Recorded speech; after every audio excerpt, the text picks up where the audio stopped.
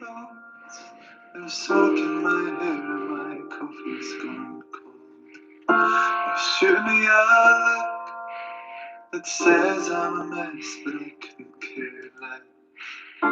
Slamming of doors and the stamping of feet on my hardwood floor. Just so I'm sure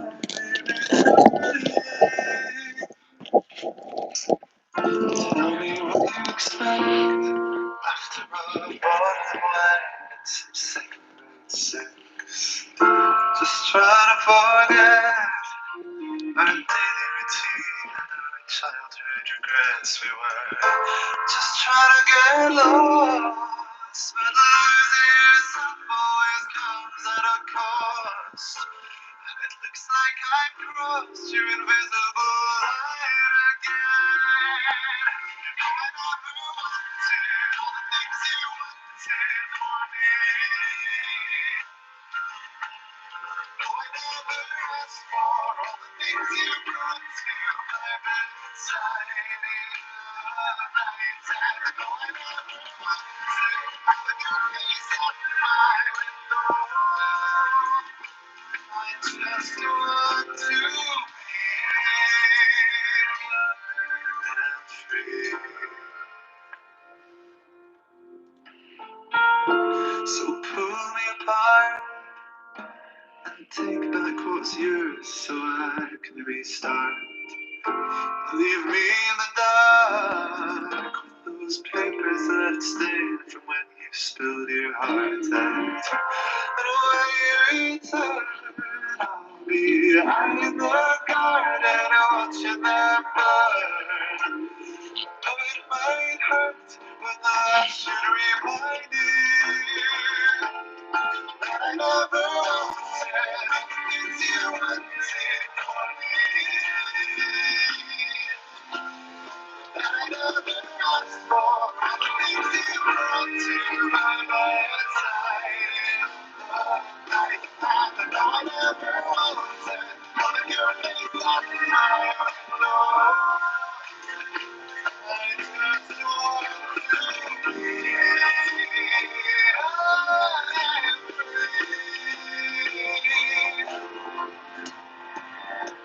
You like me so you want me there. You spy me out and hunt me down. And when you're done, you leave behind fragments of my shattered mind. You like me so you want me there. You spy me out and hunt me down. And when you're done, you leave behind fragments of my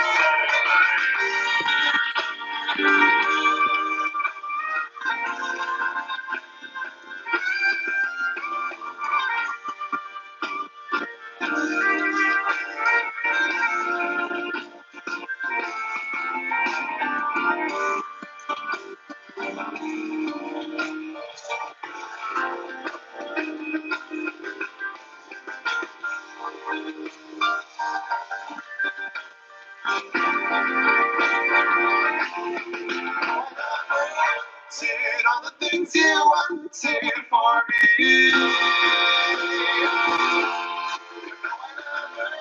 For all the things you brought to my bedside.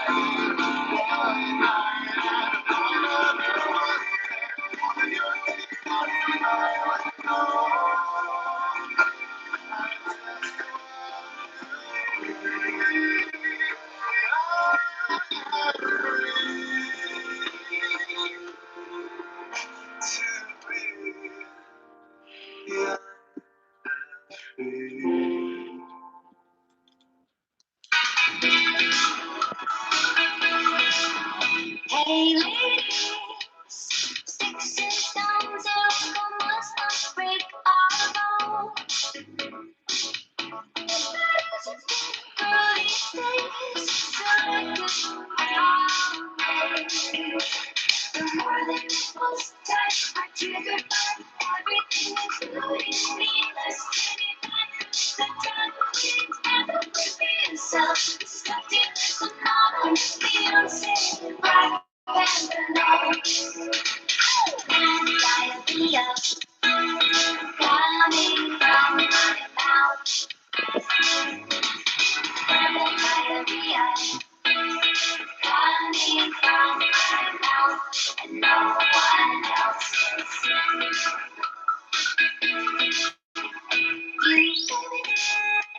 You keep your limit going. I'll keep my time. Mentality. Let's do the use a different word on this goddamn time. When your effort is taken away from you, it hurts. Something is disturbing me, and it's like it's work. I never just sing, I don't touch my chair, and it's not. Okay, right. Shall we slide through this?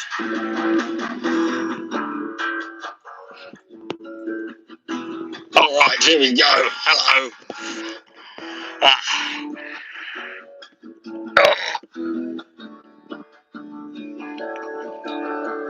Let's all go on an urban safari. We might see some illegal migrants. Oi, look, there's a chav. That means council housed and violent. He's got a hoodie on, give him a hug on. Second thoughts, no, you didn't want to get mugged. Oh, shit, too late. That was kind of dumb. Whose idea was that, you stupid cunt? He's got some front. Ain't we all? Played a fool. Anyway. Anyway. How y'all doing? It's okay, it's me. Don't worry. This ain't real.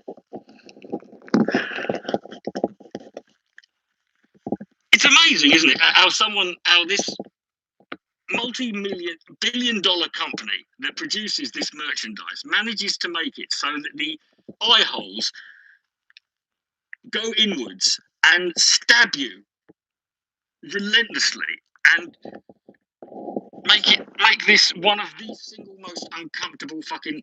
Might sounds a bit strange.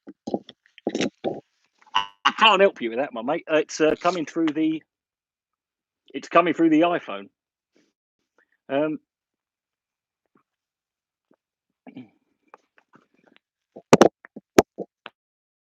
Is that better?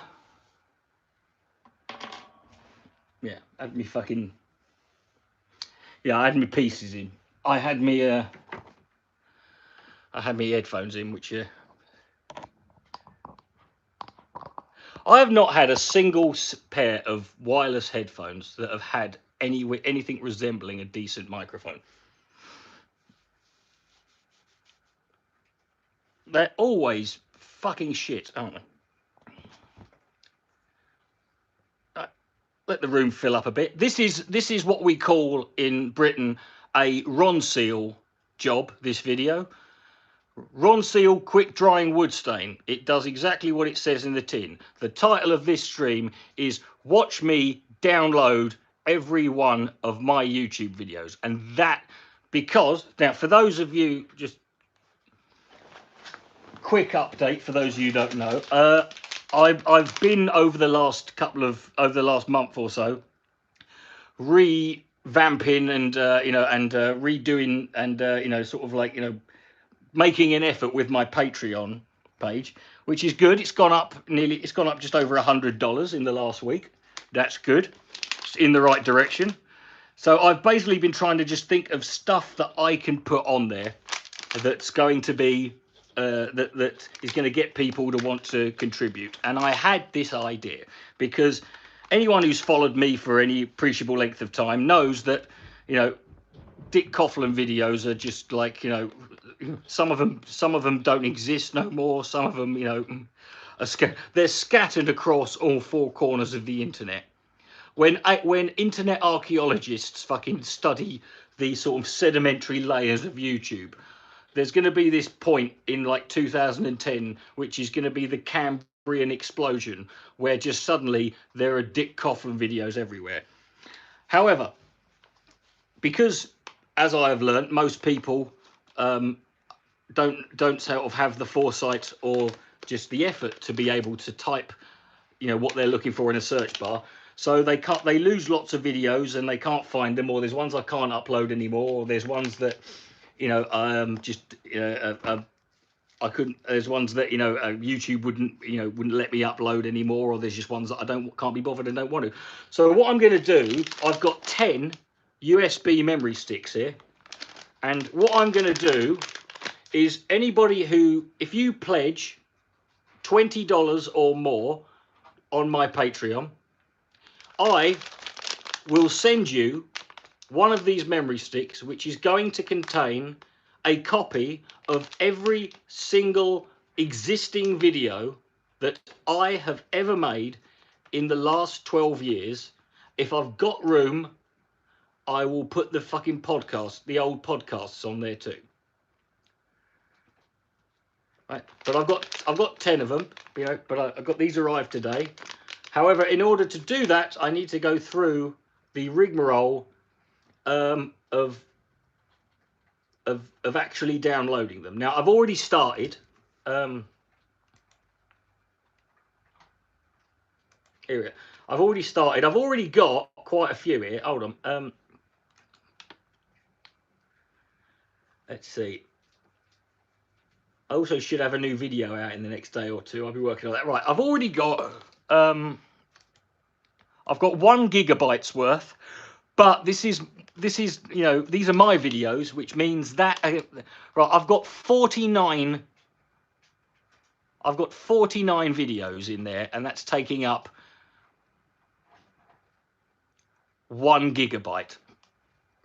That's how I roll, you know, baby. You know, that's the kind of shit I fucking do, you know. So yeah, so you know, I've got 10 at the moment. So anyone who wants to, if those aren't big enough, I'll owe you. But you know, is it right?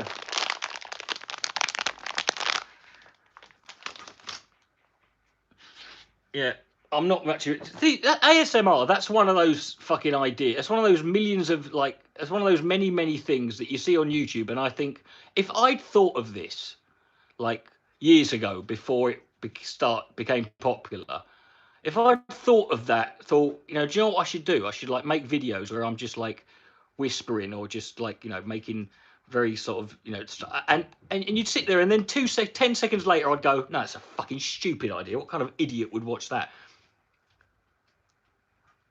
You know, I don't care about fucking coronavirus, mate. I've got bigger issues at hand. I certainly don't care what Boris Johnson thinks about literally anything, you know.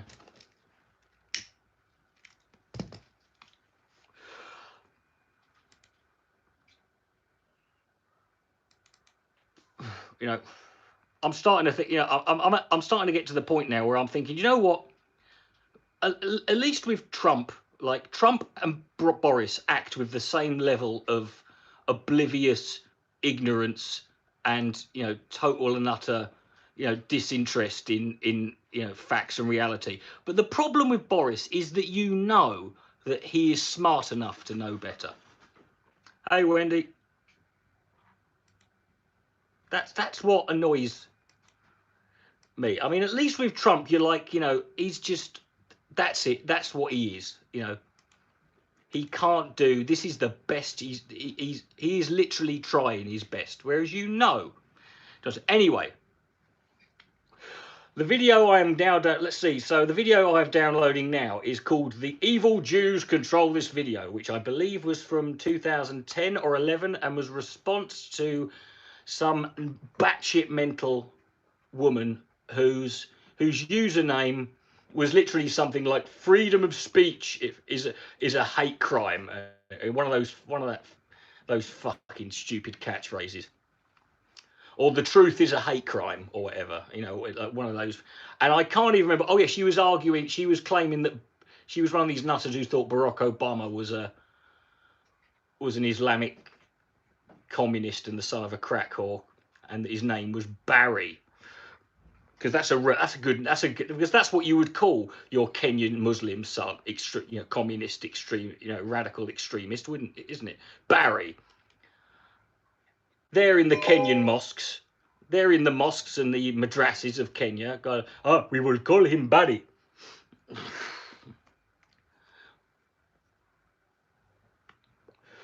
You don't think you've seen that one? Trust me, Carl, there's going to be a lot here. There's ones here that even I barely remember.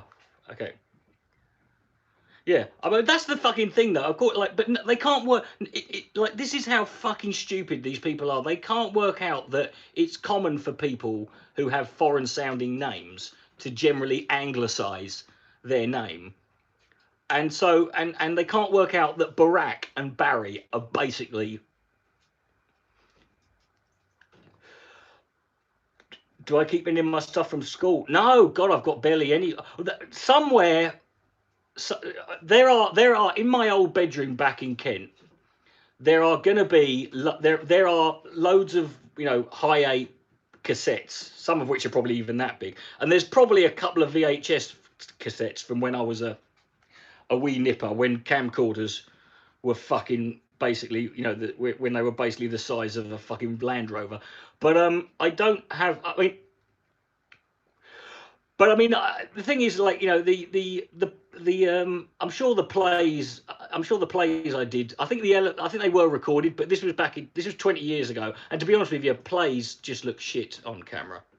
But there's probably some very, very, very old footage of like me doing stand up in like my first year, which even I, even I fucking don't like watch it. I cringe at some of the fucking things I'm doing, because it was like, because it weren't, there were, it wasn't the gigs were bad or necessarily. It was the fact I hadn't found myself yet, and I could just, it's so I can see it's so obvious. I'm trying really hard to be someone else. Like I used to wear like a jacket and a shirt and a tie and like smart and trousers and like and smart shoes and stuff. I used to wear black shirt, black trousers, white shoes, white tie, leather jacket, and and I look good. It's just I was trying to, and I can just notice these bits where I'm standing like Bill Hicks, or I'm walking like, or I'm just acting, I'm acting like other comedians, and it's yeah, I don't like it. But anyway, so.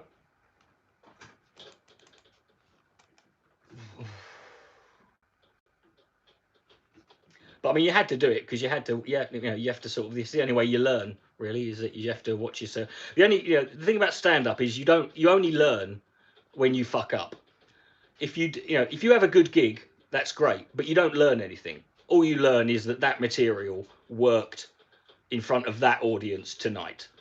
But it's when you fuck up and you have a bad gig that you then evolve, because then you look back and you think, right, what did I do wrong? Or or why did that not go well? What could I have done? How can I change that up? And that's when you sort of, so yeah, you have to fuck up in order to. What am I storing this content on? Well, I mean, the videos I'm downloading, the majority of them are on my Mediafire account. However, I also, I know that, I can search for any. I know there's many copies of other videos still scattered amongst on YouTube, amongst, over the course of like 15 or 20 channels, and there's some on Facebook. I'm probably not going to put the videos that are on my current channel, because if you want them, fucking download them yourself, right? But these are going to be only videos that are from deleted.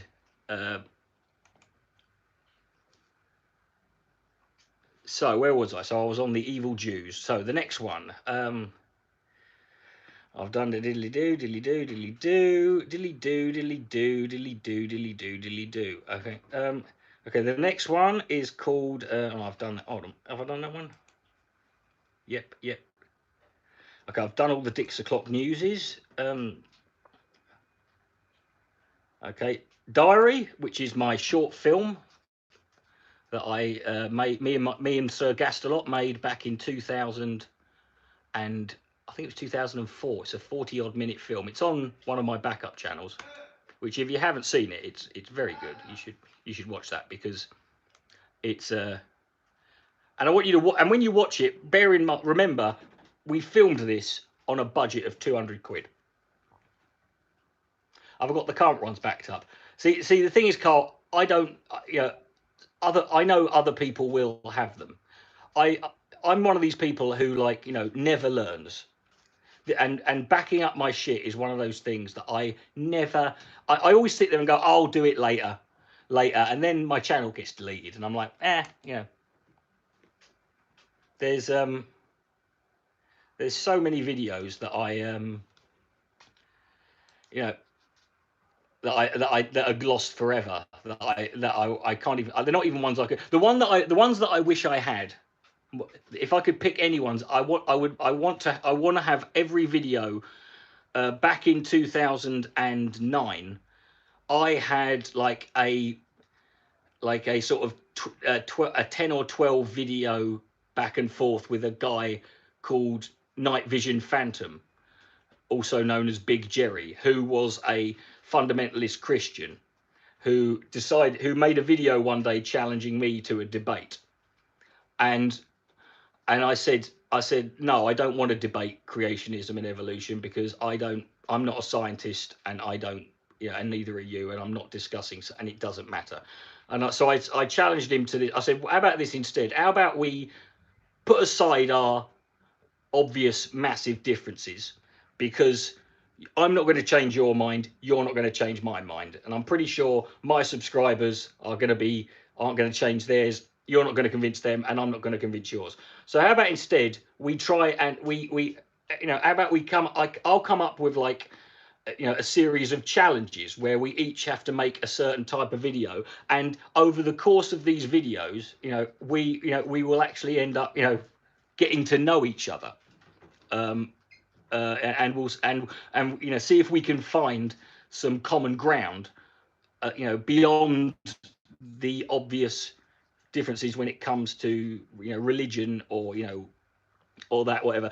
So it was things like, you know, the first one, so, like, you know, we each had to make a video criticizing our side of, you know, the people on our side. So I had to make a video criticizing atheists. He had to make one bashing, you know, criticizing creationists. Then we each had to challenge we challenged each other to, you know, then you could ask each other any 5 questions you want, like literally any 5 questions, and you had to answer all of them. And there was another, God, what were the others?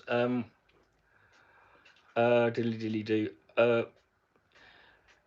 Yeah, he challenged me to make a video, sort of like, you know, to a female YouTuber who I fancied, expressing my, you know, feelings, and that happened to be Peach, and you know, it wasn't, you know, that got somewhere, so good on him for that one. And I challenged him to do the dance from the final scene of Napoleon Dynamite, and he did. And not only was he an absolute fucking champ about it, but everyone mirrored that video, and it ended up on one of the, on what, you know, on, you remember Ray William Johnson's Equals 3? You know, it used to be like, it was basically like, he did 3 videos a week, and it was basically, you know, the viral videos of the day, you know, and it was basically that, and that's what he, and this, and Big Jerry dancing ended up on Ray William Johnson. Of course, this was back at a time, when, you know, he only had like 20,000 subscribers. But I mean, even then it was a lot. But I mean, this was before he exploded. You know, but yeah, by the end of it, we, he'd, you know, but it worked. You know, by the end of it, you know, we had a, you know, we sort of, like, you know, we realized, you know, we kind of had we had a sort of mutual respect for each other, and we sort of stayed in touch every now and again. And you know, he, you know, we didn't change our positions, obviously, on what we on evolution and atheism and religion, obviously, but that wasn't the point. The point was to see, look, you know, it doesn't, you know, we can sort of, like, you know, we can. I remember it, I think it was like, I'd recently seen an interview with Larry Flint, because you know, Larry Flint, obviously, you know, the guy who started Hustler magazine, you know, he was, you know, famously, was, you know, he had a very big, you know, his sort of like nemesis was Jerry Falwell. But what people don't realize is that, you know, him and Jerry Falwell actually, you know, sort of became kind of friends. you know, afterwards they sort of ended, you know, they're not like, they weren't like hanging out with each other watching watching the match or anything, but I mean they sort of like, and he basically said that, you know, whoever, no matter what your difference is, you can find some common ground with someone, you know. But I mean, and some of those videos, you know, some of those videos still, are, I mean, on my end anyway. There's like, but there were so few now, and then of course and it would have been, you know, perfect then, but then that was when the Amazing Atheist decided to start, you know, shitting all over it, and he made this video where he was like, you know, he was basically slagging me off for attempting to, you know, and I'm like, you know what, I'm making some YouTube. I wouldn't mind, but most of the fucking ideas for the videos, TJ at this point had already nicked off me, because that was what he did back then. You know, if you wanted to know what TJ would be doing with his videos in 6 months' time, back in 2008 and 9, just watch my videos. You know, and in 2 months' time, TJ would suddenly, you know, be making videos that were exactly the same idea, and then of course a few months later, fucking Cody Webber would make exactly the same videos that TJ had nicked off me. So anyway, so that's that one. Let's see, diary. Let's see. The day Marmite Man reduced me to tears. Classic. Yeah. It's okay. Once I've downloaded these, we might even fucking watch some of them just to for the laugh. Yeah. Yep.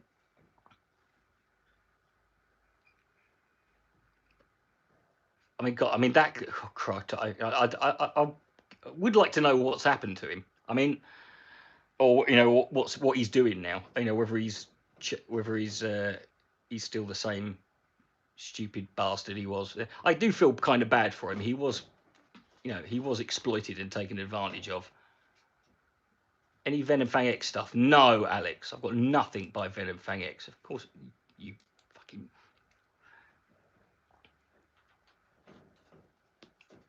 My favourite videos to make. To be honest, the making videos is like, you know, it's not, you know, I like the writing of videos. I don't really, I'm not really a fan of the filming, and the editing. You know, the editing can be fun once I sort of get into it, and if I'm, you know, because when I started on YouTube, I had never made videos before in my fucking life. I'd never been into, you know, I didn't know how to edit. So, and of course, and I didn't sort of like learn. I just sort of picked it up as I went along. But you know, I sort of like some of the things. What I like about a lot of my really early videos is I wasn't playing by, you know, is that they broke all the rules of the conventional rules that you're supposed to follow for making videos. You know, that because I was just like having fun fucking about with it. You know, I mean, I sort of the rule with editing is usually supposed to be, you know, a good editor. If a good editor will basically, you know, edit a film in a way where you don't notice them. Whereas I have the opposite approach.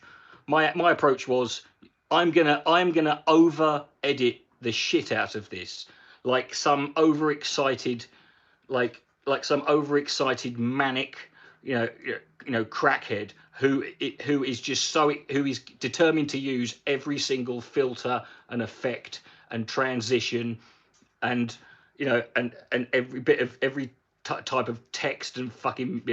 I'm just gonna. It's gonna be impossible. Like, but in doing so, that's where the entertainment. Hey, Libby. Okay, so. The day I met Propaganda Buster. These are in alphabetical order at the moment, so that's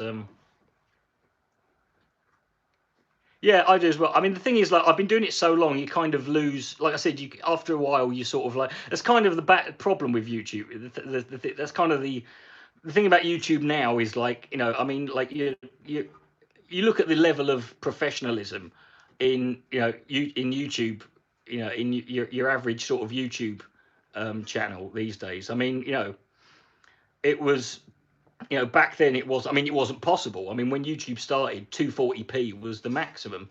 You know, and I mean, I mean, the idea. I mean, there was only a couple of YouTubers. In fact, I remember Captain Awesome was the only YouTuber who used a green screen, and I found that hilarious. You know, I found that mental because I can remember when I was a kid, I went to the cinema to watch. You know that you know the Masters of the Universe film with Dolph Lundgren that came out in like, I think it was late 80s, early 90s. I mean, it was a pile of horseshit, but I remember that I remember that video. I remember that film because it was the first sort of major motion picture that used that you utilized, well, what back then was blue screen. Comic Sans on blue background. You know, I used Windows Movie Maker for like up until about 2014. You know, because you know, until basically, you know, Windows don't let you. You can download it, but it don't work no more. I've got the complete Dix O'Clock news. The childish emo whore strikes back. Oh, that's a response to Thunderfoot.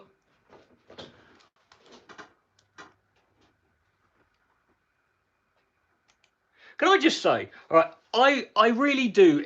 One of those things that winds me up is people, you know, we talk about people who fake outrage and that, but there's nothing that winds me up more. At least sometimes, a lot of the time when people, you know, fake outrage, it's actually over something that could conceivably be, you know, could cause outrage. But one thing I can't stand is these people who pretend that they get, you know, outraged by shit and Comic Sans is a great fucking example. Like why do, you know, okay, you don't like, why does it, you know, why do people pretend? It's like someone once said, someone who like was in some expert on typography many years ago wrote a dissertation slagging it off, and so people started pretending that they hated it as well, and they had this massive fucking objection to it, you know. The new Movie Maker is fucking was shite. The live Movie Maker. What about videos to? What do you mean? You know who I mean? No, dude. This is not about. Dude, I'm not gonna. I'm. This is every video I've made. I actually had a PM. I actually had a Facebook private message exchange with Captain Awesome a couple of months ago. He's been on YouTube. He's been back on YouTube, but I mean, he's completely different now. You wouldn't recognise him. He's totally different person. He's now.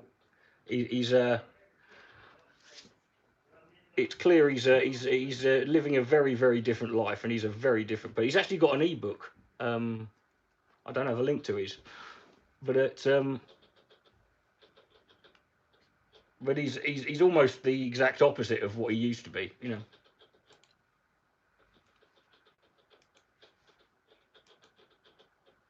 In a good way, you know. Okay. Okay, this isn't my video, but I'm going to download it anyway. It's the Brett Keane song that Matt O'Neill made that was just far too good for...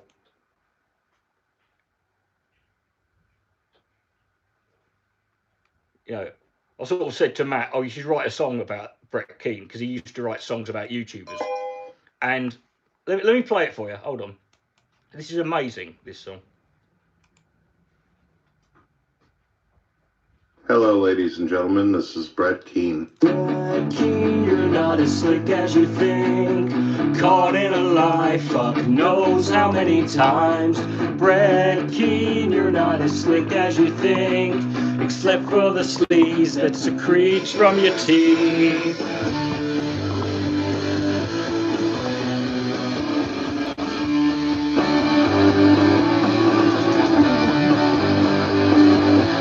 And also, just to point out, Matt O'Neill plays every instrument in this song. And he did this in like a fucking day. He plays the drums, the bass, the guitar, and does the singing, and wrote the fucking thing. And he did it all in like a fucking... You're just as much as sin. A wolf in sleep's coving just won't begin to justify the scorn you've grown. No one will shed a tear when we know you're gone. I try to stay away from you. Now it's just 22. Brad Keane, you're not as slick as you think. Caught in a lie, fuck knows how many times. Brad Keane, you're not as slick as you think. Still on the streets, there's some creeps on your teeth. Brett, we've done the math.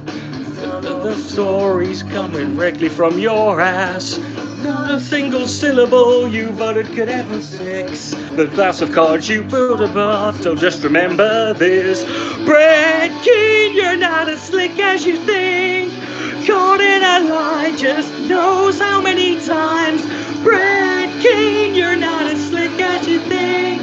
Except for the sleeves that secretes from your teeth. Now it's just 22. Now it's just 22. Oh, it's just... Sing along at home if you know the words.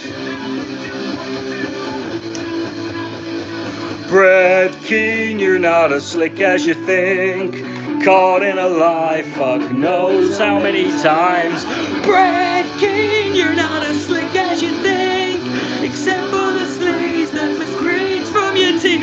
Keychains. Brad Keane, you're not as slick as you think. Caught in a lie, fuck knows how many times. Brad Keane, you're not as slick as you think. Except for the sleeves that secretes from your teeth. No, Fire Off. He did not have credibility back then. He might have had comparably slightly more than he does now, but still, that is relatively speaking. You never watched a Brett Keane video in your life, right? It's like what's the opposite of pornography? I don't know. The best troll video ever, which it was my legendary response to a user called Volcano Man, who made a video challenging me to a fight. So I accepted, and I laid out the rules to him and insisted,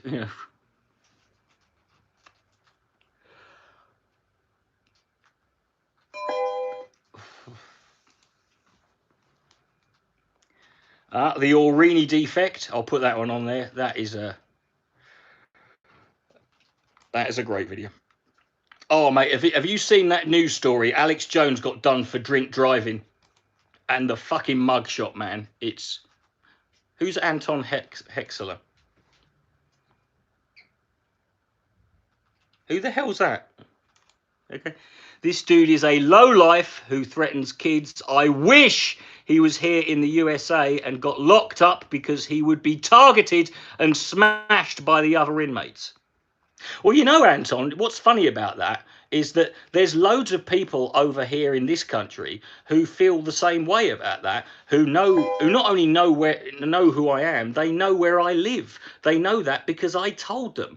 And it's been a year now, and you know how many of them have managed to fucking, find the time and the effort to come and smash me in? I noticed that even though you're in America and you could easily threaten me and claim that you would smash me up, you literally don't. You literally can't. You can't even do that. You have to claim other people would. Because even you, Anton,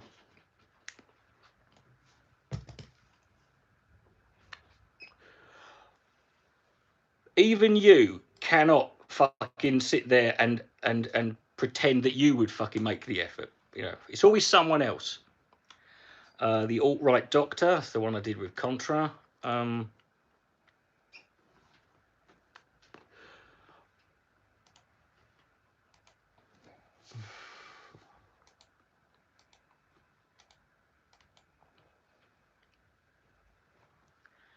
Let's see, Straight Pride is for queers. Which I believe was in a 2013 video which I made. This was around about. This was when I think this was the first time someone tried to organise a straight pride march. You know, this was the first. It was either the first or the second year, but so yeah, when you see people talking about it every year, they've been doing it. They've been doing it since 2013. You know, collectively they've almost had. Sometimes words aren't necessary. This was a response to William Tapley, which a video that was so bonkers mental, I literally said nothing during the whole thing.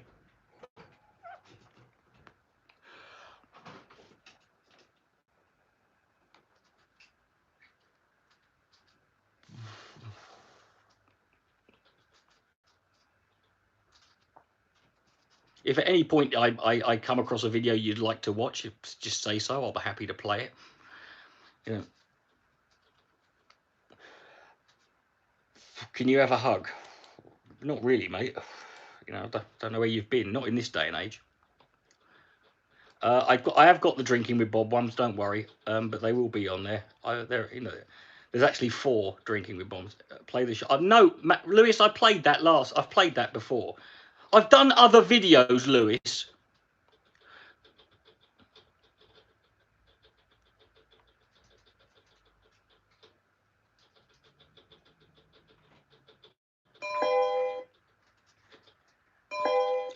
Rock. The Lamb of God remix of Bitch Beard by Edible Napalm. God, there were so many fucking remixes of that fucking song.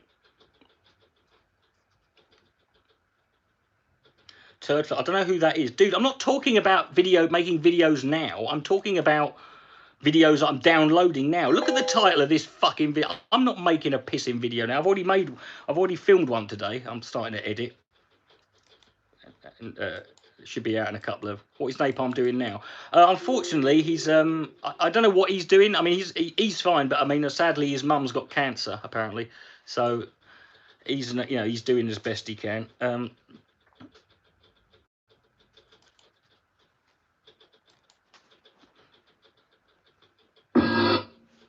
Oh, yeah, this is the Lamb of God remix of Pitch Beard.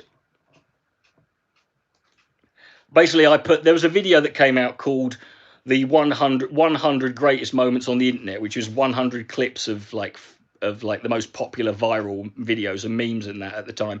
And so I put Bitch Beard over it, making it 101.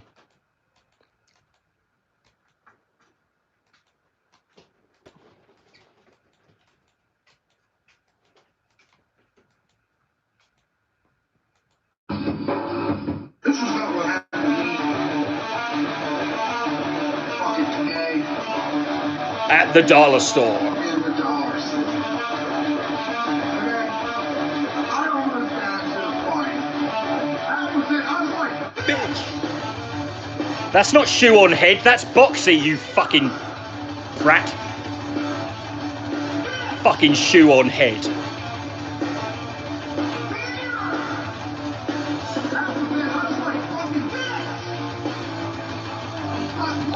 Fucking beard.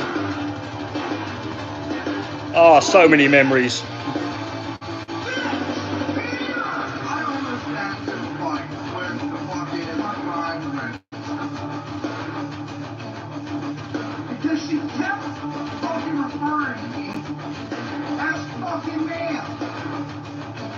I don't think she did. I think she just looks that way, in all fairness to her. Star Wars kid. Look. Like a fucking man to you. Bit.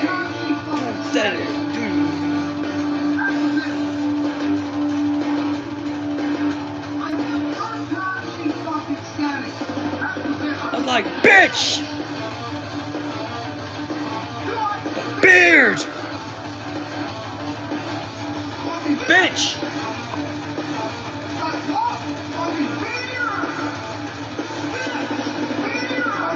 No, I know nothing about Shoe on Head. I have no interest in her whatsoever. She's got nothing. I've never cared what she thought about anything. So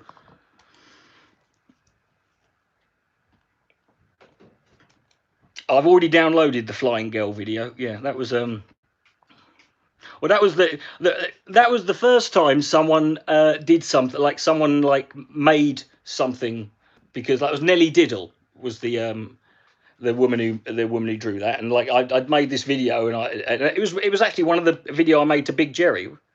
It was a video I made to Big Jerry when I was talking about, like, seeing, it was about this little girl going down the street, and she was like, jumping but saying, "Mummy, I'm flying," and stuff like that. And it was basically about how, moments like that sort of make you realise that, you can, life can be what you want it to be if you and stuff like that. And she drew that painting of a girl flying in the clouds. So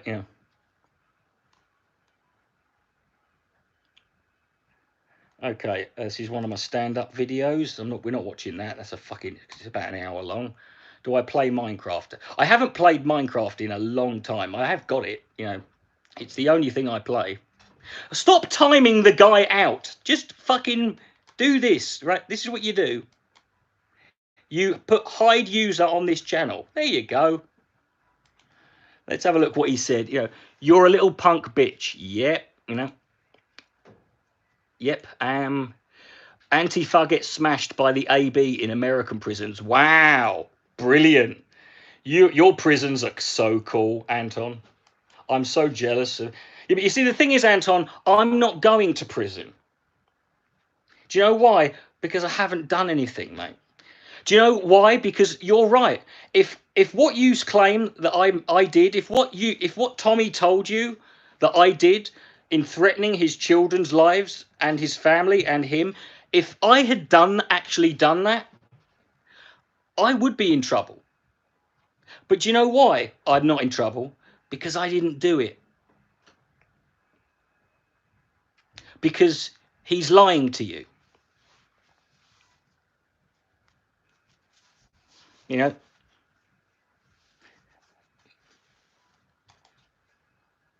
So yeah.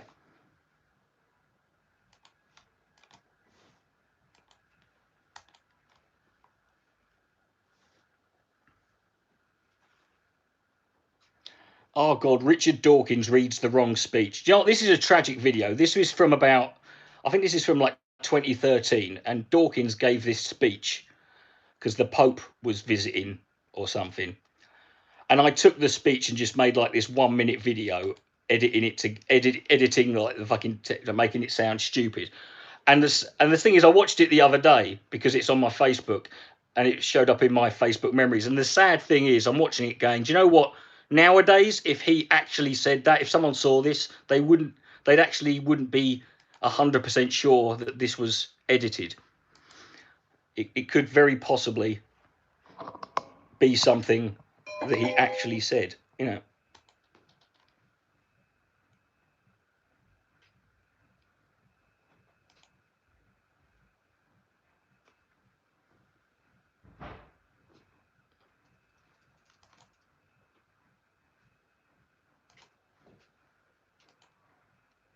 Here it is. It's only about a minute. Yeah.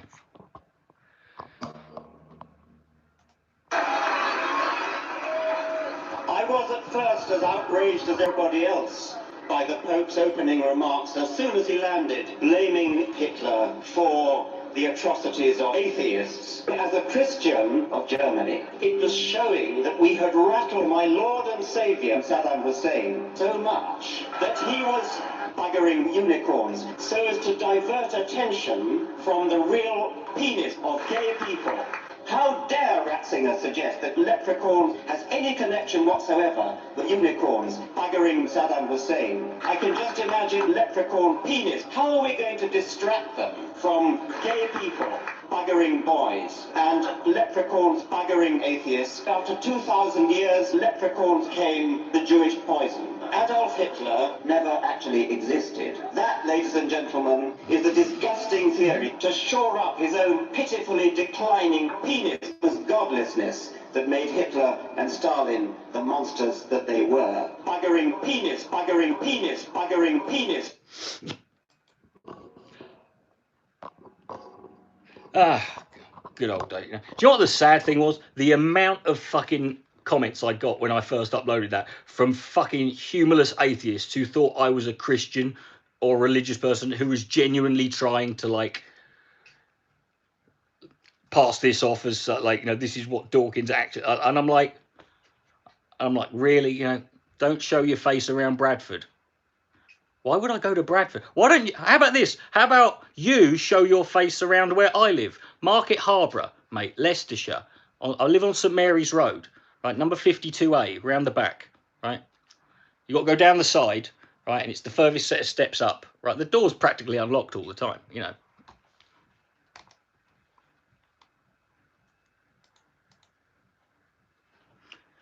I love his name as well, pro footballer.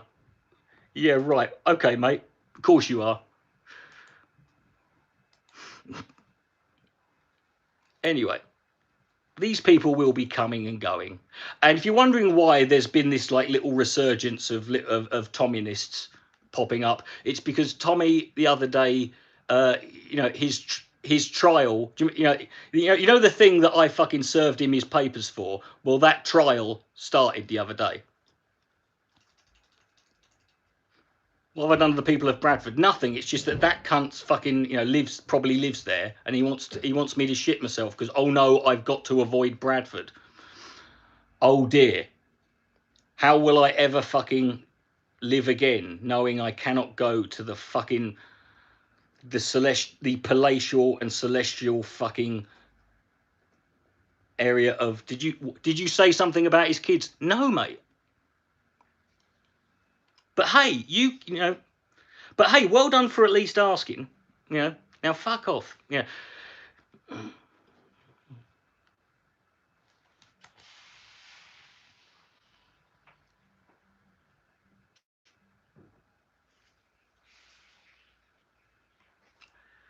Okay. Oh, then there's a oh god, I fucking skipped a few. There's a couple more stand-up videos here. Tough crowd.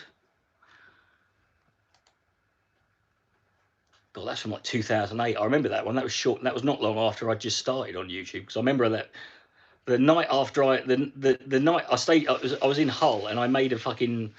I was staying in a hotel in Hull, and during that night I fucking made a video to Venom Fang X, which I don't have a copy of anymore, but it was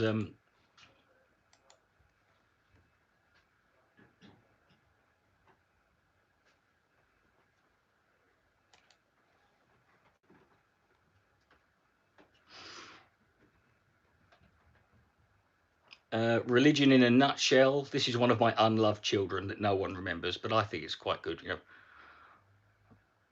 But what's up with you and Tommy Robinson? I don't know, mate. Go and ask him. Nothing. I ain't talked about him for. I haven't mentioned his name. It's only you. It's only people who come in here who want to fucking mention it, you know.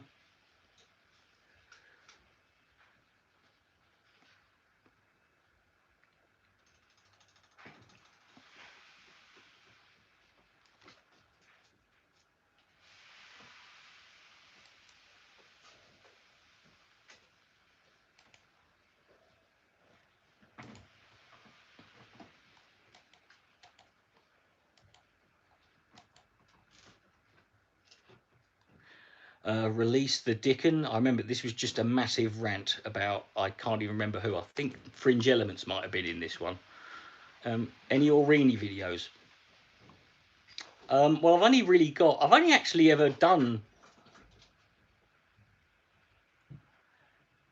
I mean, there was only really 2 Aureni videos. There's the one where I'm pretending to be Davis Aureni playing Minecraft, and then there's the one where the video response I made to his podcast,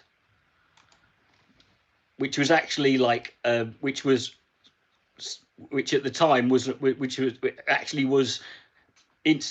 provoked by Jordan Owen, because Jordan Owen had posted something on Twitter mentioning me that I thought was quite tragic, and and I said, right, you know, I'm going to respond to this, but I'm not responding to you, Jordan, because I think you're a bit fragile at the moment. So I'm just going to respond instead to Davis, because, you know, you are his bitch. So I'm not going after the slave. I'll go after the master. Racist website Safari Hunt 2 through to 5.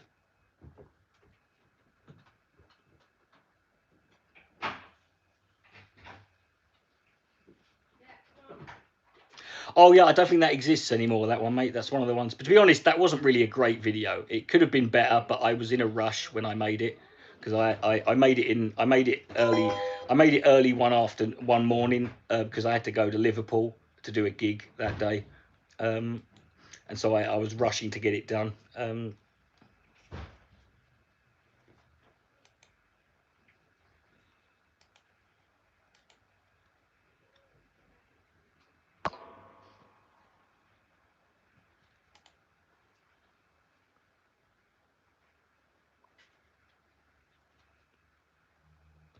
Yeah. Well, I mean, of the of the 5 racist safari hunts, I mean, I think if I'm being honest, you know, 1, 4, and 5 are the only really good videos in it. You know, the two is okay, but I didn't put any effort really into editing that much. And 3 would have been a lot better, but the sound, the audio, completely and utterly fucked up, and there's just chunks of it that's really, really fucking difficult to make out, even by my standards, you know.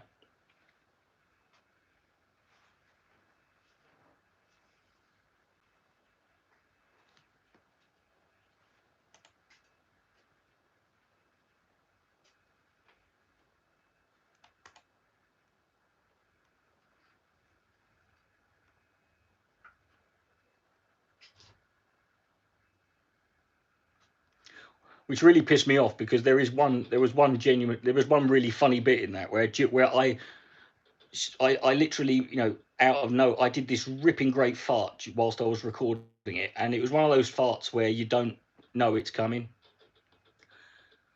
Have I done the video? Oh, you mean the Mike Voritz one? Not yet. I haven't done that one yet.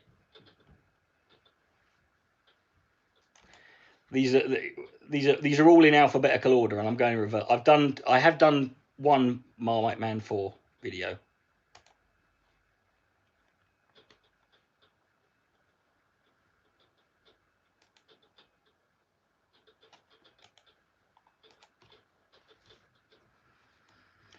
And racist websites. Right, we're on R, but of course we're doing this. I'm doing this in reverse alphabetical order. There was one video response I made to Mike Vorix that I cannot find, because there was one I did the first one, and then I did the one which is called Angry, Me, and then I made one after that that just gone. And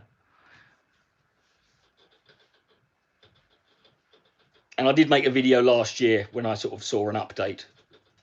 Oh no, it's like he fell under my radar again, because when Milo Yiannopoulos appeared on his podcast, he's got this like, you know, he just started his podcast and his first guest was Milo, and I'm like, oh Milo, this is tragic, mate. This is how far you've fallen in it, mate. You're on Mike Voritz's podcast. This is a guy who I was poning back in 2012. You know, before that, even 2011. You know, that's, you know.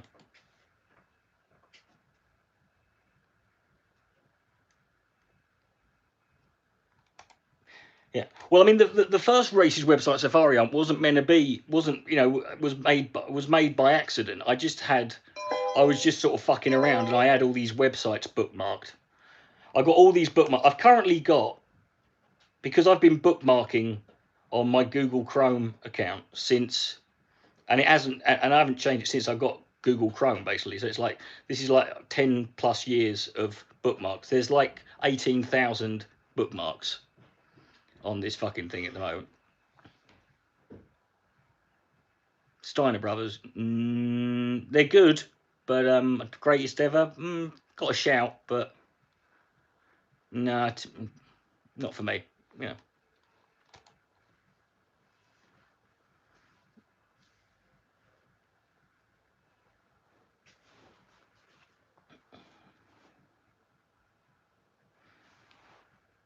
Okay, Poning the Pope. God, this is from 2000. Here's a 2008er. There aren't many of them, but there's still a few 2008ers.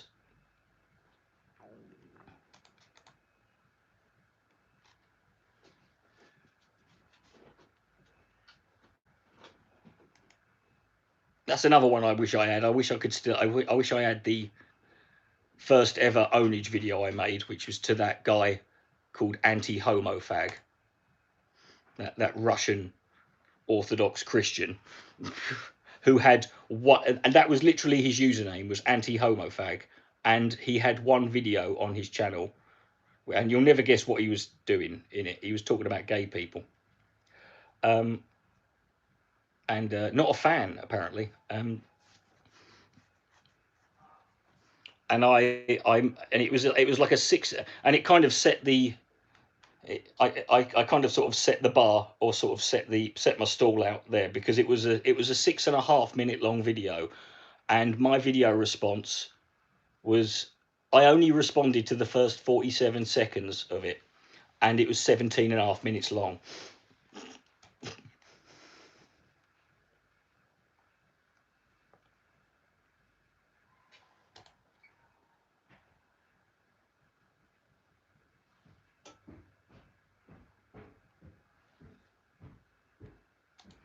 He's working for Jacob Wall. Oh my God. What about Crazy Caleb? What about him, mate? He was nothing, you know. He's barely remembered, and to those ears, he was the. Oh, I've got the. Oh God, the proper dubstep buster. This was me.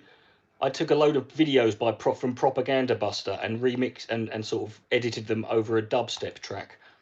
And Propaganda Buster actually commented on that video saying, "Thank you, Richard."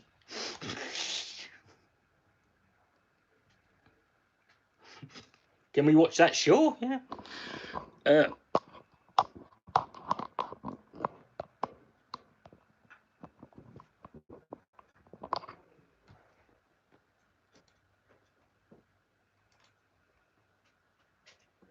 soon as it fucking loads. Come on.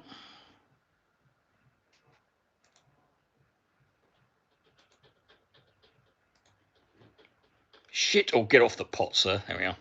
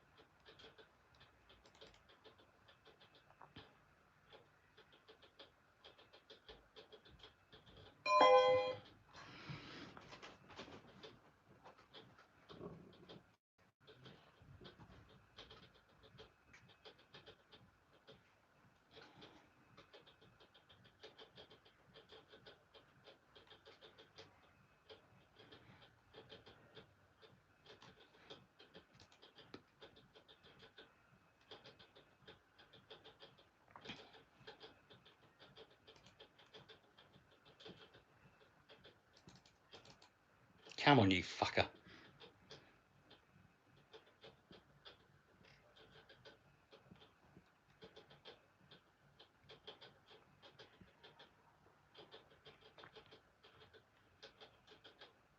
Oh, don't piss about.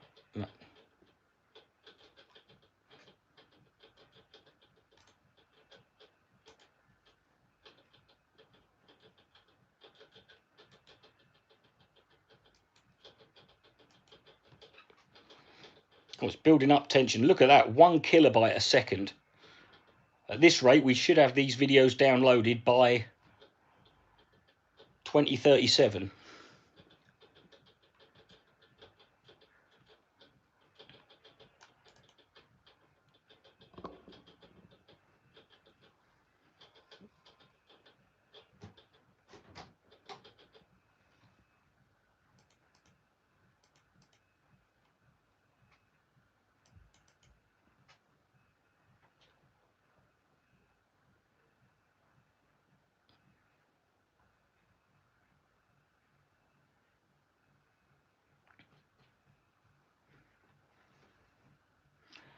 Oh, the rats fucking. I posted this on Facebook earlier, but I am the biggest. All I've been doing since I moved into this new place, is fucking complain about how fucking much noise everyone upstairs make, and the cunts upstairs who speak at a volume that makes my furniture bleed, right? And what do? I go buy 3 rats.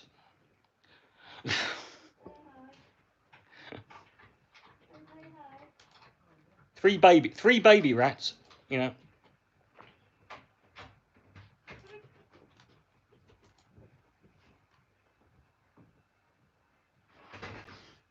brothers, males, always fighting.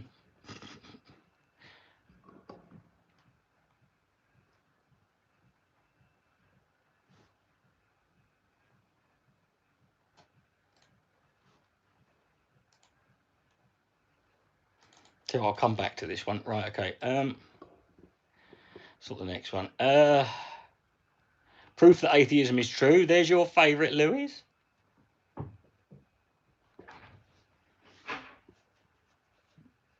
Oh, I got I got a couple of new instruments earlier on Amazon that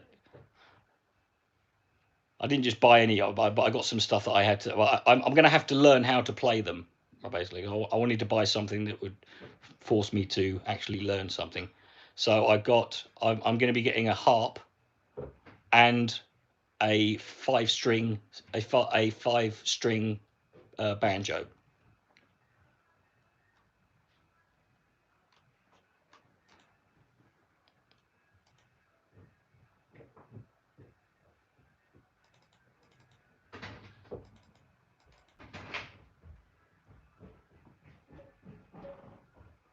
Yeah, there's a name for that breed of rats that have all the wispy curly whiskers. I can't remember I don't know what they're called.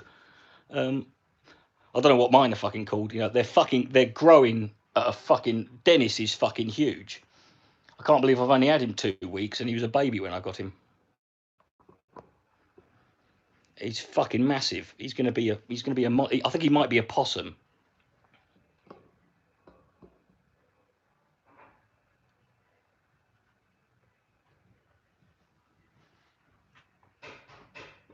I should get a hurdy-gurdy. And no, because A, that's expensive, and no. I nearly got the ones I was looking at was harp, banjo, mandolin. What was the other one? I almost got there's a 7-piece electronic drum kit with 2 pedals.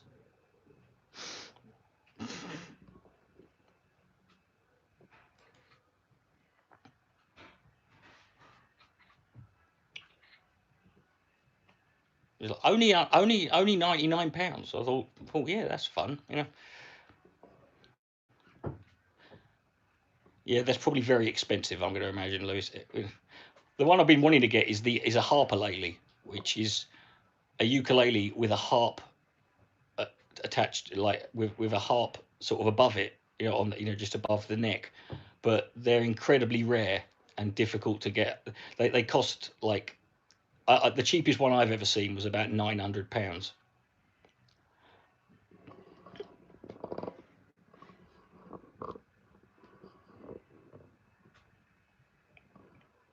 Well, I don't want an electric guitar because that would mean I'd have to get an amplifier, and I don't want to because I've got no room in this fucking place for an amplifier.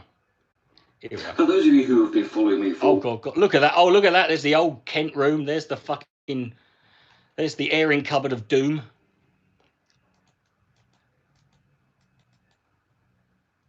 A didgeridoo? No. Get a mini amp? No, I don't want to get an electric fucking guitar. Jesus. Or a Cajun, or a Cajon, or a Cajun, or Cajun, whatever the fucking hell it's called. There he is. There he is. Look at that fucking. He never stood a chance, did he? Yeah. Okay, Firemoth, I'm going to say this one more time. I do not want a fucking electric guitar. Now shut the fuck up. Okay, now for some real entertainment. My eyes are red. I keep burning. I keep feeling the reason why. My eyes are red. I keep burning. I can feel the reason why. My eyes are red. I keep burning. I can feel the reason why. My eyes are red. The reason why.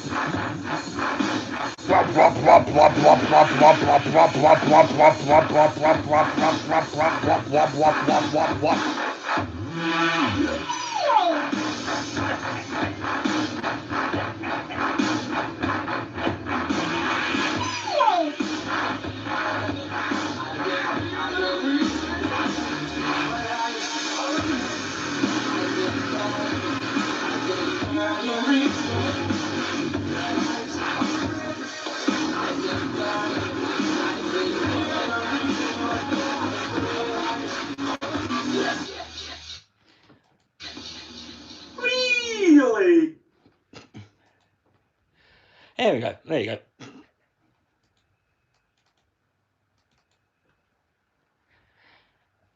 I know, it's amazing that, isn't it? It's the thing about YouTube is the thing about the internet in general is things happen and you're like, I never knew this is what I wanted,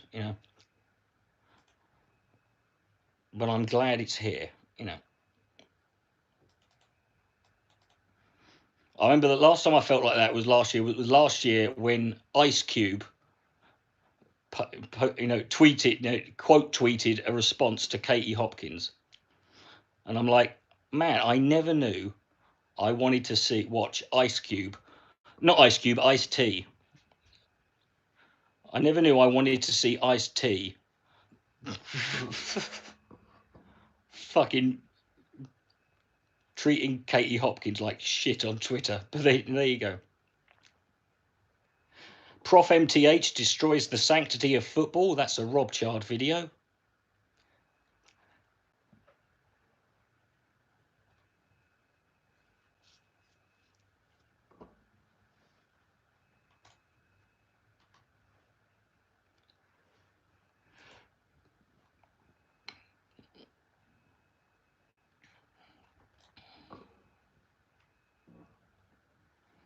Prof MTH, he was one of the good ones.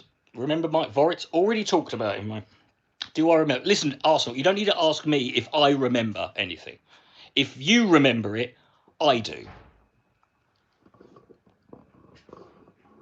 So, yes is the answer. That was a mistake.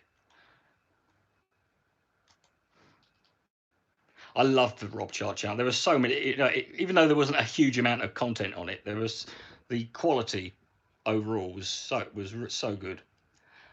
I do have some fucking like comedies, like random other clips of videos here. Do you know the Peter O'Hanrahan, Peter Cook. Oh look, there's what's this one? Jeremy Paxman versus Stephen Yaxley Lennon and Dick Coughlin. Oh look, so this is from like 2000 fucking. When did the fucking Arab Spring start? 2011.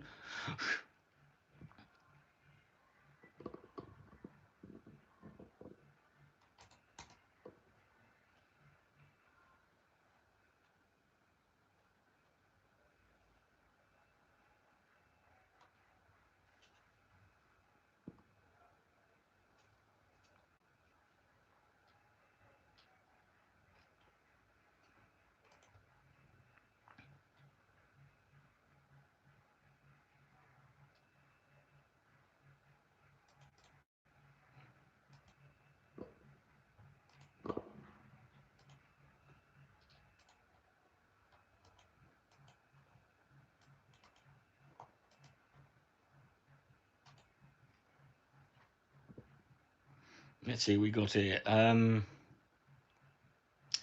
Pat Robertson is a Muslim. I can't even remember that one.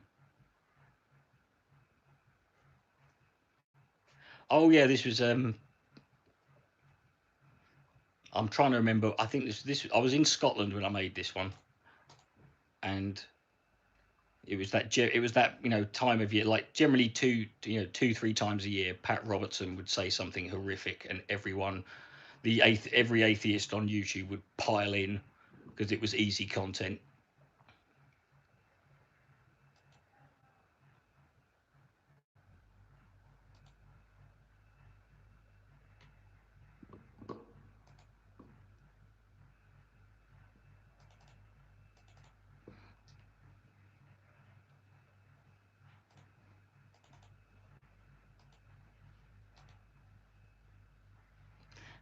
See, Pamela Geller busted. That was a video. This was around about this. Oh yes, this was just after the Anders Breivik, the Oslo massacre.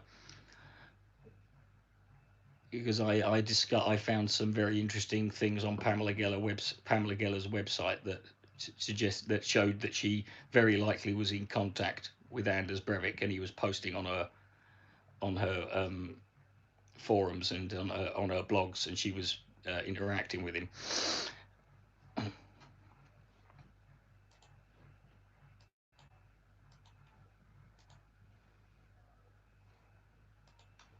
She's a fucking horrid, rancid old bitch. I fucking hate her. Osama bin Coughlin. Oh, that was just after, obviously, Osama bin Laden had been shot.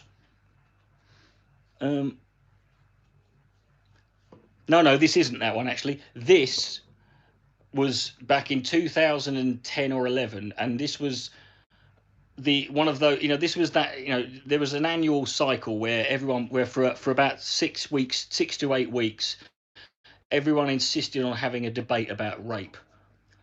And I just got to the point I was just, I was sick of it, and I'd made this video just saying, would you lot just shut the fuck up talking about this? It's just, what is this? What are we doing? What the fuck are we talking about here?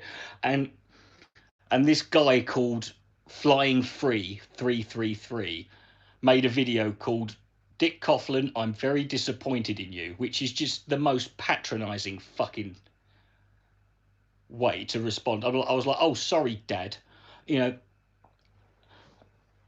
he was accusing me of being irrational and fucking, and this stuff because I didn't see the merits in debating the fucking nuanced aspects of fucking rape, and he accused me of acting like a religious fundamentalist. So that's when I made this video. I don't know what happened to him, but he was a fucking knob, that guy.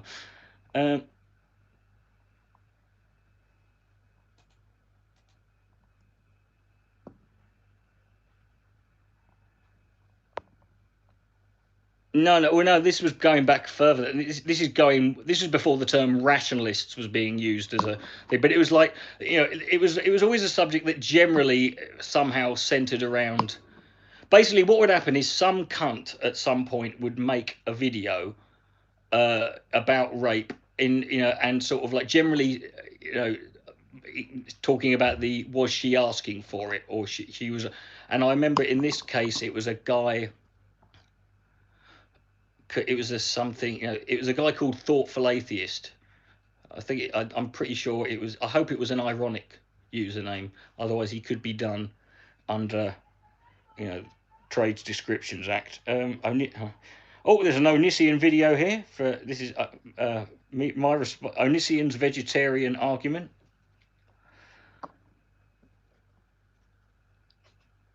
Again, it's one of my Onision videos that doesn't get a lot of love because I'm not talking about him raping kids. So, but it's a good video. Yeah,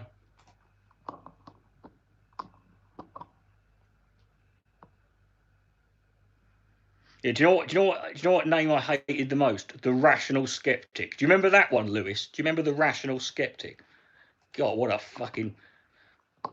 Thing is, all of those words became so fucking tainted after a while, like rational, reasonable, logical, science, and and critical thinking. That all I ever, as soon as I saw someone using them, I just thought, well, this person's a nutter. One Atheist's Inspiration. That's a video I made about Jacqueline Subarido, who was a woman who was suffered horrific fucking burns and was severely deformed. And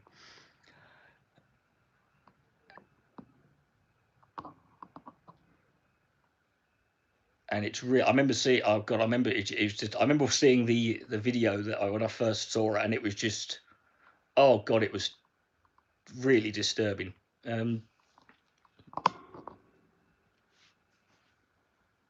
No, it didn't lose meaning when Hitchens died.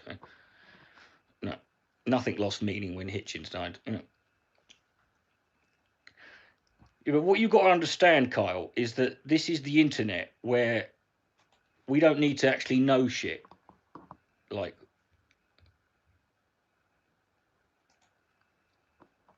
we don't need to actually. We can say whatever the fuck we want because words. If words sound the same, that'll do.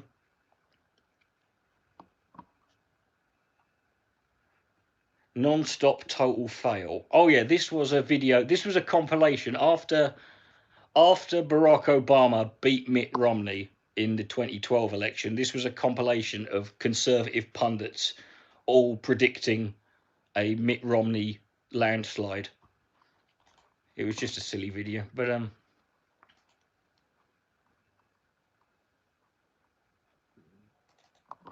I used the Terry and June, the theme tune to Terry and June in the back, which is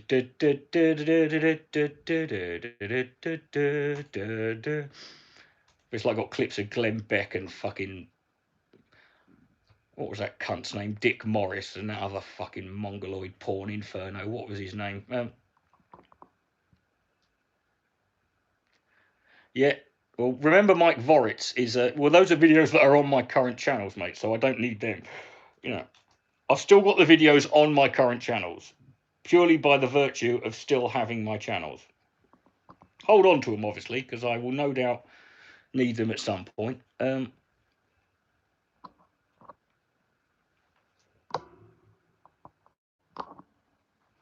I've already downloaded that one. I haven't done the drink. There were actually 4 Drinking with Bob videos, but no one remembers the first. It's just happened that the following 3 came in quick succession. I love that. See, that's one of my favourite videos is LMAO Nissian because it's genuinely I think it's actually a very interesting video. There's like the actual Onision had this habit of sort of like provoking me into making content that had a lot of substance and actually talked in great nuance and depth because that was everything that he wasn't. He was so vapid and his videos were so fucking utterly vacuous and boring and just devoid of any actual anything worth talking about.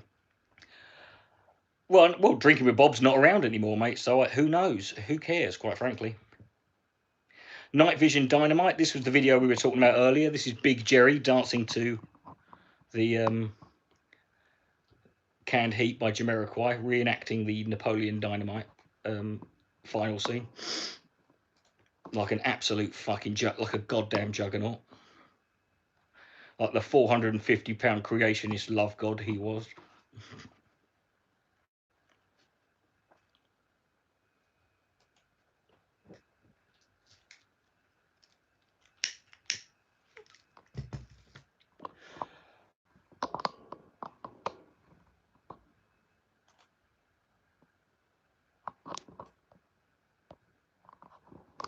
Let's go back in. There we are. Hell, you can look at my face for a bit. You don't need to see that. Because eventually I am going to accidentally click on one of the pornographic websites that are in the bookmarks and then... Oh, my name. How will I live that down? God. How will I be able to show my face on camera again?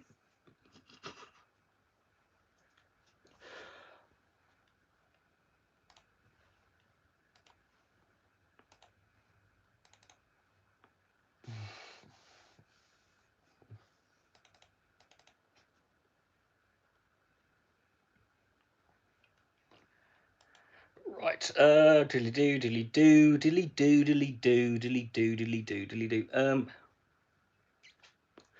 Oh no, this is not a video of mine, but I'm going to show you this because this is fucking. This is an absolute. This is such a prophetic and timeless.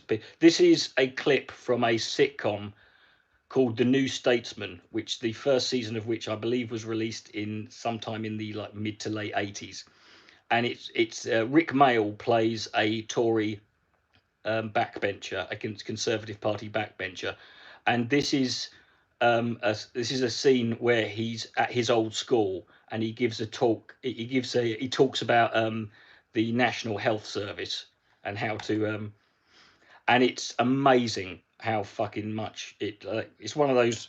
A lot of I mean, if you watch it back, I mean, it's one of those sitcoms where a lot of it has like there's a lot of stuff that you had like is very you'd have to have been around to know what he's talking about, but there's so much of it that is just nothing. You realize like nothing's changed.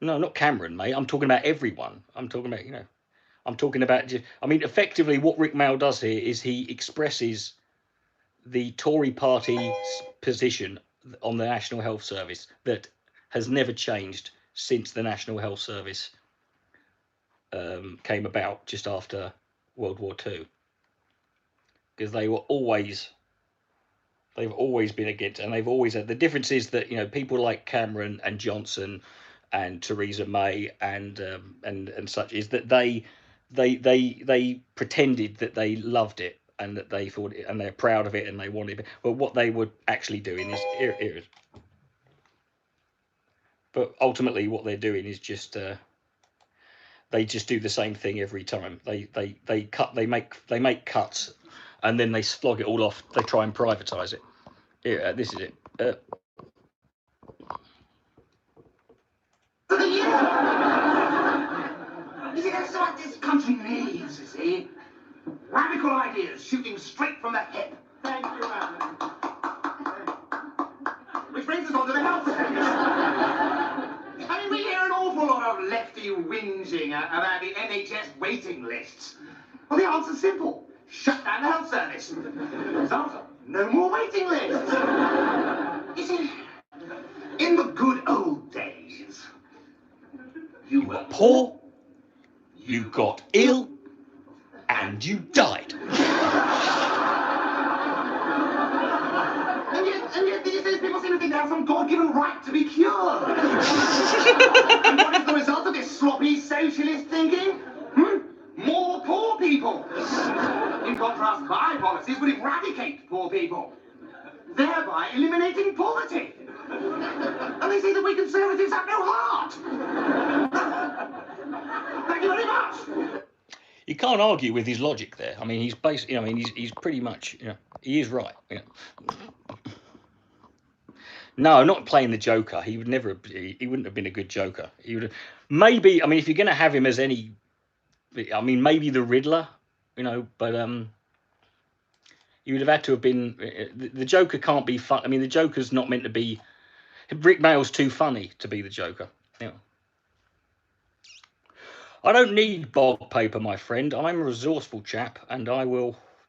Nationalism in 2 minutes. That was a really simple one. Yeah. I remember this one. This was one of the few videos on my last channel that fucking that got like a shitload of views. And it was just based on a Facebook post. It started off as a Facebook post and then sort of went on from there. But it's just basically me explaining how nationalism works in under 2 minutes. It's because that's literally how simplistic this fucking ideology is. Saying that, I basically I mean, the first Nazis Without Aptitude video basically summed up the ideology of Nazism in less than 2 minutes, in about 1 minute 20 seconds.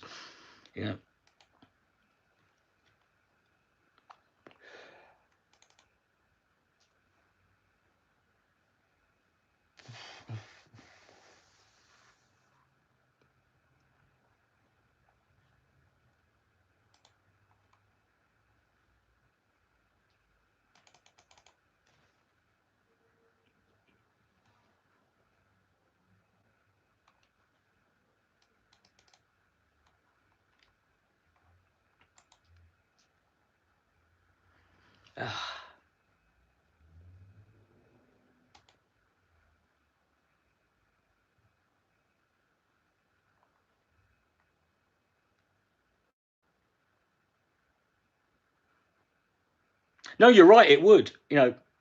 No, you're right. It would, but it wouldn't. Thing is, here's the thing. See, this is the thing about comedy that people don't realize is that the time something is made matters. You know, it wouldn't. You're right. It wouldn't work today, but it worked back then, which is why that was when I made it. I knew, you know, I knew I could make it back then, so I did. There's stuff back there. There's loads of videos I've got on it. I've got that I fucking look back on, and I watch it, and some of them, and I'm like, man, I would never fucking upload it. I would not have said that today. I would have definitely fucking, you know, I'd have. I would have rephrased that fucking, you know, a lot, if I did that today, you know. But that's the thing. But like back then, I don't. If someone watches it and says, "I can't believe you said that," I'm like, dude, it was 2008. It was 12 years ago. People spoke. We talked differently.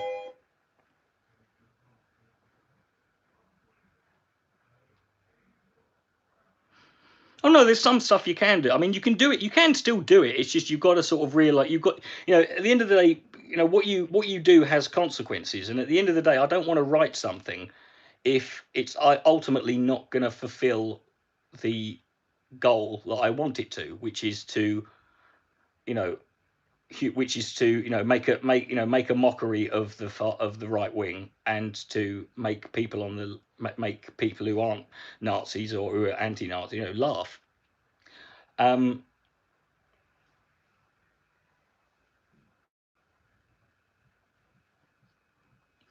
so I remember, you know, those of you who remember that, do you remember the Gathering Storm video, which was this anti-gay marriage, sort of like, it was this sort of like a promotional video by this organization, and it was an anti-gay marriage video, and I did this fucking like absolute raging, fucking just bile-filled, hateful fucking response to it. Tuesday Karma. No, Noma, yeah. I did another one about the abortion one. I think there's a lot of that, you know. To me, the abortion one's got one of my favourite lines ever in it, which is when, you know, which is that when that Catholic priest, when I sort of say to the Catholic priest, you're a Catholic priest, mate. The only reason you're against abortion is when you look at an aborted fetus, you think, oh, I could have been fucking that in 3 years' time. No. I remember I made that. I was in New Jersey when I made that video.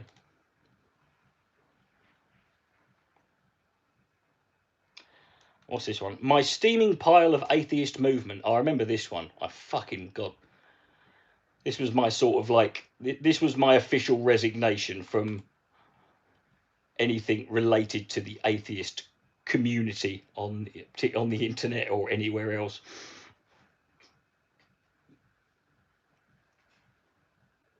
It's me slow. It starts off quite, you know, I'm quite sort of, you know, reserved. I'm holding back, but the fucking, then it just, see, you hear that? That's how loud that cunt talks all the time. Have you ever heard anything like that in your life?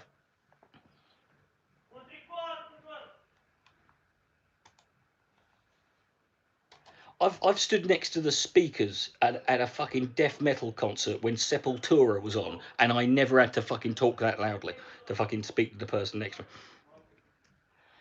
My religious friend. All right, this was a video. This was a video I made in response to a PM I got from a religious person. No, he's not English, mate.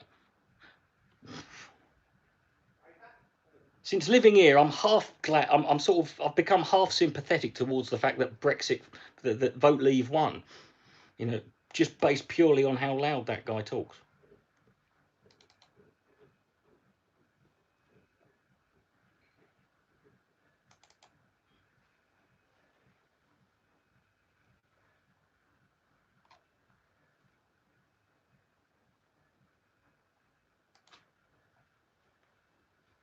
Do you know what? I actually looked at bagpipes on Amazon earlier, but I thought, no,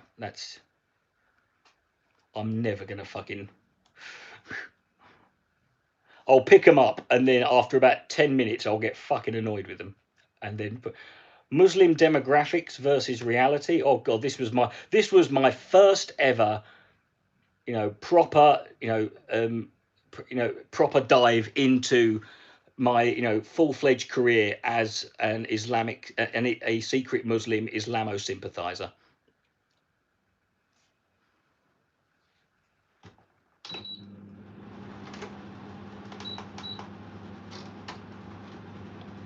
I don't want to learn to play the trumpet. That's too complicated. I'm sticking with the stringed instruments at the moment. Because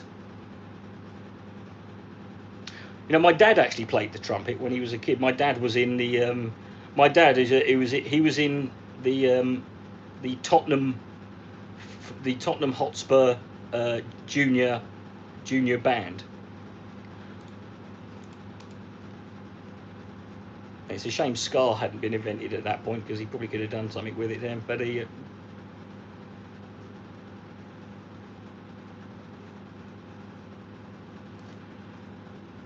Yeah, who here remembers the Muslim demographics video? That was a.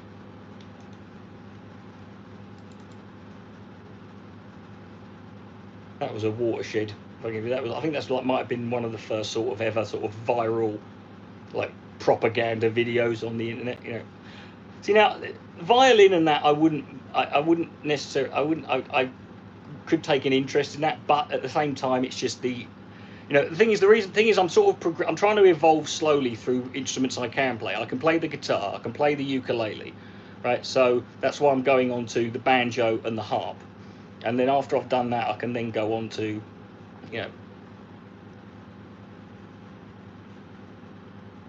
yeah, we've already done Propaganda Buster, mate. You're a bit late for that.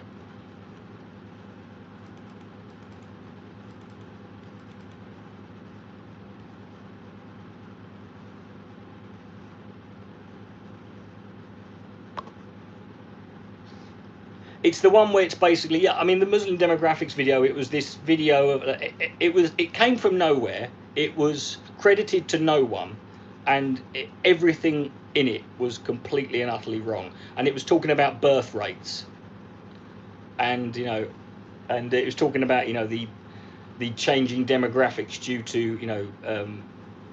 to birth rates of Islamic immigration. It was a fucking. It's a very. I mean, it's a very well-made video, but it's fucking. I mean, it's a. See if I can. See if I can find it. And apparently I found out. I think it was. I found out years later. It was. I don't know if how much he was responsible for, but one of the people involved in it was Molotov Cockfail Mitchell.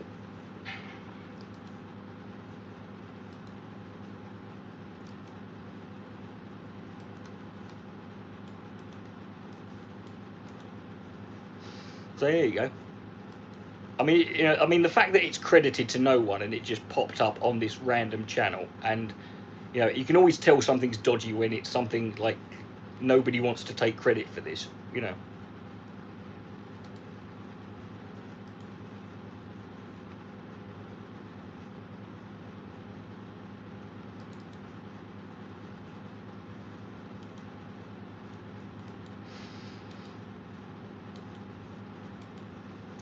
We've got Muslim.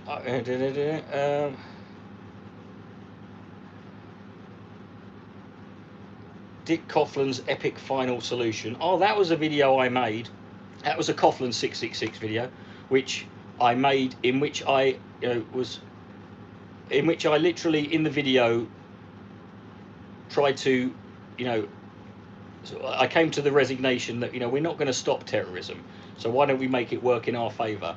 And I pointed out that if Islamic terrorists want to really sort of want to make sure that their suicide bombings actually are killing people who are genuinely their enemies, then why don't they just in a couple of weeks' time the BNP were having their annual general conference in this hall in Blackpool. So I said, why don't you just all get on a coach? Fuck it, I'll pay for it. We'll do a crowdfunding, and we'll pay for it, and then you can go and suicide bomb en masse the BNP annual general meeting, and everyone's a winner. You know, you kill the anti-Islamic Western evil white supremacists. They die happy, convinced that they were completely right about everything, and everyone else in the country is spared two groups of cunts.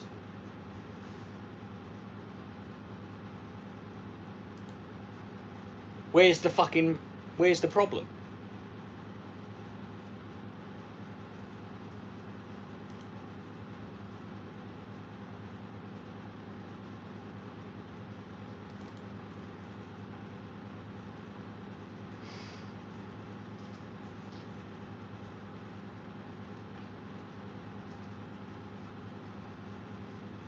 Actually, I think I made a video years later, basically that was a lot shorter, saying exactly the same thing, and some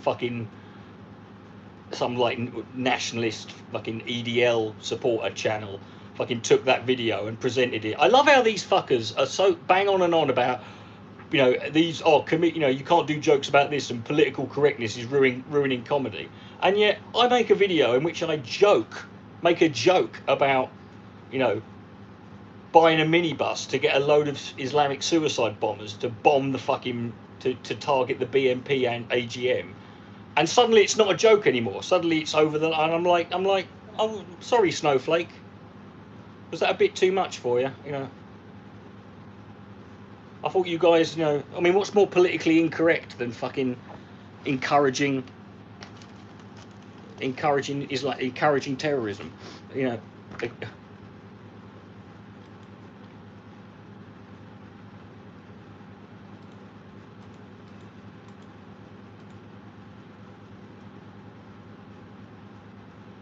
But no, you know. Suddenly, when it's something they don't like, suddenly they're, you know, I'm not joking. I'm being serious.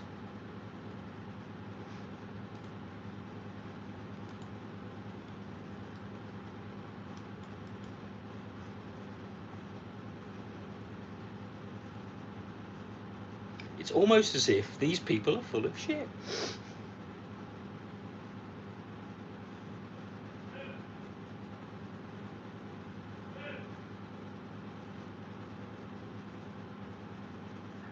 Anyway,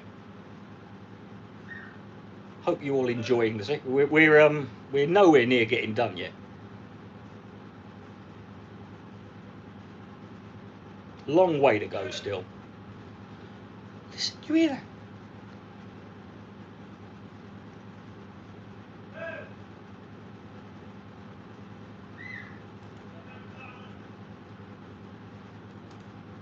No one disagrees. Well, obviously nobody disagrees. You know. How fast is the download? It's, I don't know. It's like a sort of, you know, it's like basically imagine your 85-year-old granddad trying to take a piss at 2 a.m. Why is he whistling? Because he's a fucking cunt. Because he's a loud, obnoxious bastard who cannot do anything. He's like a fucking. It's like living with a Polish version of Alex Jones, except nowhere near as much fun.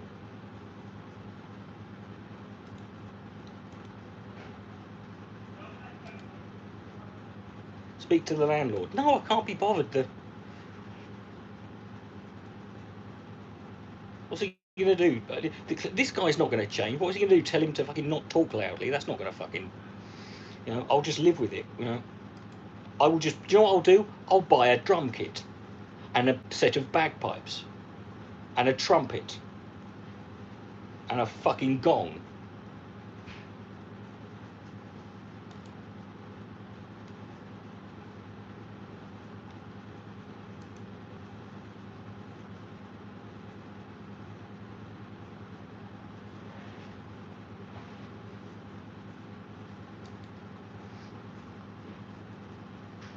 Oh, Alex Jones has been in this shit. He was in the news today. He got done for drink driving. And you should look at the mugshot, man. He looks like absolute. It's like someone's put a fat suit on Stefan Molyneux. He looks like utter shit. It's almost tragic.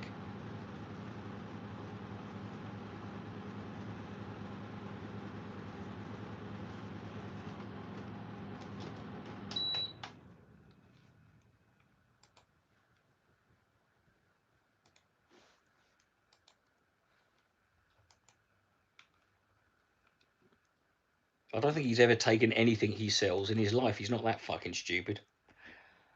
Let's see, midget. Now this was a video. This was one of the. This was a Coughlin 666 video, and it was basically a 2-minute video of me telling this stupid story. Like it's a joke story, but it was called Midget Sex Fail, and the thumbnail was a picture of that famous midget porn star, Bridget the Midget,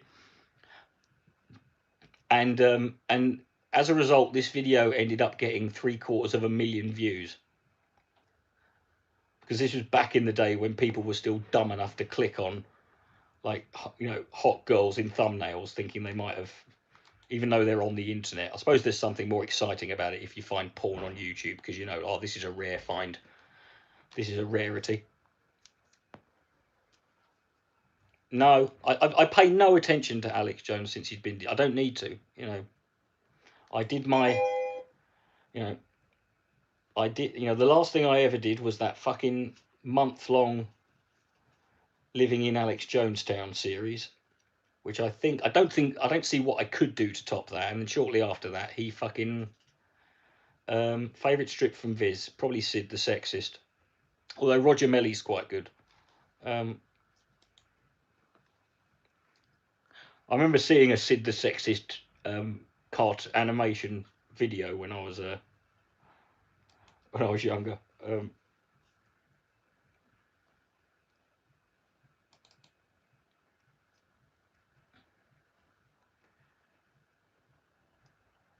Here's the amazing thing. You look at that photo, look at that mugshot of Alex Jones, right, and keep this in mind. That man is only 6 years older than me.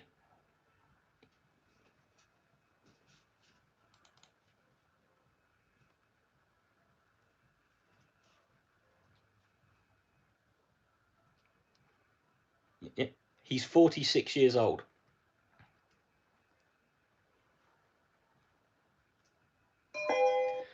Okay, there's not a show at the Oxford Union. The Oxford Union is obviously associated with Oxford University, and Oxford University is obviously, you know, it's the number one, it's the highest and most prestigious, you know, university in the country, you know.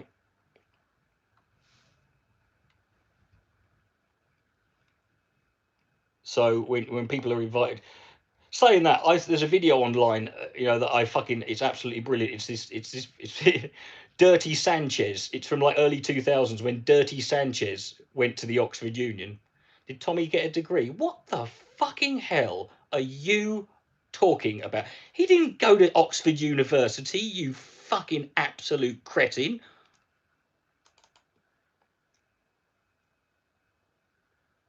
He'd struggle to get into a special needs school.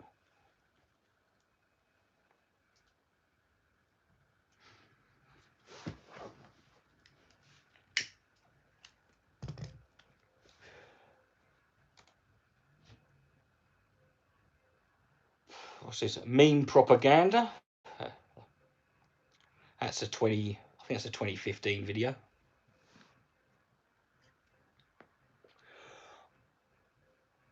There's a video in this. I made a challenge in this video saying, you know, I want to say how many people out there can find. I have never, in my time on, you know, every time I come across one of those posts on Facebook, which is like a famous or historical or, you know, or big, you know, or well-known, respected person with a quote next to them, I have never come across one of them that is accurate. Never. In 7 years I've been checking. Oh, the light bulbarians. Yeah, I've got that. I think that's on my main channel. There's a mirror of that on my main channel. I think it might have been I think it might have got restricted. I think it was like flagged as inappropriate for children or whatever. Like I care. To be fair, they're right. You know, it's not really, is it?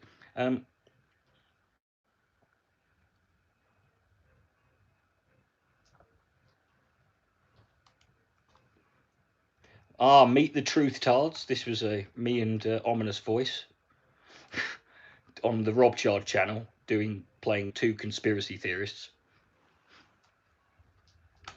I say playing two conspiracy theorists. It's just meeting him with if the pitch in our voices changed.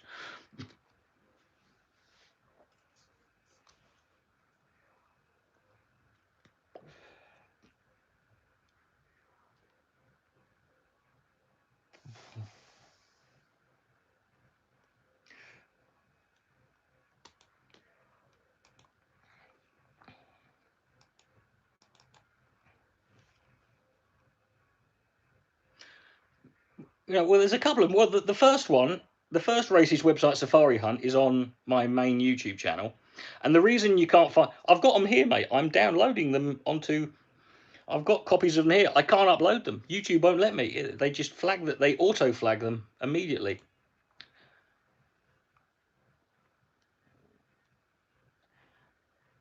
Now, who here remembers this video? The title's quite subtle, so you might not get it right away, but it's called Martin J. Willett is a Fat Racist Bastard.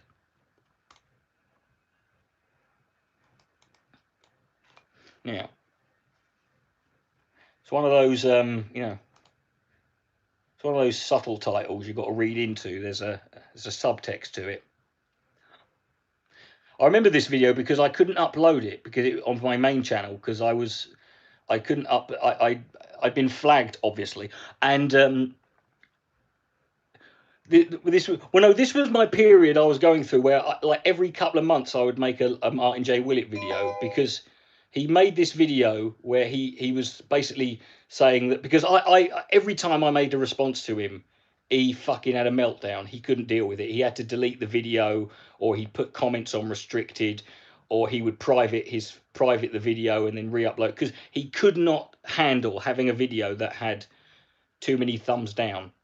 And he would not allow anybody to comment on his on the video who was who's disagreeing with him, and basically and this drove him mad to the point. I mean, he literally went and he admitted in a fucking. I made a video about it because I'd made a video to him at the same time as DPR Jones and D-Land and Cole, and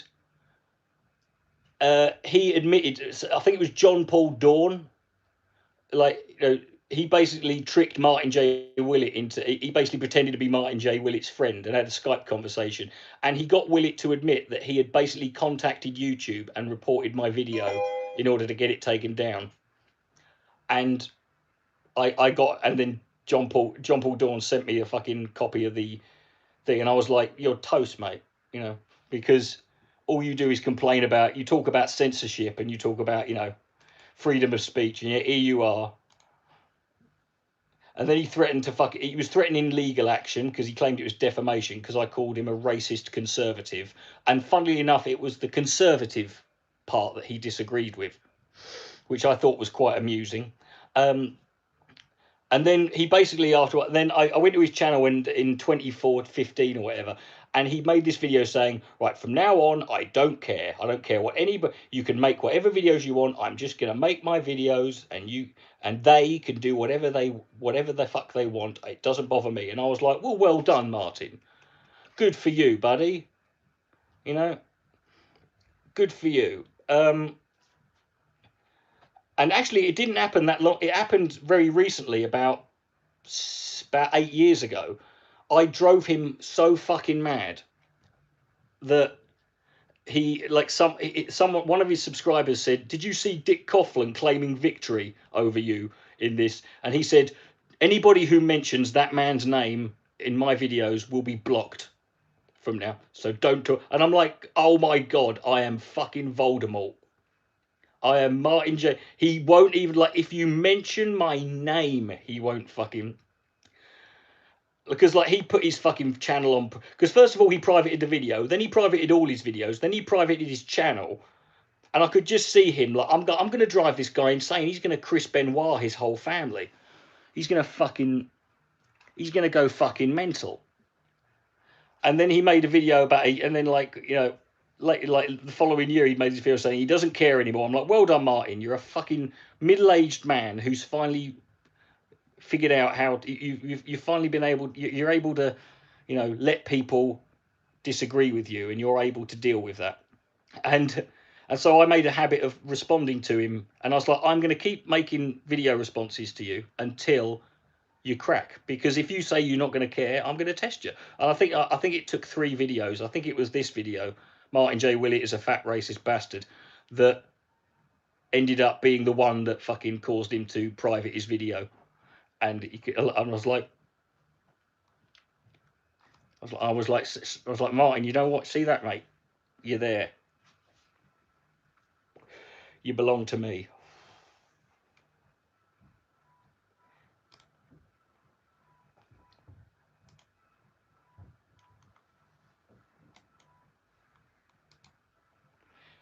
You know what the irony is? When I lost my first channel, Martin J. Willett actually was one of the people who, because back then, when someone lost a channel, everyone sort of put their differences aside, or if someone's got a video flagged or false DMCA'd, sort of like it was sort of understood that it's like, look, any disagreements or any personal feelings are, put them aside. We need to support each other in this, and that's what happened. I mean, literally, people, when people when Christian, I remember there was a time when Christians and creationists were getting flagged and false DMCA'd, and atheists would made videos, supporting them, and Martin J. Willett was one of the people who made a video, in support of me losing, after I lost my channel. It wouldn't happen now. But I mean, even I did it when I did it once with Vindicator and Amit had a video. They both made a video to me, obviously, because that's all they ever did, and they both got flagged. And to prove and they were convinced I was doing it, but I'm convinced they were doing it. So to prove that I wasn't, I basically mirrored both of their videos on my channel, and guess what? Both of them got flagged. And you know what's funny? Amit and Vindicator never said a word about it. Yeah, it was like, basically, it was like football. It was like, we were playing football on no man's land on Christmas Day, because it was sort of understood that,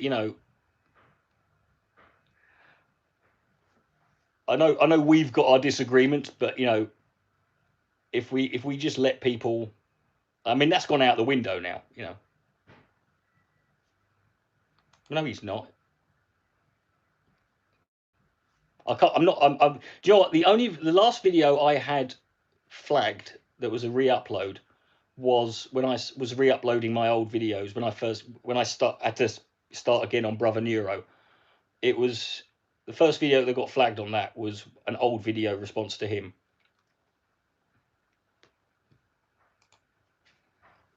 And I'm convinced, and I don't, and I think that's one of the few examples, and I'm pretty sure that it wasn't flagged. It wasn't an auto flag because there was nothing contentious.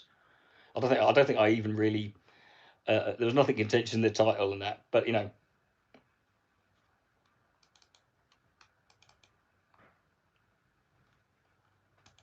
But I mean, I did. There was a. I mean, I did lay off him. I mean, I remember when I think it was 2016. Yeah, it was like September, October 2016. I sort of went back to his channel to have a look, and I'd seen that it was about 6 months previously he'd made a video talking about his wife had died, and I thought, I can't, even I can't, I fucking can't stand the guy, but even I'm not gonna fucking bust on him while he's, while he's grieving. Fuck it, I'll let him be. Lenny Kravitz says the dumbest things. Who here remembers that one?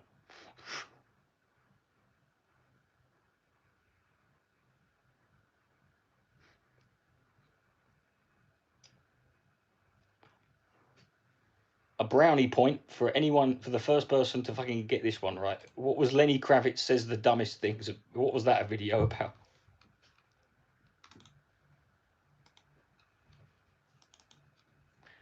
Well, that's what I'm asking, Dusty. Play the game, son. What was my history with Nick Bravo? I didn't have one. One of my earliest fucking video replies was to a Nick Bravo video, but it was when he was Christ Bravo. And I'd never heard of the guy, knew nothing about him. No, the Lenny Kravitz Says the Dumbest Things video was a parody of Thunderfoot. It's a video in which I play Thunderfoot debunking Lenny Kravitz's song I Want to Fly Away, because Thunderfoot was developing this reputation of taking everything literally, and he'd moved on from like scientific debunkings, debunking religious claims scientifically, to trying to do it from like sort of from a philosophical and from a from an actual sort of theological point, and he was crap at it. And so I made a video of him like debunking Lenny Kravitz I Want to Fly Away.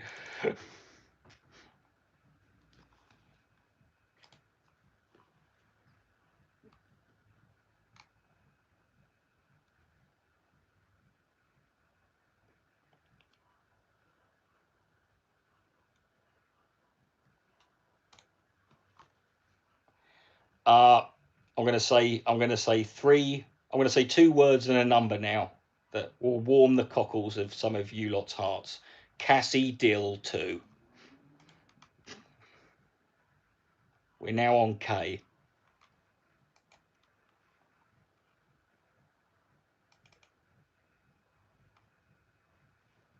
No, it's not sperm with an E, it's sperm with an R. God bless her. She was fucking proper mental. Right.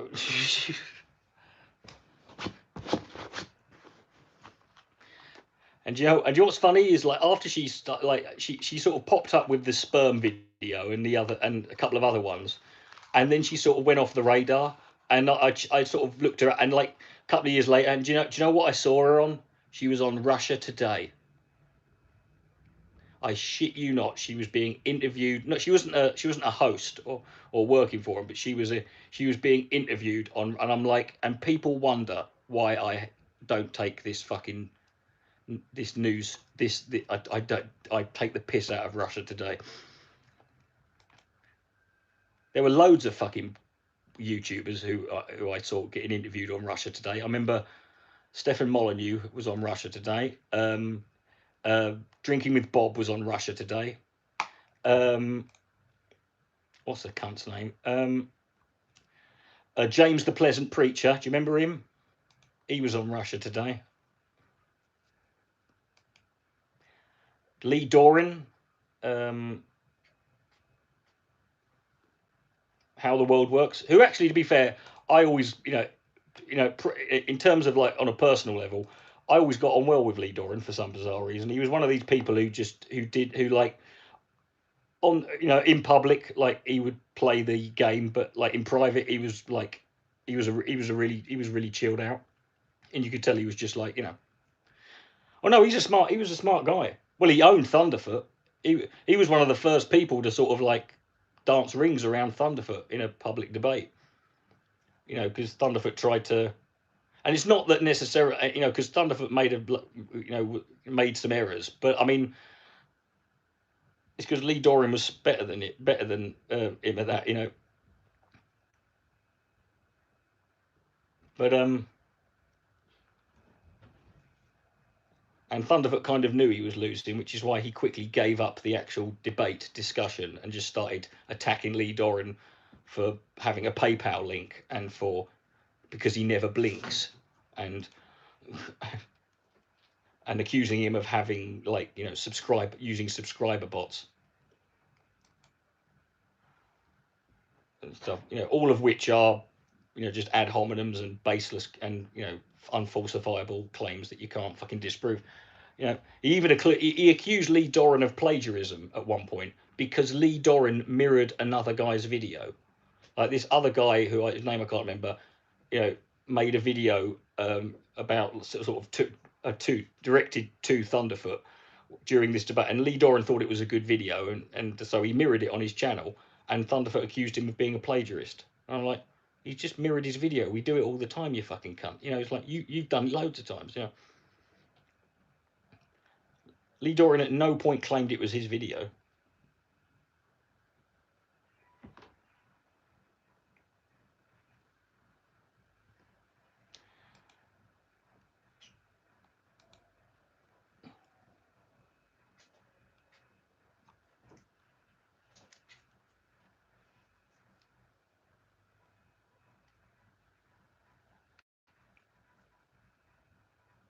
I don't care who you were talking to. I was talking, you know, I have no interest. You know, I barely fucking pay attention to you lot anymore. I've given up.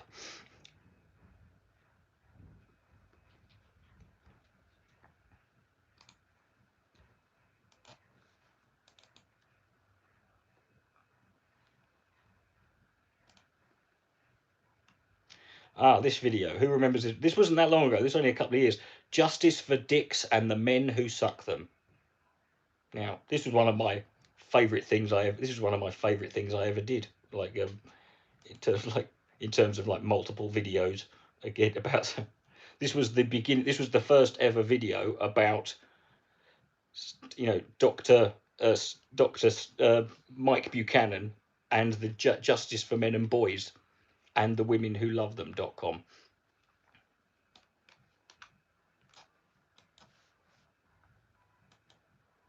Which his blog is, his WordPress account is still going, and he still hasn't bought the domain name.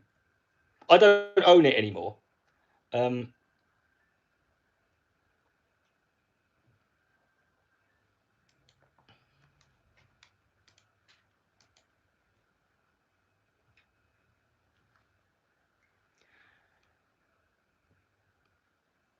You know, it's a shame I didn't have enough. It's a shame I didn't have enough time. You know, or I didn't. I barely had enough free time to do it. But I did sit out and plan out. Like, I wanted to take that whole J4MB thing so much further.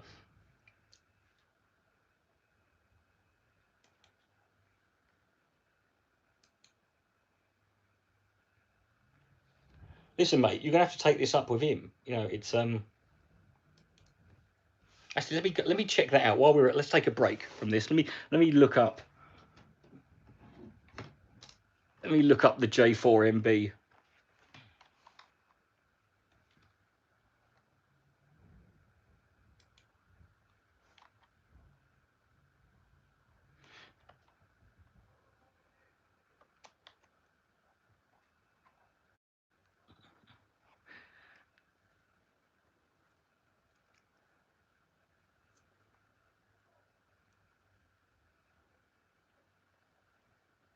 J4MB.org. .org.uk. Are you telling me someone had .co.uk, or is this cunt such a fucking skinflint he didn't want to fucking dish out for .com or even .co.uk?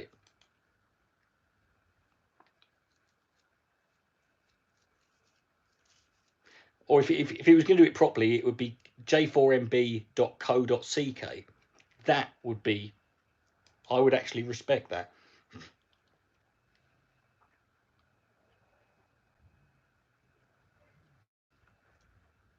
Well, the website's still here.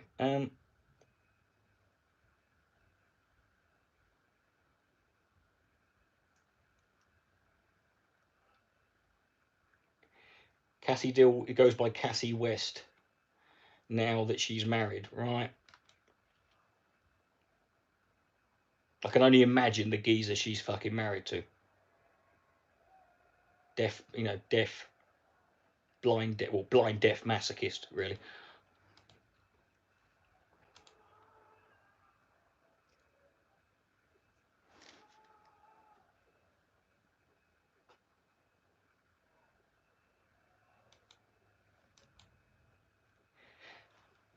Do you know what I can't find, which is one of the oldest, because I wanted to do a video about, I wanted to find these so I could do a video about them, but they're not, I can't find them anywhere anymore. Who remembers from the early days of the internet the Monkey Chow Diaries?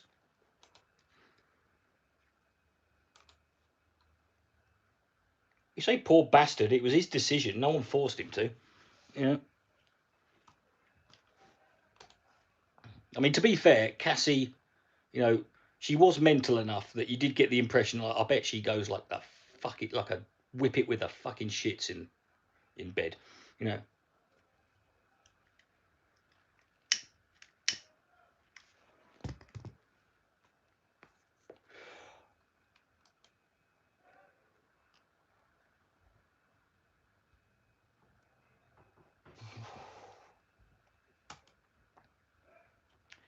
Here we are. See, look, he's still posting on J4MB. The last post, blog post, March the 11th. Oh, guys, no. Oh, this is bad. Apparently, the Justice for Men and Boys conference in Manchester for the 17th of May has been cancelled, which, you know, because of the coronavirus.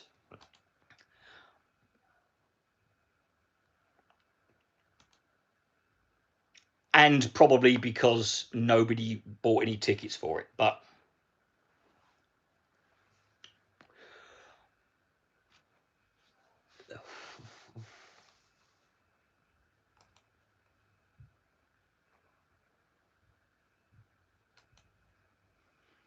for those who have been wondering if and when and where ICMI20, which is the International Conference on Men's Issues 20, you know, right up there with Sausage Fest 2020.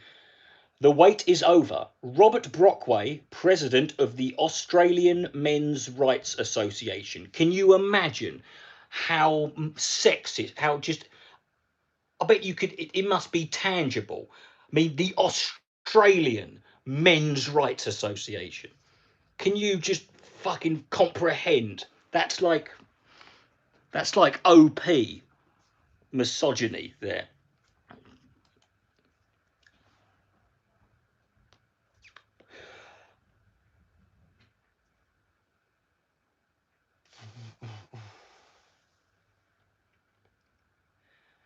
Oh my God. Apparently every Sunday,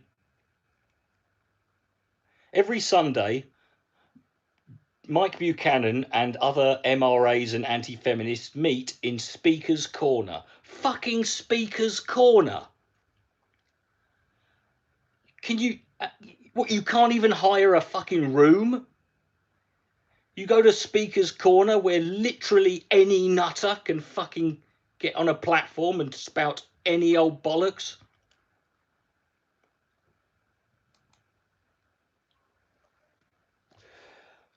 Speaker's Corner.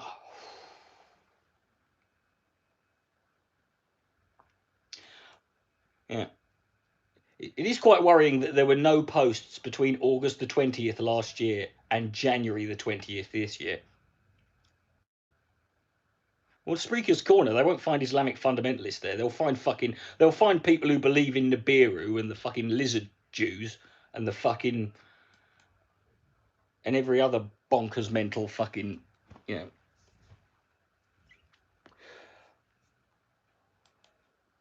An invitation to become a party member. Well, I've already done it, mate. I already paid.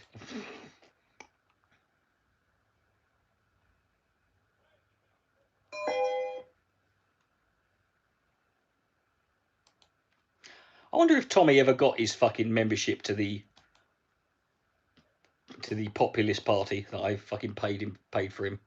Yeah? No one talks about that, do they? Yeah. No one talks about me paying for his membership to a new political party. Yeah. Getting him work, you know.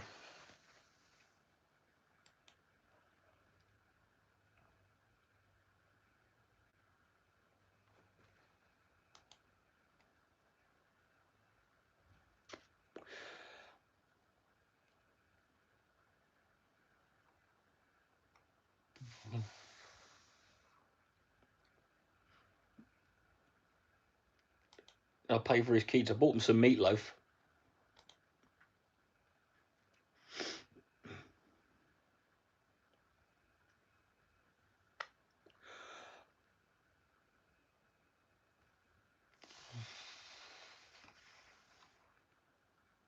It appears that this J4MB is still technically up at it still technically exists, but they've still got a manifesto. Have they updated it since 2013 when I first fucking read it?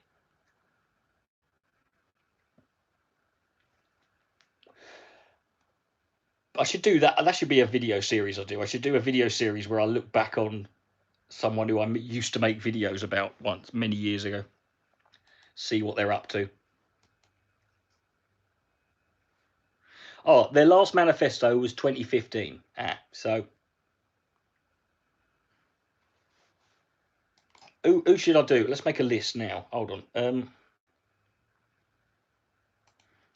So you could do. I'll tell you what I've got to do is fringe elements or alternative hypothesis, as he's known, because that's actually quite depressing. He's got like 60,000 subscribers.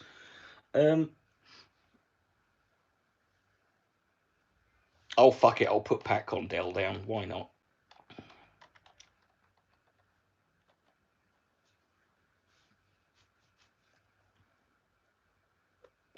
We'll put J4MB.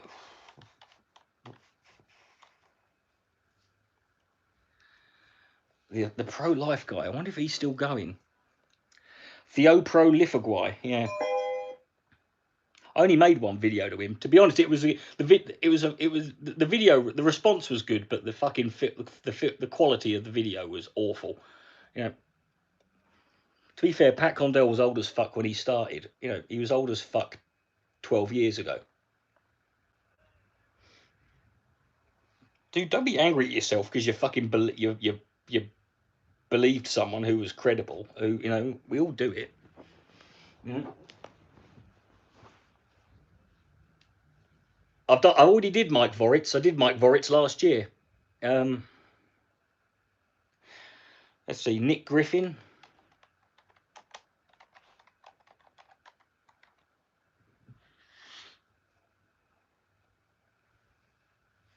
Roosh.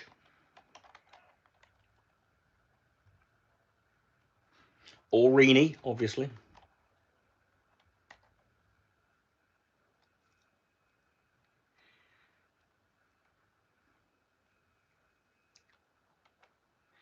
No, Nick Griffin, dude, Nick Griffin got fucking deported. He was banned from Hungary. He went over there to like literally, he went to this little town which on the surface sounded perfect for him because they had made, this was a little town that made Islam and homosexuality illegal.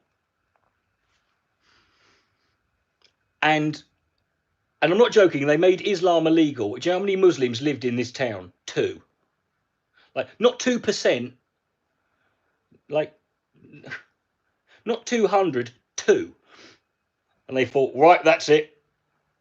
It's banned now.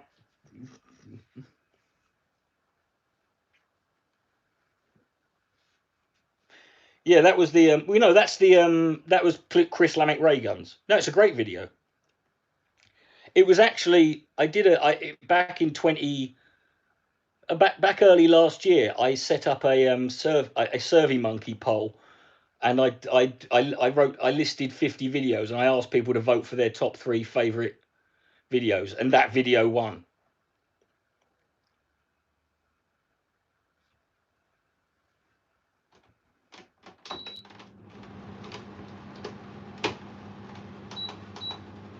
I think that video came first. I think the one to Roosh V was second.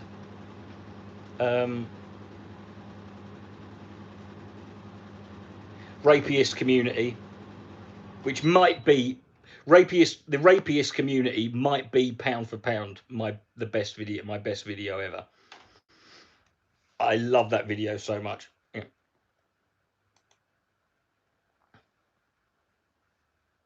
Oh, I need to one day do a video reading that Daily Mail article that talks about the Nigel Farage's affair.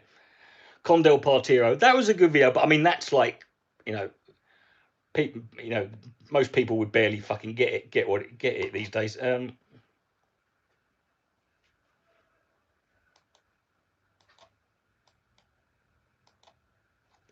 I mean, it was very much of its. That was my last ever Condell video. I remember. I think I made one. That's not true. I did mention him once more about 6 months later, after he came out basically as an EDL supporter, because I felt the need to gloat about that, because I was like, called it 3.5 years ago, And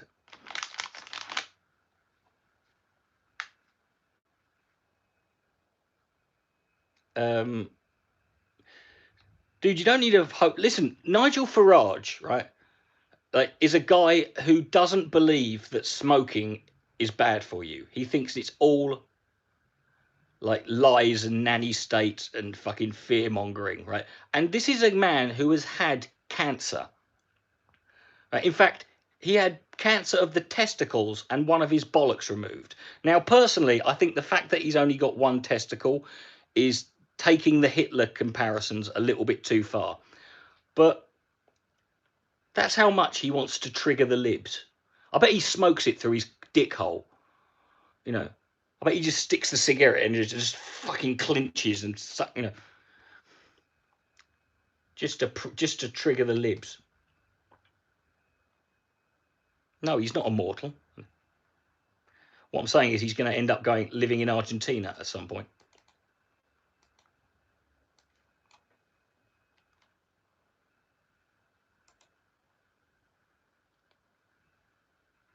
Okay, so far, my God, I've downloaded 92 videos and it's only 2.13 gigabytes.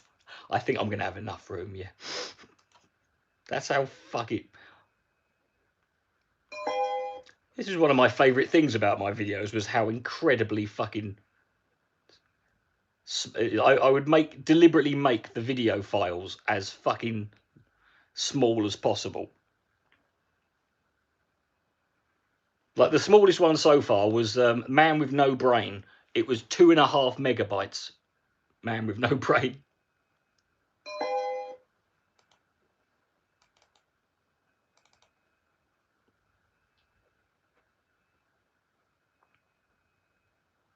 Yeah. Have you seen all the chat shows? It was quite funny watching. I did quite enjoy watching Bill Maher on Real Time, like, because this is a man who hates it when his audience don't laugh, and he's now got to do an entire show in front of nobody and scowl at nothing.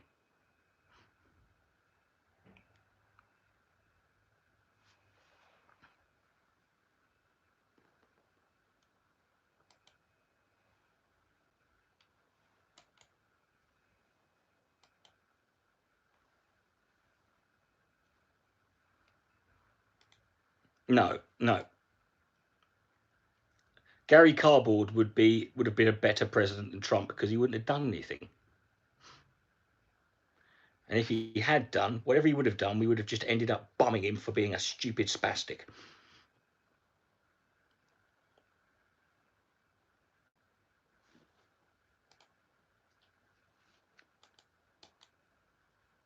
I remember that we like, me and John did. We also did Man with No Brain too. We were originally, me and John sat down one day and we came up with like half a dozen other sketches, Man with No Brain sketches, that just never ended up getting made.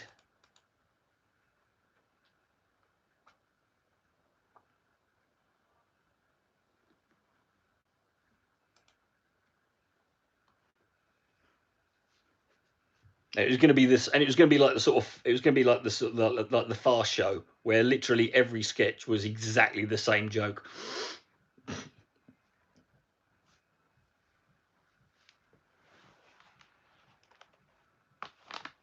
Like in one of them, he'd end up being like world heavyweight boxing champion. There'd be another one where he ends up in the Olympics. There'd be another one.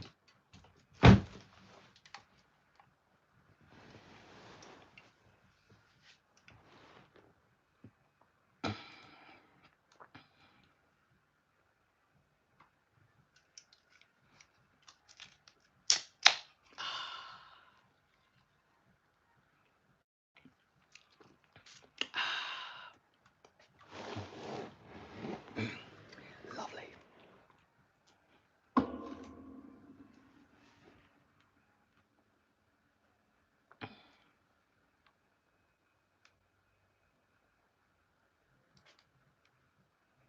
Hey, Scott. Yeah. So, by the way, if any of you, so obviously, you know, as I mentioned earlier, if you want to, I'm going to be putting all of these videos on these bad boys, and these will be personally sent in the post to anyone who pledges $20 or more on my Patreon. Plus, you get a load of other perks for for that money as well. So.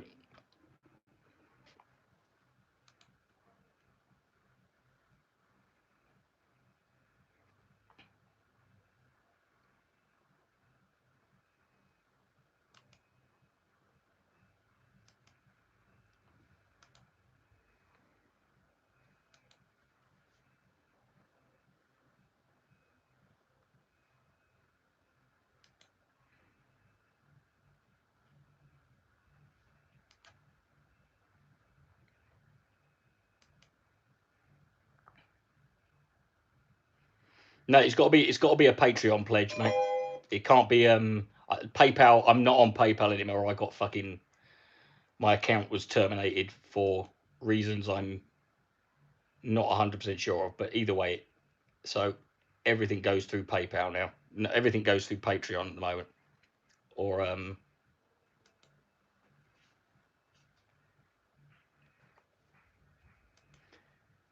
it's got to be a $20 pledge on Patreon, not just $20, because for that money, it's not worth the fucking effort, because it takes me, it's taking me an entire day just to download all the videos. Make sure you get your settings right, because I charge, my Patreon is charging per post. So make sure if you don't want to, if you only want to pay a certain amount, or you don't want to get charged more than a certain amount, you can limit it. So just to be, because don't want you ending up getting I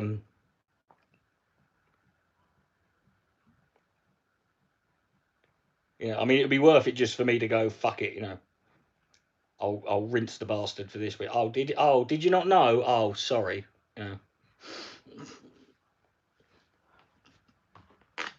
But no, I revamped my Patreon. I started to, because my Patreon dropped to, it went, the amount I was getting was just not enough anymore. I was barely making it through, 2 weeks before I was running out of money. So I had to sort of like start, but so now I'm just chucking everything I can at the fucking thing.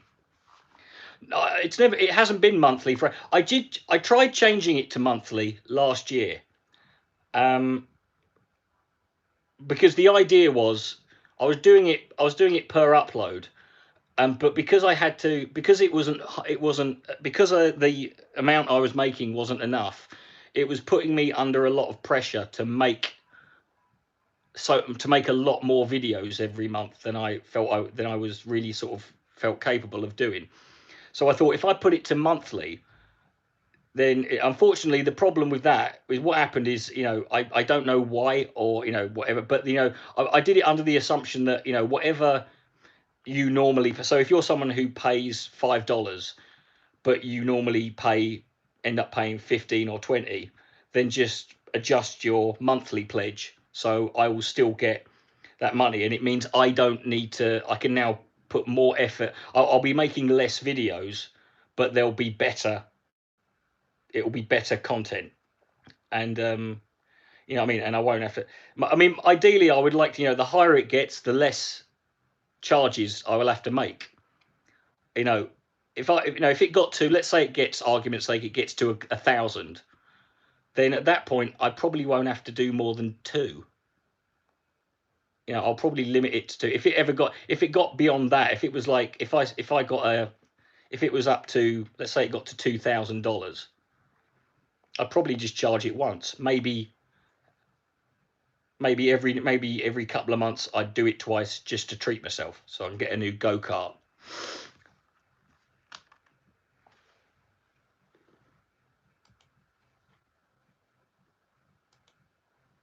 Or a set of bagpipes or whatever.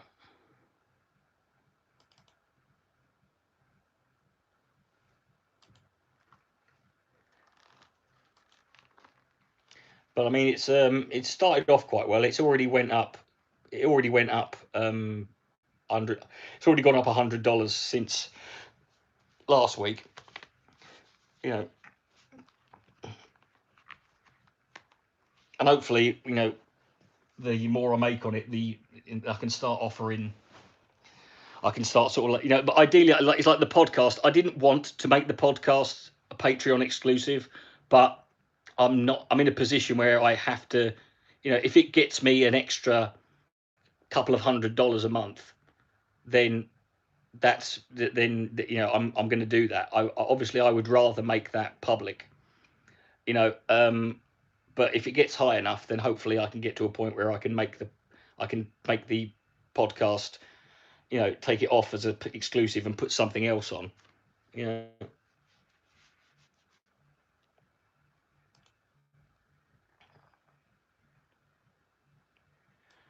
But yeah, for $20, for, you know, but I mean, let me go through it, because, you know,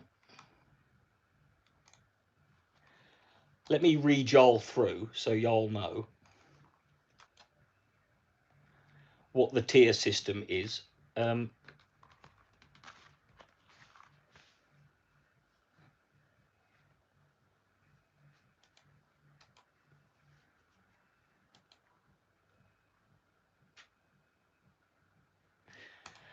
computer is slower than it is slow as balls at the moment. It is slower than that kid who used to let his nose run in the back of the class.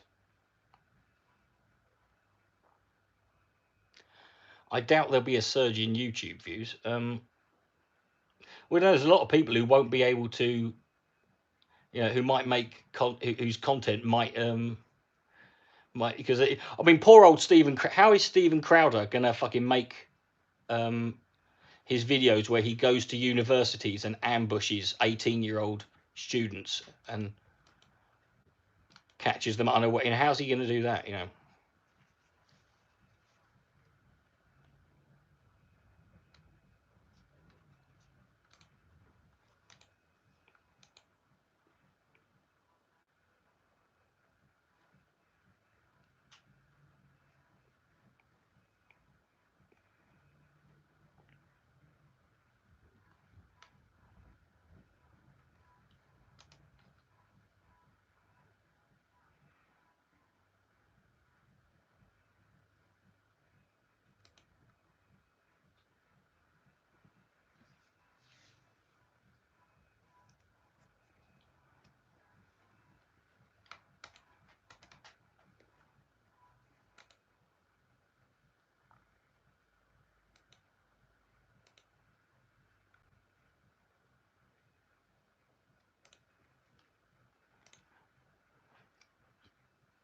I was reading in the news, or I saw a headline in the news. I didn't read the article, but it was saying that, you know, kids in Northern Ireland, apparently they're going to be cancelling school for 16 weeks.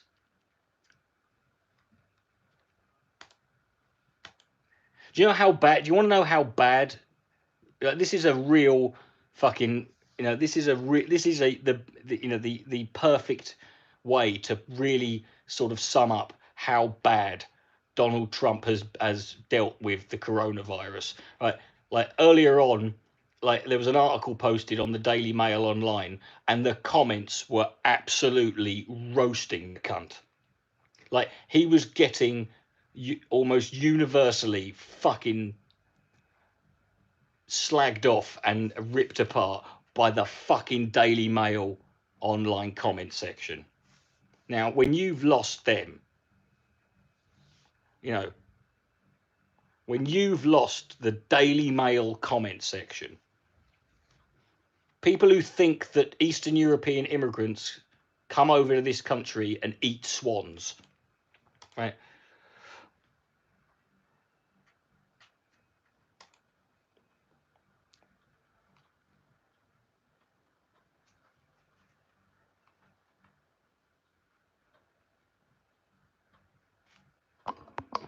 I read political and philosophical texts on my channel.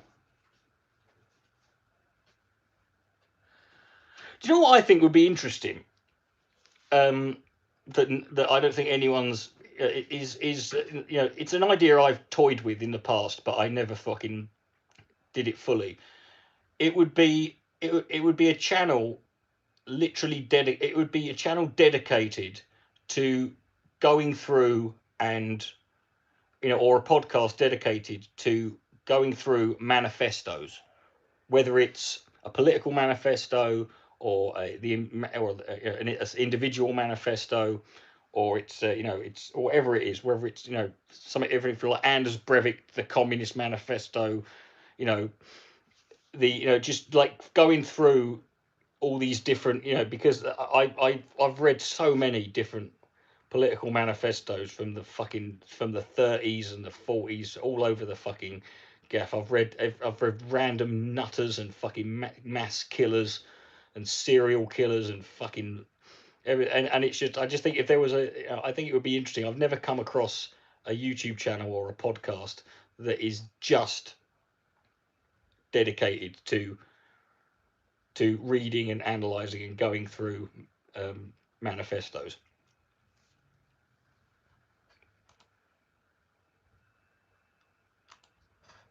As far as philosophy goes,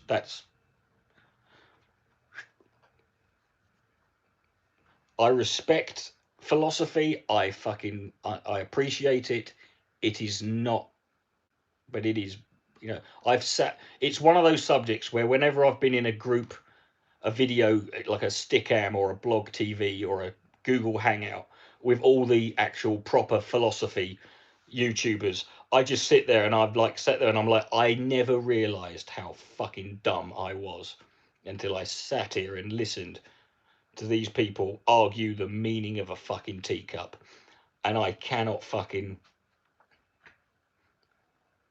you know, those YouTubers who you sit there and watch, and I have to stop the video every 10 seconds to look up a word that they've used.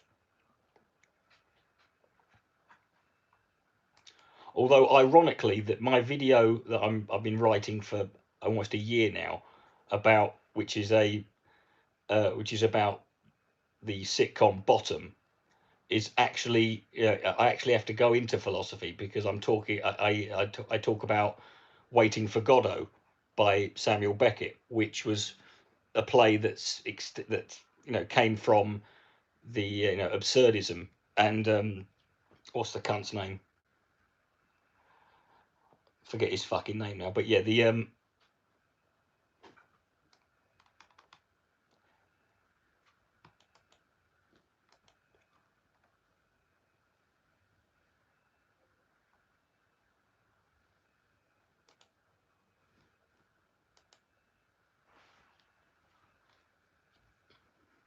Camus.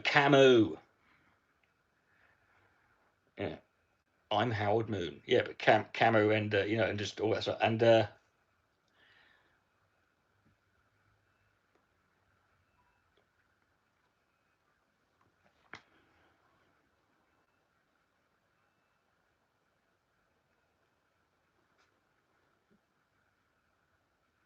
but I don't think philosophy is meant to be accessible. I just think philosophy is what it is, and you're either into it or you're not. But I mean, but the thing that annoys me is when people.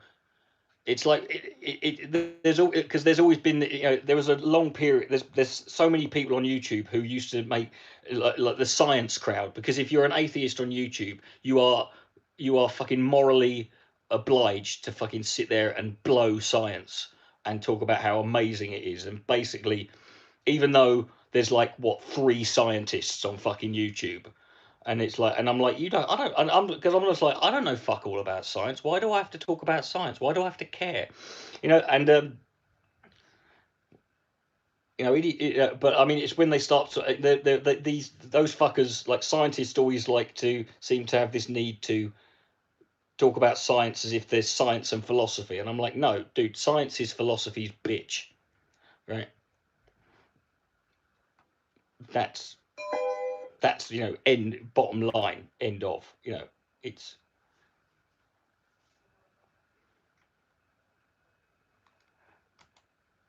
philosophy is literally everything. Philosophy is one of those things, it's everything. You can't avoid it. Whatever you do, it involves dealing with some kind of philosophical discipline or thought or process.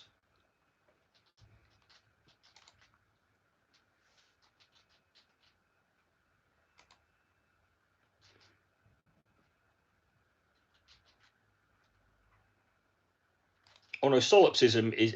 I think it's kind of like, to me, it's like, to call solipsism a philosophy is an insult, quite frankly, because it's not. It's just fucking mental. It's like, you know.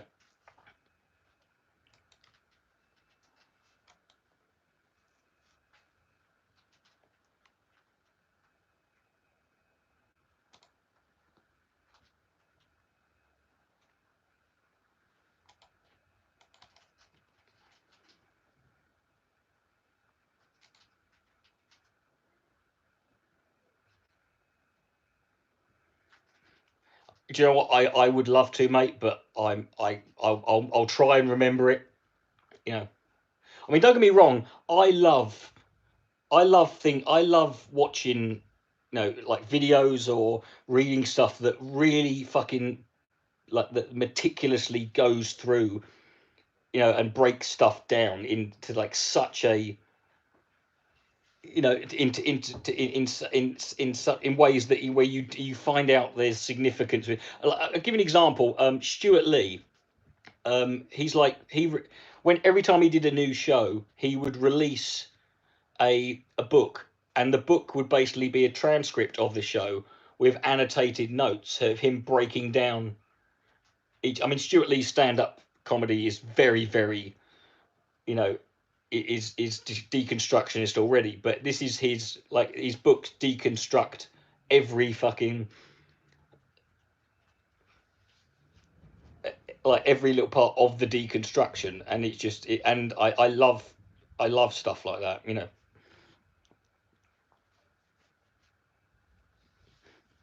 It's the sort of stuff that people would, you know, some people would find over analytical, but I think it's like, no, it's like that's where you'll find, you know, it's like I'm obsessed with words people use and the turns, the phrases, and or the way people say, the way people choose to say things, you know, and I tend to focus on that a lot, you know, with a lot of this, because you know, rhetoric is, you know, I'm not impressed. The one thing politics has taught me, I used to be impressed by by like Darren Brown and those people like him who do fake mind reading, you know, and trick, and basically, you know, I find so. But after I got into properly into politics, I realised actually it's fucking easy what he does, because politicians do it all the time, you know, because for some bizarre reason people will, you know, people won't think beyond what they're hearing. They'll fucking listen to something, they'll hear something. I've done this. I've talked at length before about the BNP. You know, about how one of the most and the best example of this was in the early 2000s, when the BNP, who were, you know, basically dead and had, you know, completely collapsed by the early 2000s. But after like 9/11 and the 7/7 bombings, they took their manifesto, the same manifesto they've always done, talking about race and talking about, you know, um, talking about, you know, a white Christianity and all this other stuff, and black people, Pakistanis, and they simply changed immigrant and, you know, and you know, any ethnic minority to Islam or Muslim, and they changed, you know, and they changed sort of race. Instead of race, they talked about culture, and instead of, like, they talked about Islamification instead of, you know, race mixing. If they didn't talk about race, they talked about heritage and that's all they did. That was all they changed, like 3 words in the entire manifesto, and they had 2 European seats within a year's time. They won 2 seats at the European Union, you know, and then UKIP came along and took their place. Yeah, yeah. I mean, I don't go into it as great a detail. I mean, I wish I don't have but like if you read the but I mean, like I said, I'm someone who's, you know, I happen, you know, I sort of by accident ended up following the BNP quite early, you know, because I saw there was a TV show that they were on. But I mean, you know, but it's just, it's incredible. But it's amazing to think the BNP, whose lineage can literally be traced back to Oswald Mosley, and the British Union of Fascists in the 1930s. You know, who's you know who we know, like Nick Griffin, who there's pictures of him with swastika flags and fucking Sieg Heiling. There's he's on film denying the Holocaust, and all he did was claim that he doesn't care about race anymore. He doesn't care about you know he doesn't care about race mixing or issues like that. He's more interested in culture and heritage, and it worked, and people bought it because they wanted to fucking they wanted to believe that.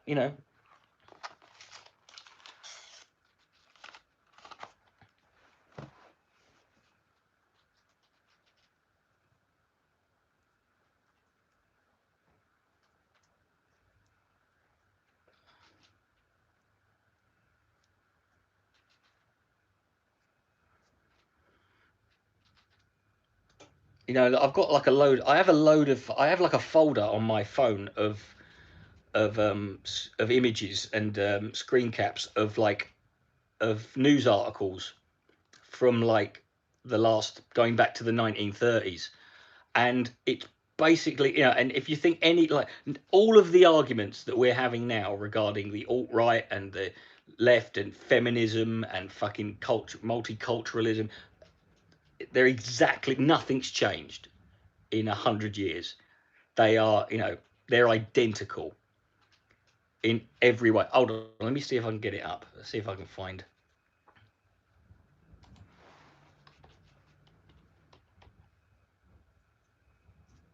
Because it's on my phone, so unfortunately I'm broadcasting on it, so I can't.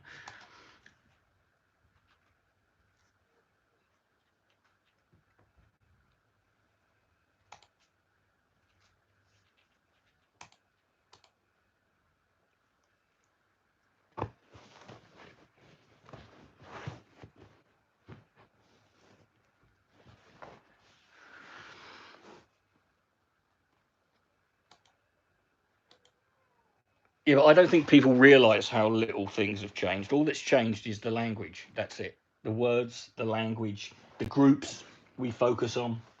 In fact, diversity. The more sort of like because there were, as time's gone on, there are more groups that we're aware of. Like it's no longer just, like there's a period when it was just Jews. That was it basically. There was very little else to worry about. There weren't enough of any other group to fucking get excited about. But then now it's like Jews, and then it's Pakistanis, and then it's Muslims, and then it's Africans, and then it's then it's people from the Middle East. Then it's then you've got religious diversity, which again has only got, so like the more diversity there is, the more sort of seemingly complex it appears. But it's the same shit. Yeah.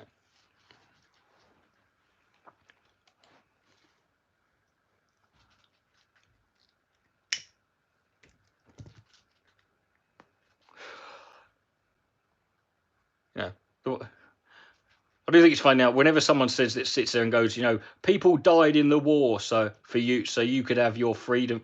I was like, yeah, and I bet if they could see the state of the world now, they wouldn't have fucking bothered. I bet they feel like a right pack of cunts. I'm glad most of them are dead. Again.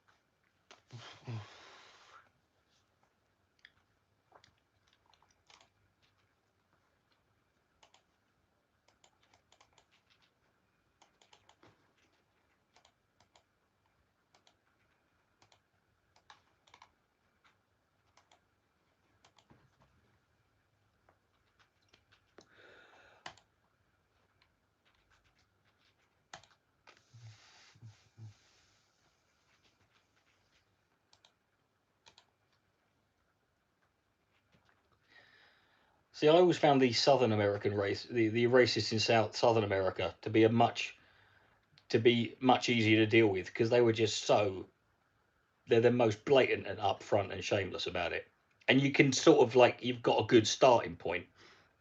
You know, there's a video that I made a video. I can't remember what it was. I think it was when I did. Do you remember the It Gets Better? I think when I did my It Gets Better video, and I was talking about like various things, and I used a clip of this Klansman in public. I don't know what state he was in, but he was out in public during the day in his Klansman's outfit with a fucking microphone and a speaker. And he was going, and he was screaming at the top of his voice, going, I hate niggers, I hate cocks, I hate Jews, I hate them because they breathe, I hate them because they exist. And I'm like, right, fair enough. Right. I know where I stand now. You know, we know where. Whereas, you know, whereas the subtle fucking, whereas nowadays you've got to deal with dog whistles and fucking subtle and fucking smoke and mirrors bullshit, you know, which cloaks it in a fucking, you know.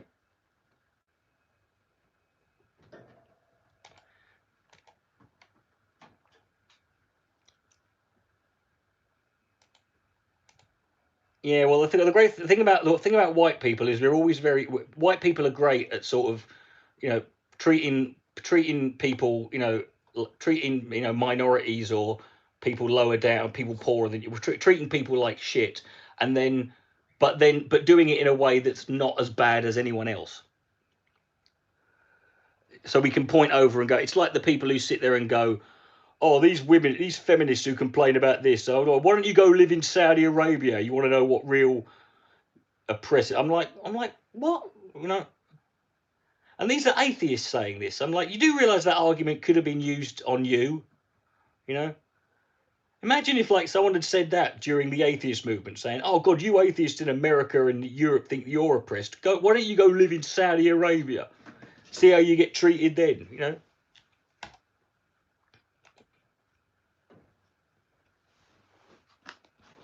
It's the dumbest fucking argument. It's like, is that it? Is it? So as long as Saudi Arabia exists, everyone's just got a fucking tough shit, you know, live with it, you know.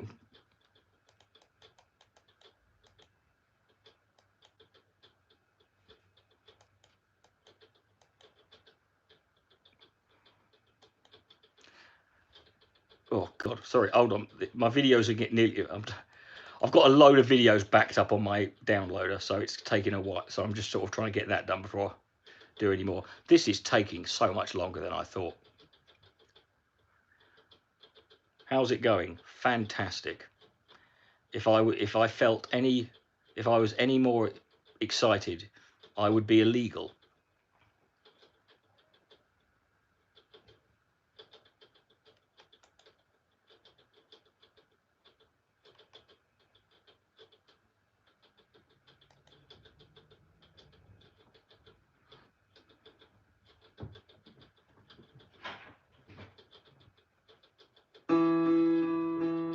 Hold on.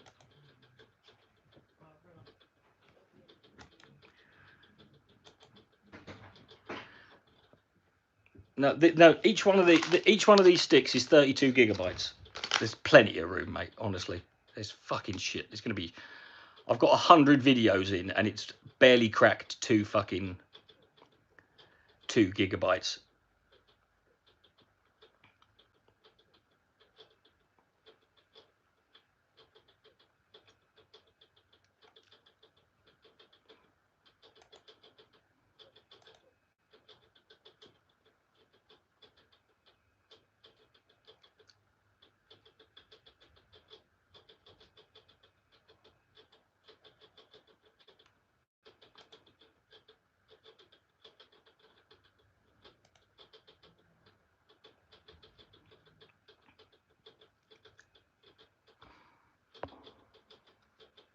They might be fake. Yeah, they might be, but they're not. What do you mean they might be fake? Fucking everything might be. You know what might be fake? You. Although, why would anybody pretend? I didn't get these off like wish.com.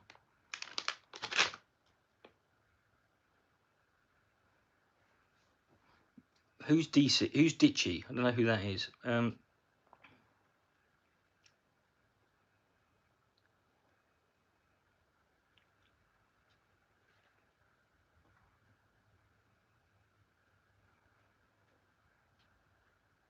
I going to sanitize them? Why don't you fucking stop talking? Just go away.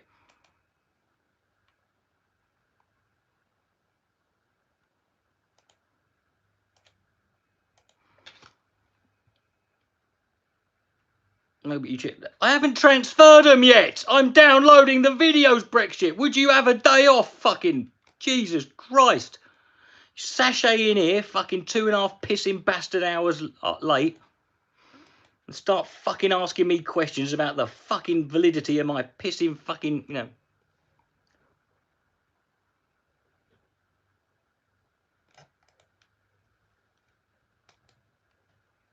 Cheeky bastard.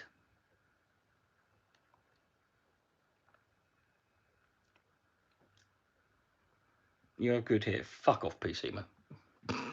I love the fact that you posted that and I said it at exactly the same time, Lewis. You and I are just on the same wavelength, man.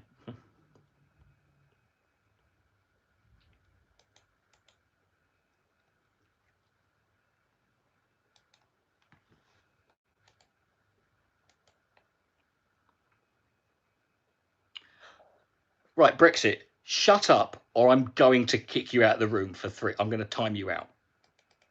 You are annoying the crap out of me and you're doing it on purpose. Stop talking to me like I'm some fucking noob, fucking ancient boomer who has never been on the fucking internet or bought anything online ever.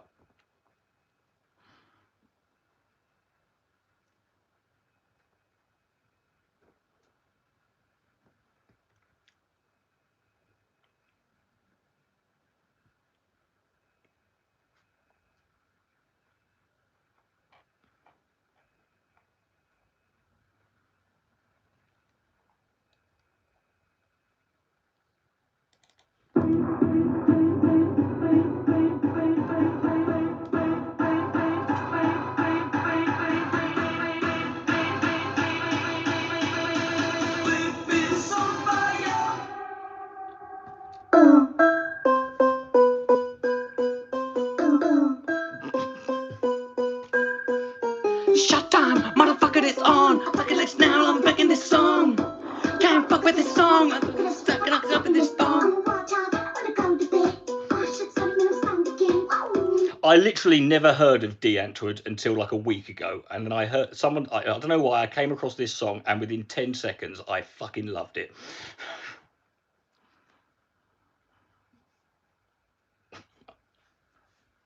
I was like, I don't know what, I'm not sure what this is, but I'm going with it.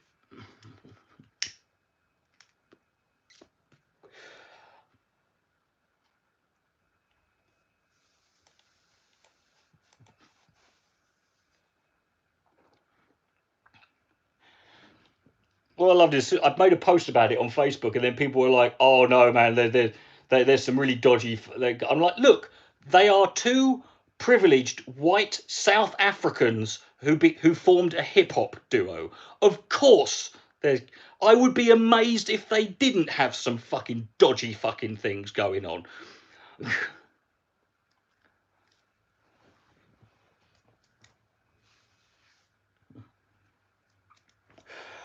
That's literally, I mean, they're only a few steps down from what Nazis without aptitude was, you know.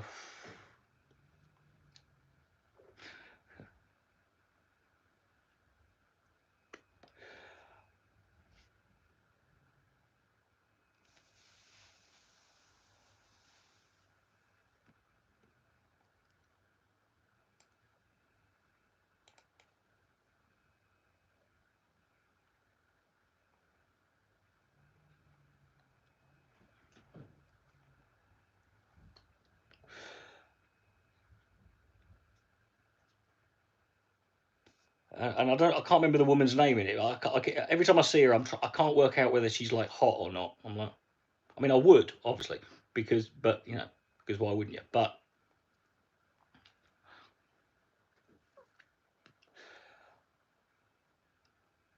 okay, here's the thing about art, in my opinion, right?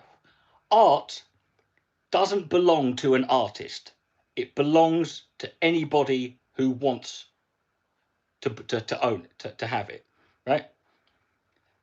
Right. Like if someone writes a song, right? If someone's writing a song, but that song, right, until they've completed it and they're happy with it, it's their song. The second they put it out there, whoever listens to it and whatever it ends up meaning, or for whatever reason it resonates with them, it belongs to them now. It doesn't belong to that guy. Right? Yes, he wrote. Yes, he claims he can claim ownership and rights and all that other stuff. But but the actual song doesn't fucking, and like anything else, everything has different meaning to. What do you mean feel bad giving? Not everybody is a. What do you mean pedos money? Why are you giving pedos money? Who are you giving? What pedos are you giving money to? I've got a few R. Kelly songs on my iTunes, all of which I had before I knew what everything R. Kelly did. There's still I've still got them. I'll still listen to them. Yeah, I have a bit of trouble listening to Bump and Grind. The opening lyrics to that are a little, but everything means something different to someone else. I'll guarantee you, every single person who has a, who every single person who's a fan of, name a song. Let's say a bit popular song. Let's say fucking "Let It Be" by the Beatles. I guarantee you, like there's a, however many people love that song, or it's one of their favorite songs. Each one of them's got a different reason. It reminds them or resonates, or brings back feelings that are specific to them, that don't have anything to do. It doesn't matter who sings a fucking song. And I also hate this idea that human beings should only ever be viewed or looked at as the worst things that they are. Sometimes awful people also do things that are fucking, that are incredibly, that are brilliant, and you can't, and to fucking ignore both of them, you should acknowledge both sides, but you don't have to. You're not. I drew a picture. I've drawn I've drawn portraits of Mike Tyson, right? Who went to prison, who was convicted rapist. Does that mean am I glorifying a rapist? Am I fucking am I is that in any way, or is it just because I wanted to draw a picture of Mike Tyson because for whatever for whatever reason or it is, I just really like Mike Tyson, and I'm a wrestling fan. There is no fan of any sort of form of performance or art that, or creative endeavor, who understands dealing with problematic heroes more than wrestling fans, because so many of the greatest wrestlers are just awful people, and some of them are fucking awful in ways that are that you wouldn't even attempt to defend. Not just Chris Benoit, Ultimate Warrior, vile, horrible piece of shit.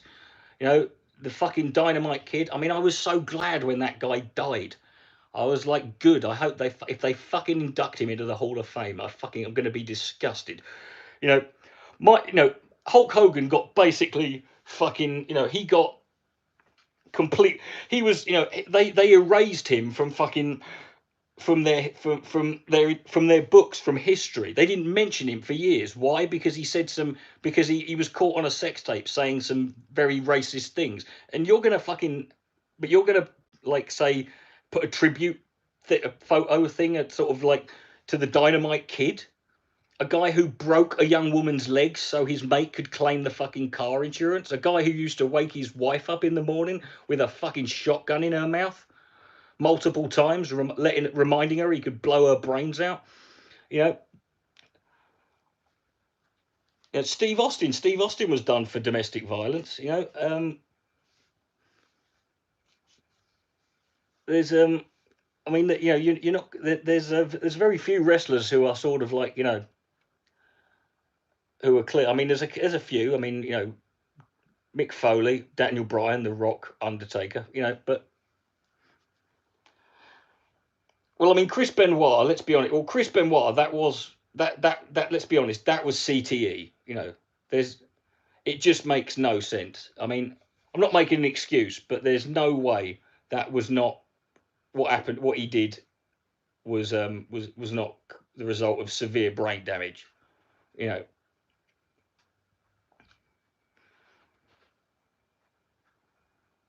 You know, Jimmy Snooker basically murdered a woman and got away with it. You know.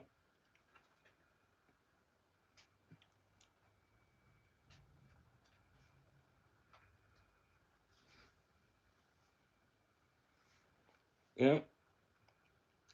I was fortunate enough. You know, fortunately, most of the wrestlers I fucking who were my favourites were quite, you know, who were. I think the most mental one was Randy Savage, and he was just bonkers. You know, Roddy Piper, love Roddy Piper.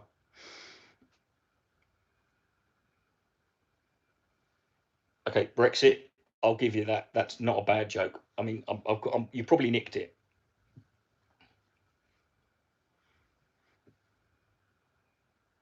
Well, look, let's be honest. Here's the thing, right? You know, when we get into this issue of like, you know, of artists who do, so you know, artists who are found, you know, I mean, Elvis Presley, you know, he was, it's common knowledge now that he was, you know, he was in his mid-20s, he was taking 15-year-old girls up to his fucking, you know, I mean, Priscilla was fucking 16 when he met her. I think she was younger than that. You know, you know, go back to the night, go back, you know, and you know, I used to work in a 1950s diner, and it didn't. After a couple of months, I hated the 1950s. I hated all music. It was so fucking awful. And I used to, but the thing that's disturbing about it is go back and look at all of the songs from the 1950s and look at how many of them are, you know, based around men singing about girls who are either, you know, nearly 16 or have just turned 16. You know, there's a song called 16 Candles. There's a song, you know, you're 16, you're beautiful and you're mine. The Beatles did one, you know, she was just 17, if you know what I mean. You know, there's like fucking 30 or 40 fucking songs that are just, you know, that revolve around these middle-aged men singing about these young teenage girls, you know. And wouldn't that, you know, you wouldn't be able to do that, you know. But like, it was of the that was the time back then. That was of the time no one thought about it, you know. But it's not even that. I mean, there's just so much shite from the 1950s. There's just so much crap.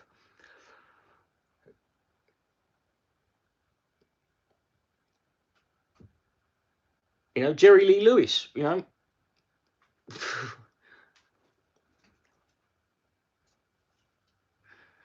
You know, fucked his 13-year-old cousin.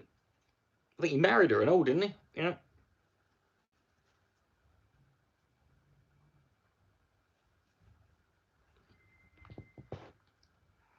You know, but I mean, the thing is, and here's the thing: at the end of the day, we're finding out these things about people now, but you know, the odds are, you know, if you're going to stop, you know, but at the end of the day, you know, you can't sit there and say that, well, the people who you just so happen, you know, the people who we don't know anything about, it doesn't mean they didn't do anything, you know, and for all you know, you've you know, you have bought and sold, you have contributed, you know, money, or you have, you know, supported some pretty horrific fucking people, you know, throughout your, you know, you're probably still doing it now, you know. I mean, who would have believed a couple of years ago? I mean, look at Kevin Spacey. He was, you know, up until a couple of years ago, he was one of the most sort of beloved and most relatable, down to earth fucking, you know, sort of big Hollywood celebrities. You know, John Lennon was a piece of shit. You know, like a right proper piece of shit. Noel Edmonds killed a guy.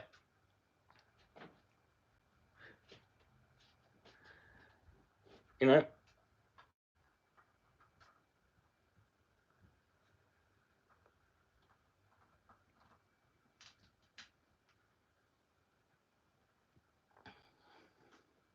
Well, a bloke died on his show, you know, and I can't remember the full details of it, but yeah. I mean, I was watching that fucking documentary recently about Michael Barrymore. God, it was fucking bleak, you know. And you're just like, what the fuck went wrong there? But you know, loads of comedians who I like, you know, Richard Pryor, he was a fucking, he was a degenerate, junkie, fucking abusive piece of shit. That's why he was married 7 times. So, you know, so's Peter Cook, you know, Sid James fucking beat his wife.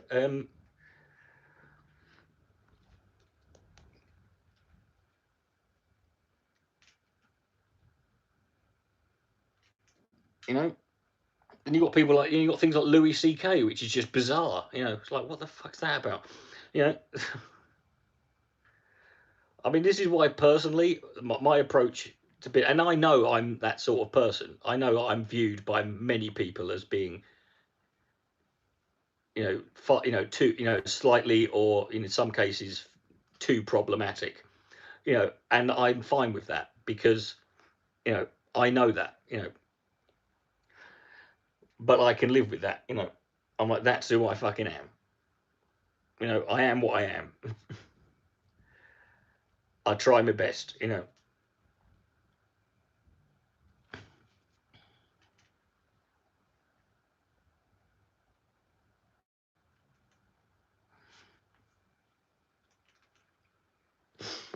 But I've got to live with that shit, you know. But it's not like it's not like I matter that much, you know. But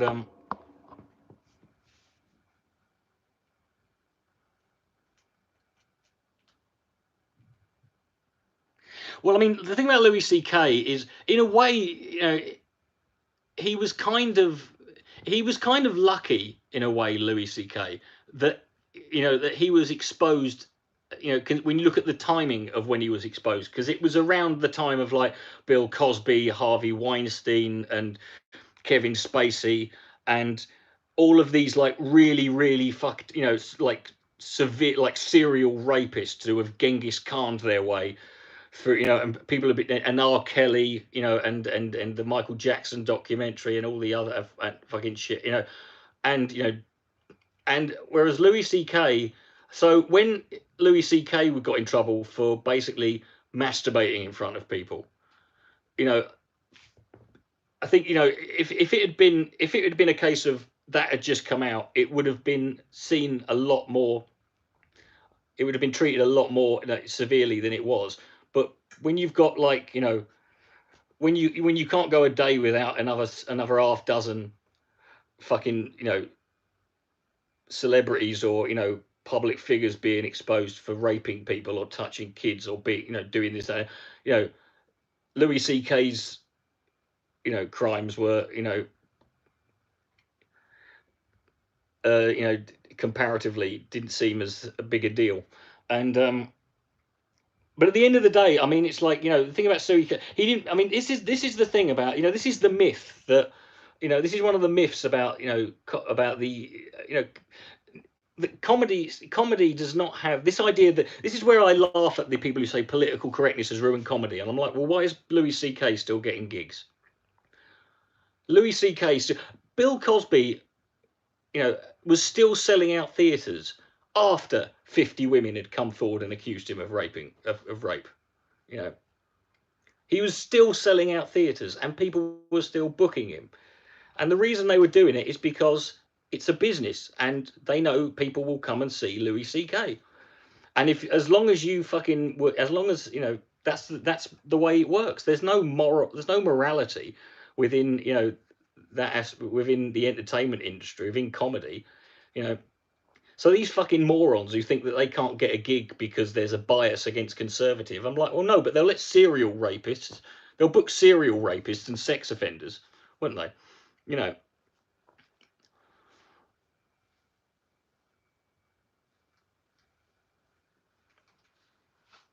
and I don't think people. I mean, I don't think what Louis C.K. did is irredeemable, but I just think he. And I thought at first that he was going about it the right way. Like he admitted to it. He came forward. He wrote it, and he disappeared. And I thought, at the time, I thought, give it a couple of years, it'll be back, and that was it. But and but he wasn't. It was 8 months, and when he came back, it seemed that he wasn't. You know, it seemed that it just didn't seem. It felt too soon. It felt like I don't think you've you know. I mean, I understand. This is you've got you're going to earn a living, and if you can get booked, you're going to still want to do this. But you can't really. There's more you could do before you come back. Well, no, there is no. Well, I mean, that is at the indiscreet. Look, I talked about this a couple of weeks ago. There was a story that back in 2013. There was a story about an 18-year-old lad who was working who committed suicide. He suffered from like severe depression and suicidal tendencies, and he was a stylist for what was only ever referred to in the press as a well-known British gay comedian.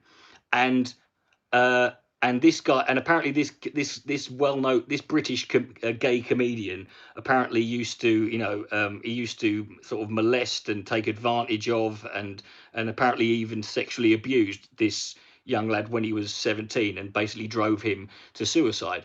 And everybody in and this was back in 2013. Everybody in the comedy industry knows who it is, and none of them comedians on Facebook don't even want to say what his name is, and they won't even say it in the press. I'll happily say it. It was Stephen K. Amos.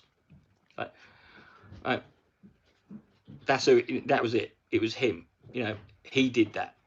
And he still gets booked. He still gets on TV shows, and everybody knows. Because he's the only comedian who was associated with this guy.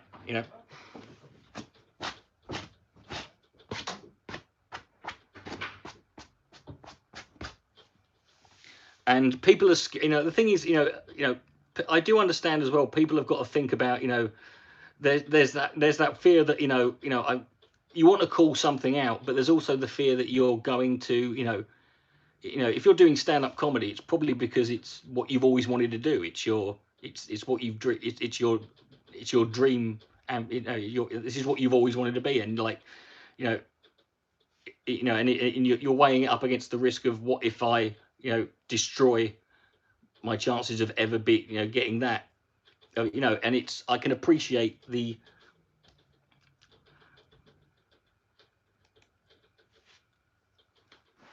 that predicament, and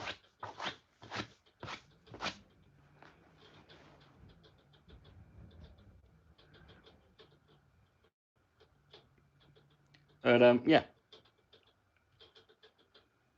I mean, for me, I thought it was the interesting thing with like Bill Cosby and that, and I've mentioned this one. It's like if you'd have gone back to, if someone had said in the 80s, in 30 years' time, there's going to be a load of really popular comedians and entertainers from this time period accused of sexual assault. The only thing more, the shocking thing is not just that people like Bill Cosby were.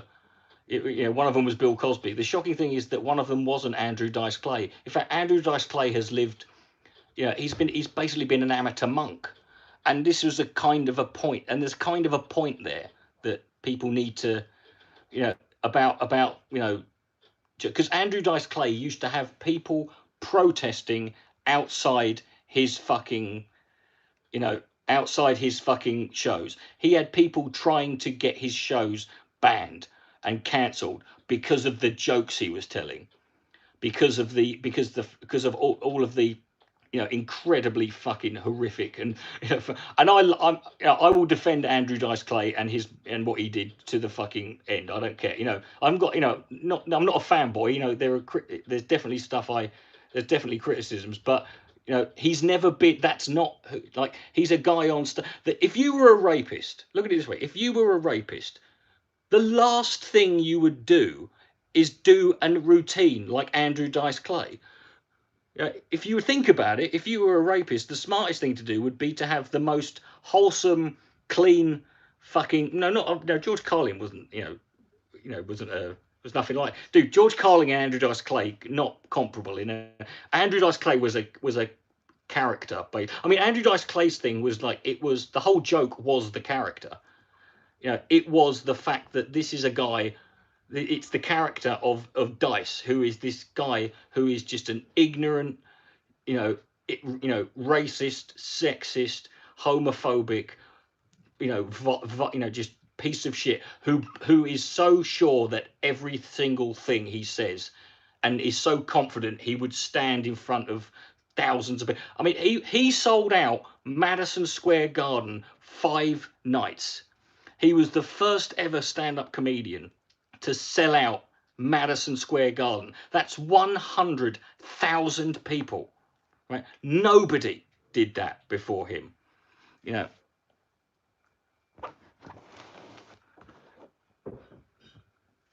And people can sit there and fucking say they don't like his material or they think this, that, and the other. But I'm like, well, it's resonating.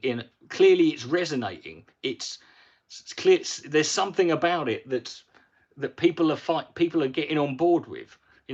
Maybe you should think about that, and maybe you should think about all the while you were sat there protesting Andrew Dice Clay's show, while sitting there talking about how good, clean, wholesome, family fun Bill Cosby was.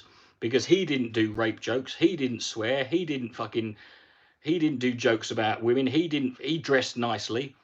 Maybe if you'd been thinking about what goes beyond what these guys say on stage, maybe a lot of this shit would never have fucking happened. Do you know who doesn't do it? It's wherever your face fits the joke. That makes no sense whatsoever.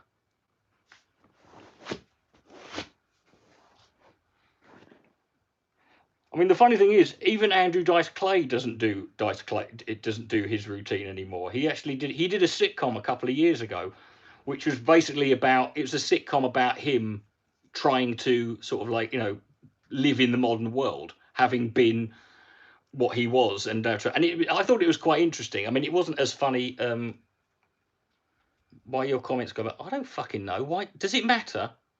I can still see them, unfortunately.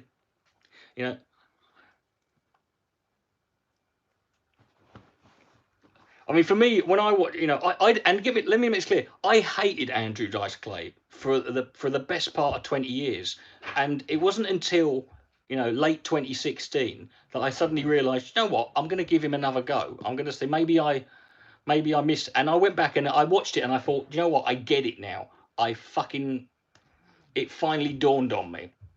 I finally understood, and after after 2016, which was the beginning of the fucking end of civilization as we know it, apparently, but with Trump and all that stuff, and it's like it finally, I read it and I thought, that I get it now, because you see his routine and like, this is a Reddit thread. He even said, he was on the Stephen Colbert show. He was on the Late Night with Stephen Colbert, and they asked him, what does he think about Trump? And he goes, I fucking hate the guy. He fucking stole my act and became fucking president. It's fucking bullshit. Yeah, I get a comedy career out of it. He fucking ends up ruining this book. And like, he's basically, And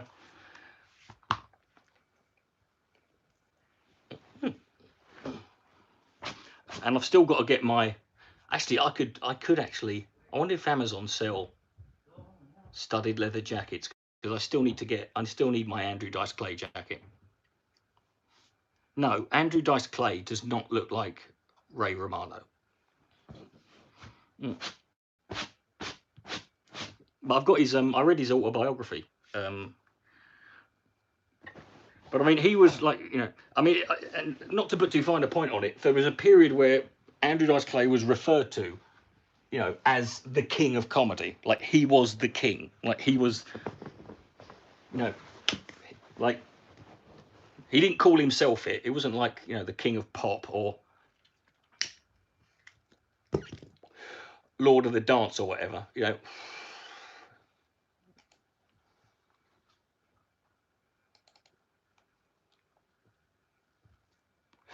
See, I didn't. When I first saw him, I didn't like it. And do you know what I realised was what I made. The mistake I made was the first show I watched of his was the Dice Man Cometh show, which is in Madison Square Garden, which is a really bad place to start, because that show was effectively him doing a best of, you know. He like, because everybody knew his routine. You know, people are shouting the punchlines out.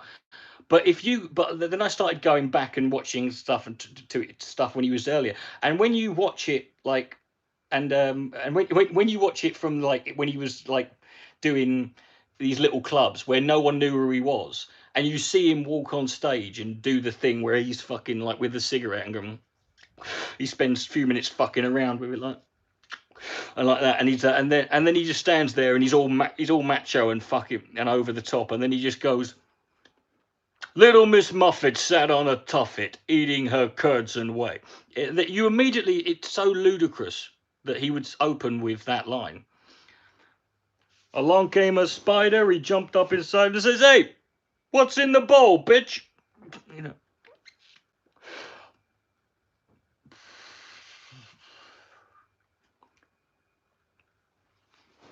Oi! Stop biting each other. Hey, stop biting each other. You little bastards. But the thing about it is, I look at it as like, when you actually listen to what he's saying, the idea that you would take this seriously, like when he sits there and he got, like, one of his jokes is, one of his jokes is, of course, there are no gay black guys, because who wants to give another guy a blowjob from 3 blocks down the street? Which is just like, oh God, it's homophobic and racist at the same time. And it's like he obviously doesn't believe that. It's like he obviously.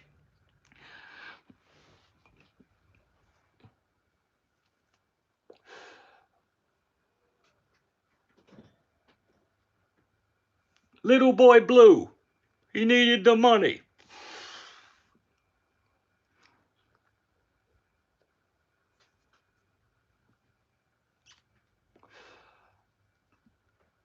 Hey, I'm over here now. Yeah.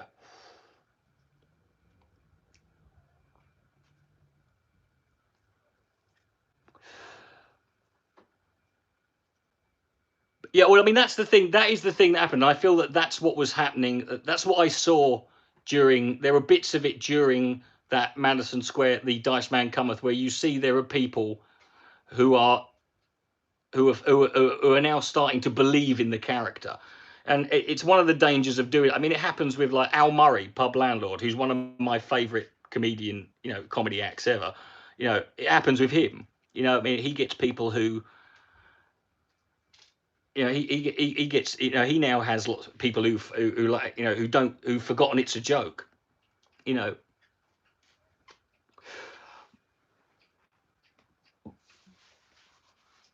had it with God, I remember there was a sitcom in the 80s.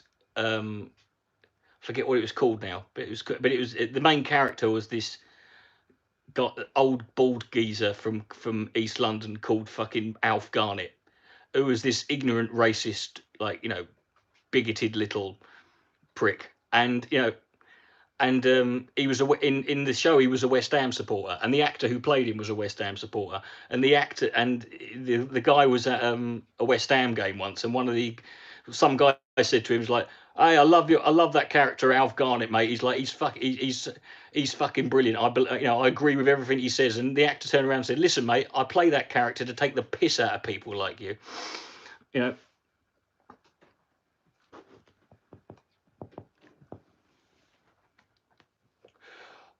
at that point, you've got to start. You've got to stop doing it. It's like with or you've got to change the show up. It's like you have it with what's another good example? I think South Park. It's happened slightly too, or Family Guy and stuff like that. Like when it started at the time, it was, people got it. It was, but then it becomes, people don't think Cartman's a hero, but people think that, if they're just, they can. But people who fucking like who want to say certain things can sit there. It's like the whole thing that I hate these days, which is that the bullshit fucking get out of jail free card is saying it's just a joke. I'm like, nothing's just a. I'm like, that's just absolutely. That's the dumbest fucking thing. That's like saying, it's like saying, that's like, it's like saying the certain songs. Oh, they're just noise and people talk with people singing over them. That's all they are. It's like saying Macbeth is just words on paper. It's just a book. It's quite obviously not. These are all these things are quite obviously more than that.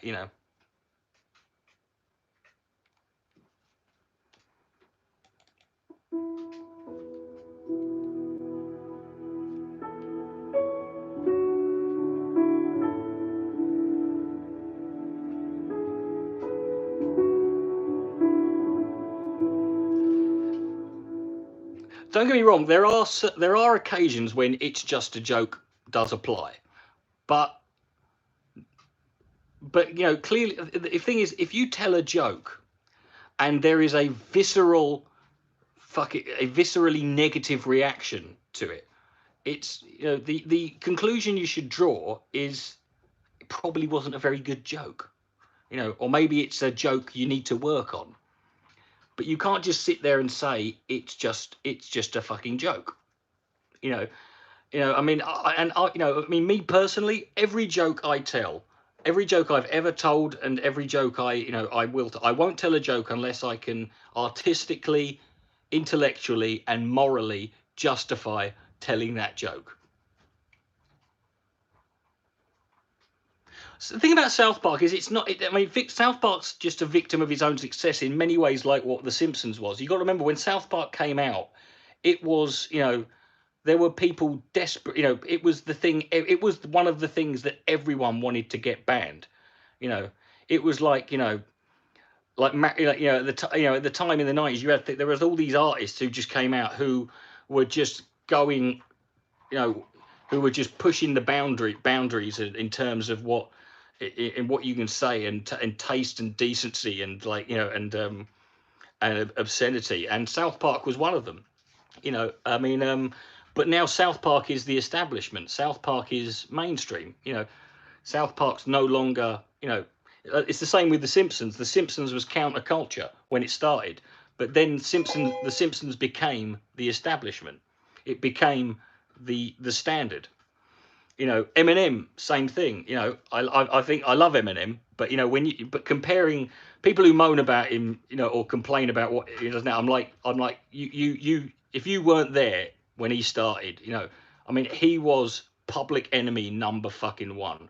He was like the things he fucking got away with, and he did, and he said and he did in song were just it was because he knew he could get away with it, because because he understood. See, when he started, because of Eminem, here's a term you never hear anymore, and this is an expression you very rarely hear: white rapper, right? You never hear that anymore, and it's because of Eminem you never hear that. You've just got rappers. Someone is these days. You're just a rapper. You're not defined as a white rapper or a female rapper or or a black rap. You are just a rapper, and it's because up until Eminem, there had been no real rappers who were white who weren't sort of slightly embarrassing, and it was kind of a derogatory term to call someone, oh, he's a white rapper, But then Eminem came along, and he's endorsed by he's endorsed by Dre, who basically is the king of fucking rap music, And he comes out, and we're like, oh god, this guy's actually good. And not only is he good, because he's white, he's gonna push boundaries. He's gonna push the fucking boundaries even further because he knows he'll get away with it. He'll get away with it in a way that Ice Cube and NWA and and Snoop Dogg and all those guys couldn't, because they were judged much more harshly, you know.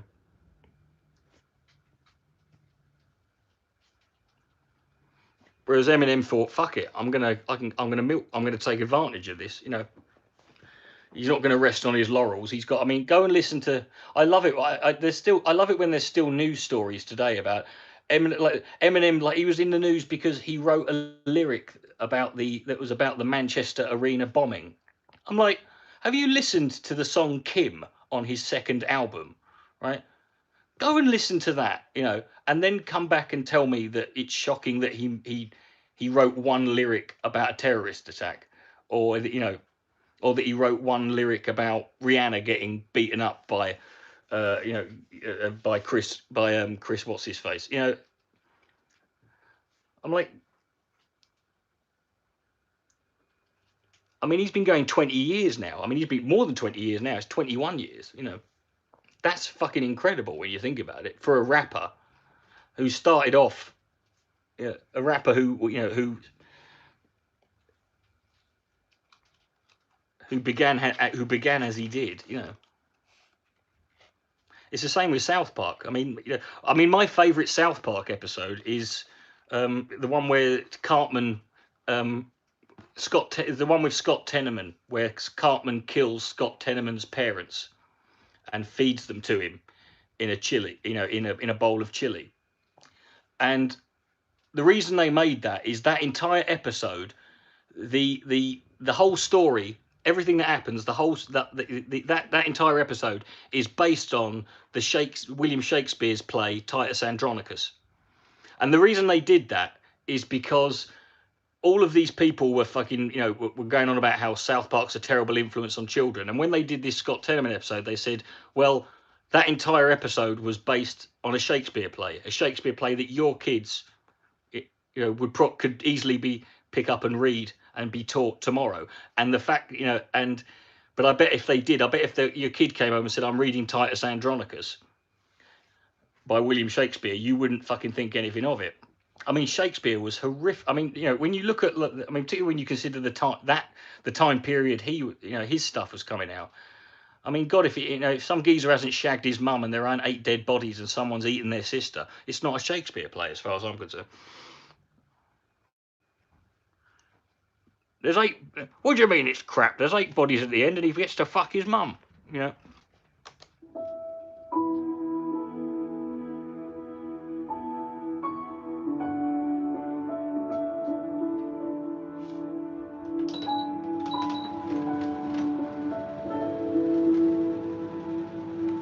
Yeah. So I love that piece of music.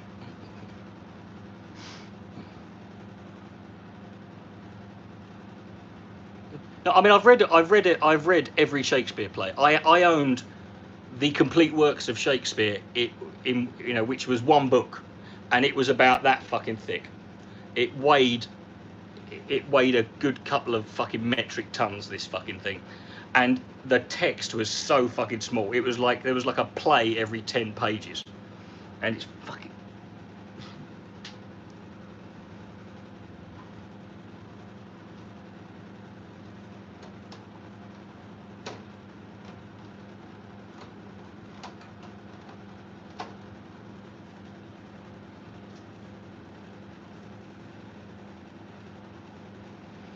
No, it wasn't it wasn't like, yeah, it wasn't that fucking cigarette paper that they print Gideon's Bibles on. By the way, those Bible that sort of paper, if you're ever smoking weed and you're short of a couple of cigarette papers, what was my favourite play? Titus Andronicus was actually my favourite Shakespeare play.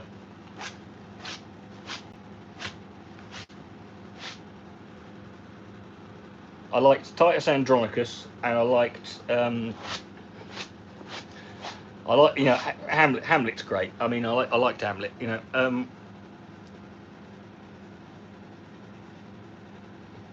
yeah, but you got to understand. I mean, things. You know, again, this is where you've got to look at things in the time they're on. You can't look back on certain things and judge them by today's standard. It's like you watch a film like Psycho, like the original Psycho. You know, it's not really. You know, if Psycho came out today, you know, people would be like, this is shit, because the standards have changed. You know, what we're used to has changed. You know,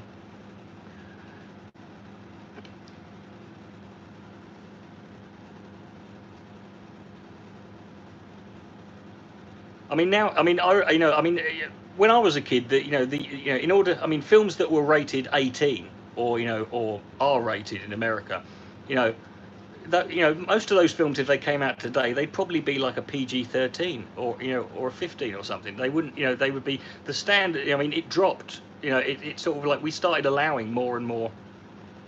People who think that, haven't read it. The thing about Shakespeare is the way a Shakespeare play works is everything is suggested. Nothing happens in front of you.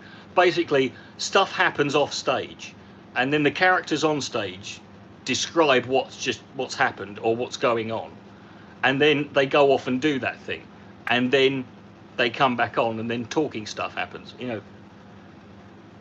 It's like if Shakespeare did porno, the actors would be fucking backstage, and the talking bits would be happening, saying, well, my wife is fucking the milkman right now. I can hear them going at it. Well, it depends really. I mean, I think it depends. Sometimes like that, that old style can be quite creepy. This is why. I mean, this is one of the funny things about we've spent all these years getting video quality to a point where, I mean, we're now up to like what, 5K, 8K. You can get 8K televisions that have like 1,000 frames a second, And the first thing we do is invent filters that make the videos look shit. We put all these fucking glitches and these VHS, and we're like, why don't we just stick to where it was? But it's like you watch like Nosferatu. Do you know what I was talking to a friend of mine because I watched some films this week. I watched 2 actual films which was shite, which was Tusk and The Fanatic, which were both crap. Fanatic at least was crap in a way that was amusing. Tusk was just disappointing. But then I also watched these 2 other films that I can't really, someone else would have to watch them for me to have someone to talk about, because they were basically these experimental art films, and one of them is on YouTube, and it's fucking gruesome, but it's called Begotten, and there's no dialogue, there's no characters, there's no it's just it's all shot in this high contrast black and white, so everything's black and white, there's no shades of grey, and it's just fucking disgusting. And the other one was like almost the exact opposite of that. It was a film called Archipelago, with Tom Hiddleston, which is basically, if no one told you about what it was, you would watch it and go, like, you would think it's a film. It's an hour and 50 minutes of nothing happening, like literally nothing, right? It's like. It's just, it's like, it's like awkward, tense, quiet, uncomfortable social anxiety just played out in an hour and 50 minutes. And it's like, but I like sort of stuff like that. I like, because it's the kind of shit that, when you get to things like, when you get to experimental art films, the problem is people either pretend they don't like them or pretend they like them. There's a lot of pretentiousness and snobbery and inverted and straightforward when it comes to it. So I like to actually watch these fucking things, and don't get me wrong, a lot of them are fucking shit. You get a lot of these things, and they're like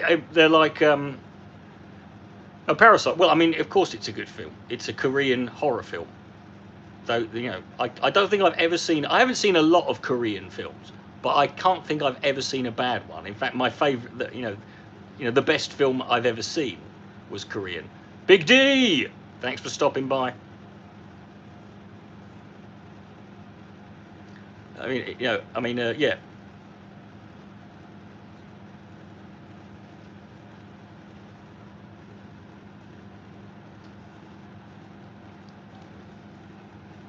in fact, a lot of age. I mean, I lived when I didn't really get into watching. I got into watching loads of foreign cinema when I was when I first lived with Sir Gastelot back in 2000. and 3 and 4, because he was really into like fucking, you know, Japanese horror films. He, you know, Battle Royale, you know, you know, and Old Boy and Grudge and The Ring and stuff like that, you know. And I just got well into it, you know, Itchy the Killer, you know, stuff like that, you know. And you just there, after a while, you're just like, man, what the fuck is wrong with Asian people, you know?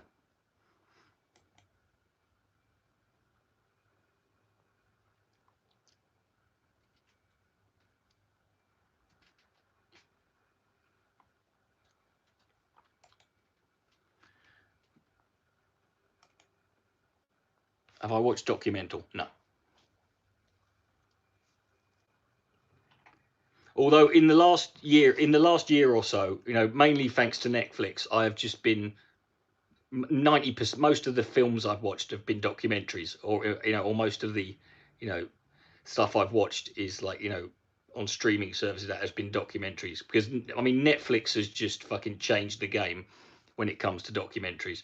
You know, it's just they've nailed it. You know, they just managed to find these amazing, you know, these incredible stories, you know.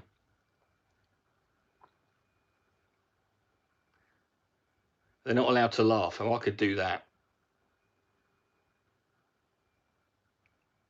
Look at the, you know, go back and look at some of the photos of me when I was in my early 20s, and you can see there's a, you know, I'm not, the smile isn't forced. There's a glimmers of hope, and, you know,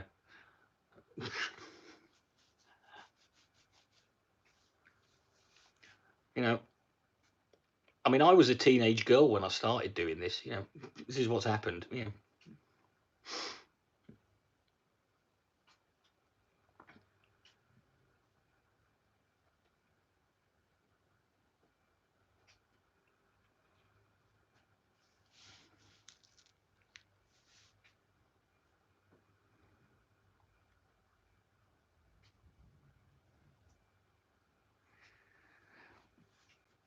But I mean, this is the thing. But I mean, after, you know, some of the documentaries on Netflix, you watch them and you're like, I don't think I can watch horror films anymore, because nothing is going to scare me or disturb me more than this story, which is 100% real, right? You know, like, and the more you fucking go in, the more you find out, you know, and the more you find out. But this is sort of like why I've never been a massive horror film fan, is because most of my life I've spent, I don't read a lot of fiction, you know, you know, and, you know, because I, you know, when I was younger, I read a lot of books about serial killers, you know, sort of famous, you know, fucking psychopathic criminals, people like, you know, and because I ended up playing, you know, playing a lot of serial killers and fucking violent sexual deviants when I started acting. I don't know why, but it's just, you know, but so I ended up reading about it, man. And I just had loads of fucking, and I just had a fucking, you know, I had a fucking, you know, chest of drawers just full of fucking books. I went out and bought the fucking, you know, the textbooks for the fucking, for, you know, for the degree, for like the people doing a degree in criminal psychology. And that doesn't scare me at all, because once that happens, it's like no point worrying anymore. You know? Once I find out, once the bombs start going off, I'm just going to go out, rape and pillage for half an hour, then go see a priest. You know, just on the off chance. You know, just to play it safe.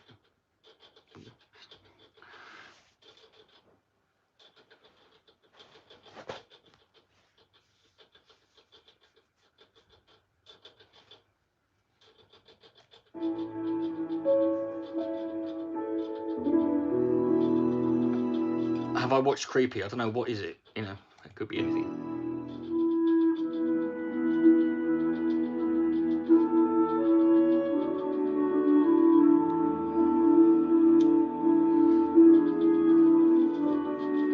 No.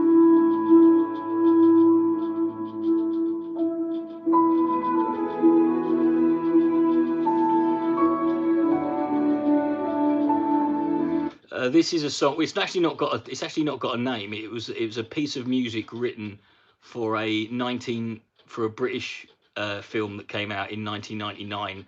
That was it was Tim Roth's debut as a director, and it stars Ray Winston, and it's called The War Zone, and it is incredibly it is so fucked up and bleak and sad, but you've got to watch it. I'm not going to tell you what happens in it, but it's it's a fit, but I mean, this was like this was 99, and Tim Roth's directing it, Ray Winston starring in it, and nobody talks about it anymore, and there's a very good and there's a reason why when you watch it, because it's it really fucking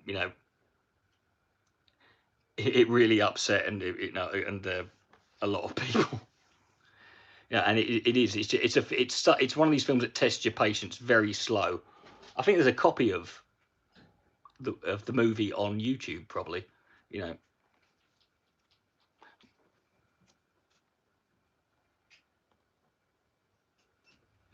I mean, YouTube Premium, I cannot understand how they justify $15.99 for that when you've got Netflix for $5.99, Amazon Prime for $5.99. I mean, you can get Amazon Prime and Netflix and still have £3 left over.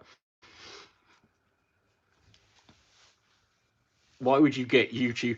Why would you get YouTube Red? Oh, you don't get adverts. Well, I've got ad blocker, which is free. You can download videos. I can do that already. Yeah. I've got a fucking piece of software that I bought for it.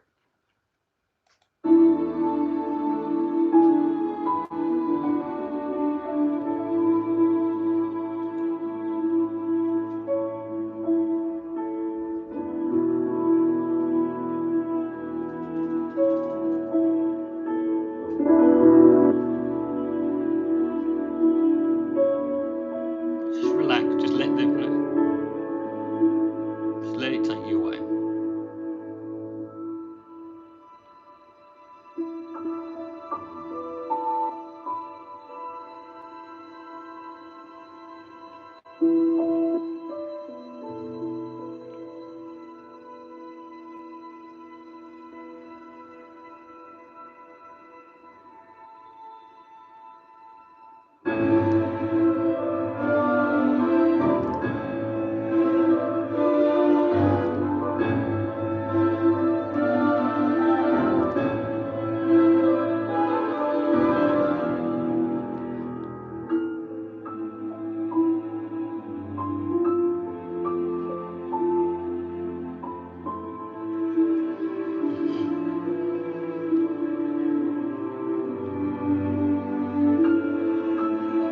That's a beautiful piece of music. Sorry if that doesn't interest you.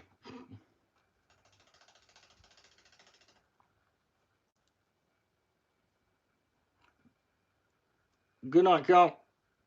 Enjoy my download. Oh, I forgot about that. Fucking hell. Thanks for reminding me, you fucking asshole.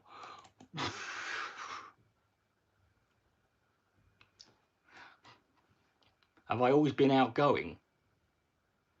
Yeah, I mean, it's just, thing is, if you saw my family, if you knew the rest of my family, I'm not even the fucking, I'm not even the most, like, fucking, I'm not even the loudest and most extrovert in my family. I'm not even the black sheep, right?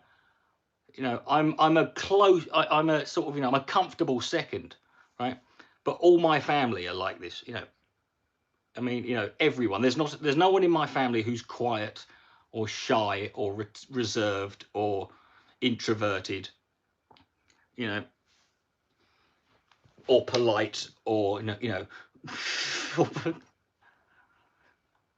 we're all very loud. We I think my family. I think we lack whatever the the genetic code is for that teaches you how to deal, to understand things like shame, dignity. We don't have any of these, we are incapable of feeling shame or or appreciating when we look under, we're one of those families who spends the entire year going around and getting ourselves in really embarrassing and awkward situations because we say things before we think. And then at Christmas we all get together and tell each other all of our stories of fucking the horrifically cringeworthy fucking stuff we've got stuck into. Right, now you want a piece of music that is basically, that sums up that is pure internet. Hit it.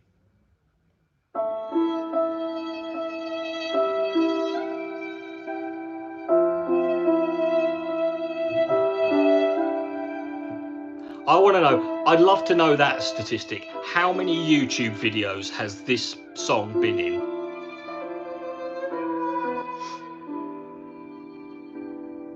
I can think of 2, obviously.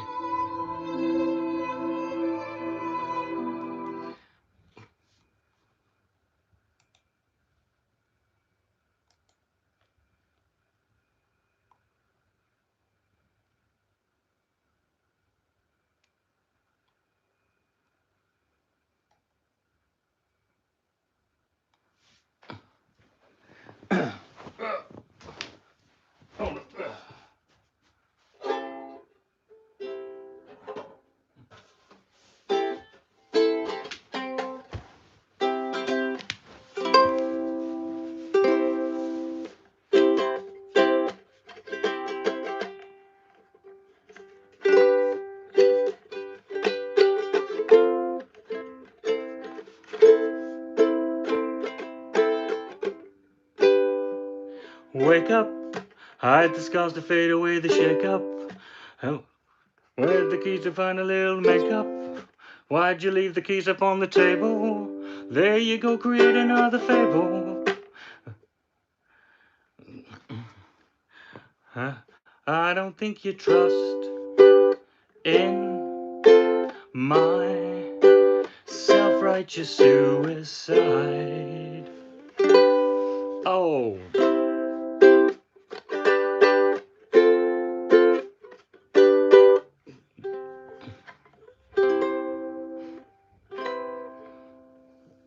Better than Avril Lavigne's version. I'm sure it's perfectly fine. I haven't heard it. I don't know why Avril Lavigne would attempt to cover System of a Down. Bless her. Who does she think she is? She's not Miley or the Biebs or the Bieber. Now I would love that. Justin Bieber, an album which is just Justin Bieber and Miley Cyrus doing System of a Down covers.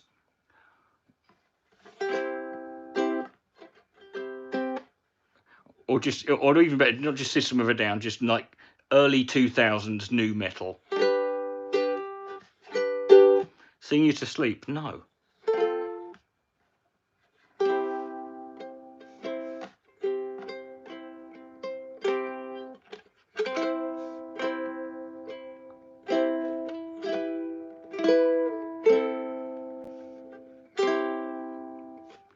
You used to call me on your cell phone late night when you need my love. Call me on your cell phone late night when you need my love.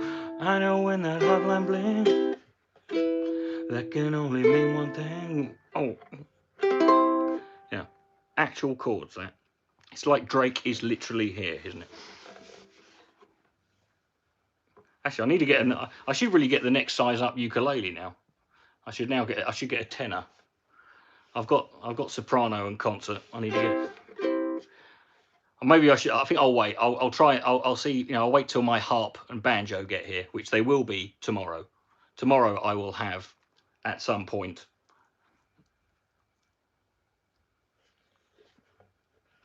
They better be, because I paid an extra £5 to fucking get them here tomorrow.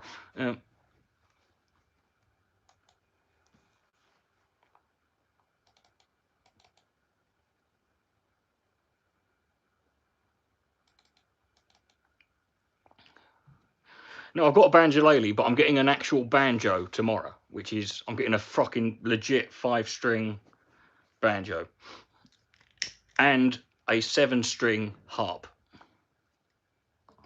Yeah, I'm getting a harp.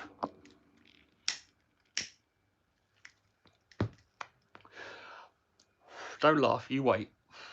I'll be fucking knocking some Enya out before you know it.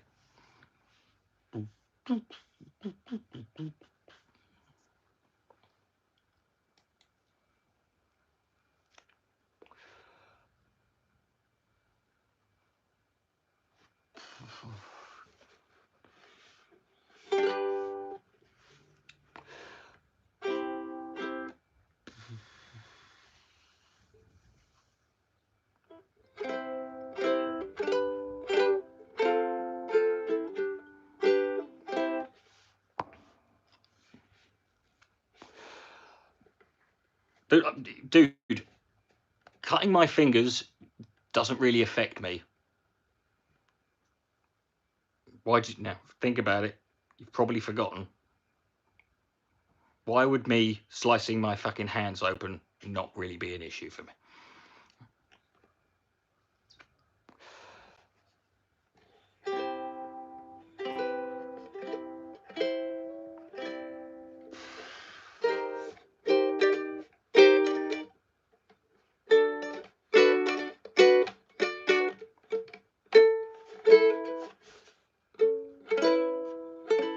You're Superman. No, dude, I've got peripheral neuropathy. Dude, have you not paid any attention to my for the last, for the last couple of years, like the many times well, not many times, but I mean, the back in 2017, I had to quit work, and that's why I do YouTube full time, because I got peripheral neuropathy, which has left me, with chronic nerve paralysis in my hands and feet. So I can't feel anything in them.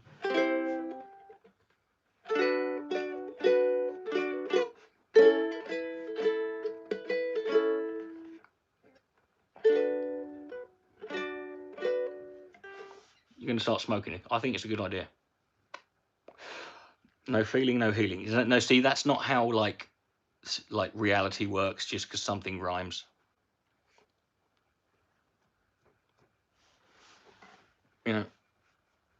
It would be great if it did. The world would be a lot simpler.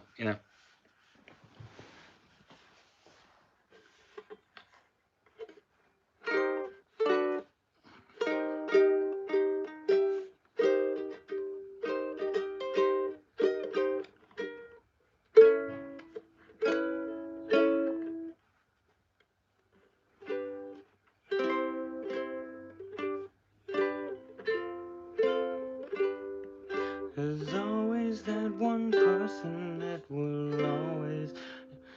The rap you made. What about the rap you made? No, what rap I made? Which one? Dude, I'm the dude.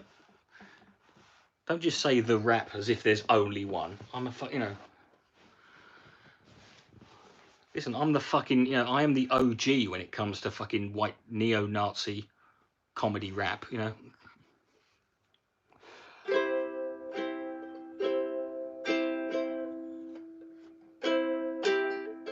Can you sing? Can I sing what?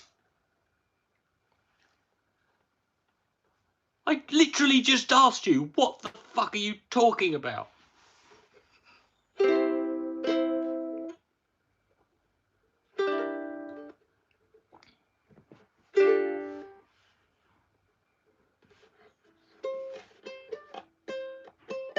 There is actually there was a video made by a YouTuber called Astrovex. He did a cover of Bad Guy, and in the instrumental break, he used me. He used me playing the do do do do do do do on the ukulele. It's up there, man. It's right up there with one of the great solos of all time. Hotel California, the Eagles, Voodoo Child. It's truly a fucking mesmerizing piece of work.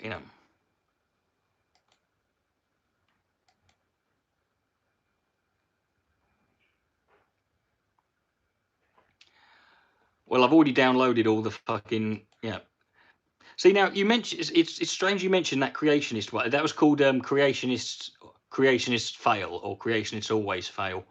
But yeah, that was like 2 minutes long. Yeah, no one ever brings that one up. Well done. Thanks for that. I always appreciate that when people actually remember.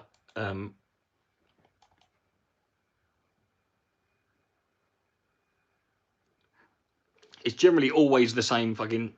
Who are your favourite musicians? Oh, I like loads of people, man. I've got like 30,000 songs on my fucking iTunes. Honestly, it's like I like everything. I mean, there's very little. If I had to narrow them down, I'd say Iron and Wine, The Verve. I'd say The Streets.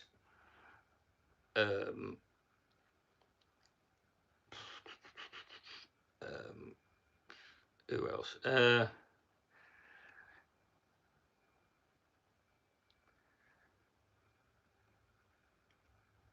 Slipknot, obviously. I mean, that's standard, you know. Motorhead. I like Oasis and, you know, Blur and Pulp. Do I still look for music? I don't really look for it. It's just that you know, I spend enough time on the internet that if something comes along, I like, you know, I like a lot of, you know, there's a lot of like, you know, people around today. I like you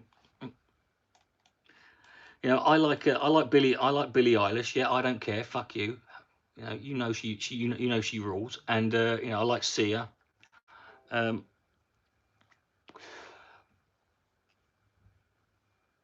like you know, I like Rihanna. I like and Adele. You know, all the Bond themes. You know.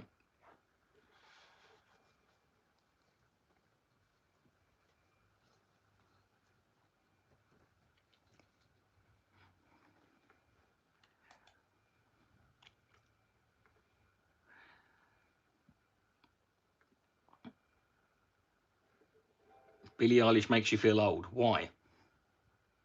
You do know? Do I like Jake Paul? Right, I will. I swear to Christ, mate. I will not only ban you. I will fucking find you, and I will you know, I don't have any money, but what I do have is a particular set of skills that could make me a nightmare for someone like you. And if you say that anything like that again, even though I know you're joking, I will hunt you down. I will find you, and I will fucking cut your fucking head off and stick it up your ass. Right?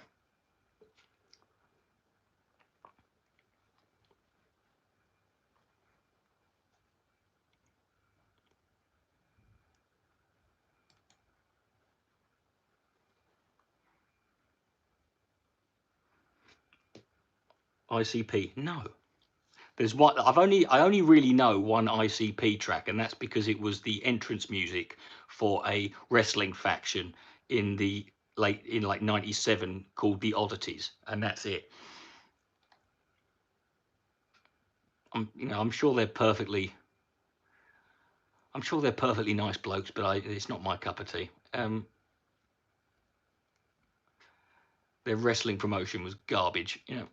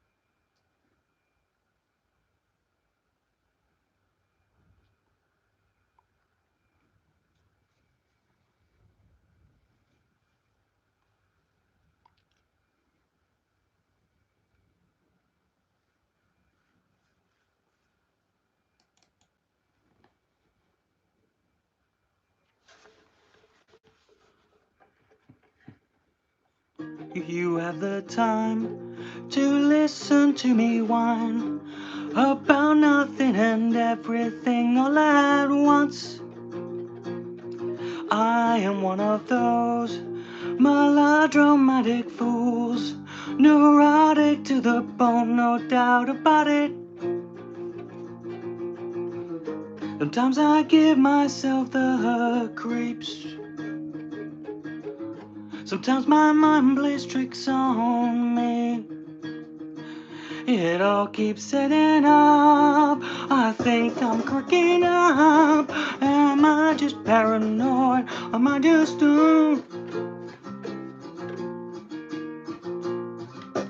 No, I think is I always start too high whenever I start singing. If you were allowed to, if I was about to drop dead, well, my wish would be not to die, probably. I mean, what would it matter? I mean, if I was about to drop dead, it wouldn't matter what I wish for.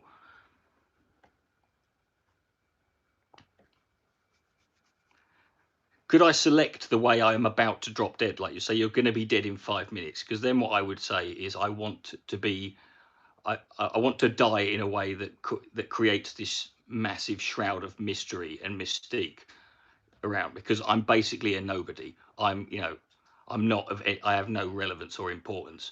So if I was to say be assassinated, that would make people go, well, who the fuck was this guy? And then what would happen is, I'd be dead, and then people would start going through my back catalogue of all my stuff, and because I was assassinated, they would assume that it was to do with something with what I was saying, and then they would put this aura of importance and and brilliance to it that it really doesn't fucking deserve. And then I can be famous, and then I can be incredibly famous and like a legend but I'm dead, so I don't have to do any work, which really sort of caters to my sort of inherent laziness. So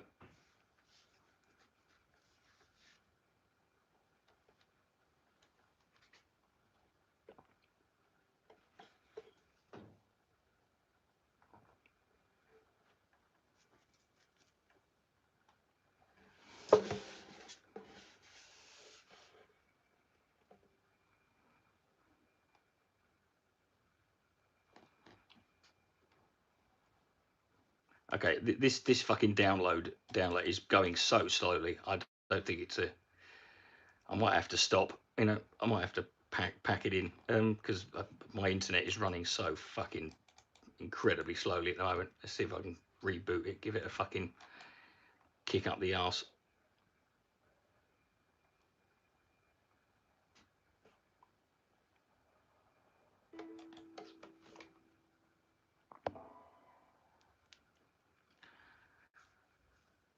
Well, dying of anything doesn't sound good, does it? I mean, unless you're dying because you're suffocating because you're suffocating because Kim Kardashian's fucking cutting off smothering you with her ass crack. That sounds pretty good. I could take that.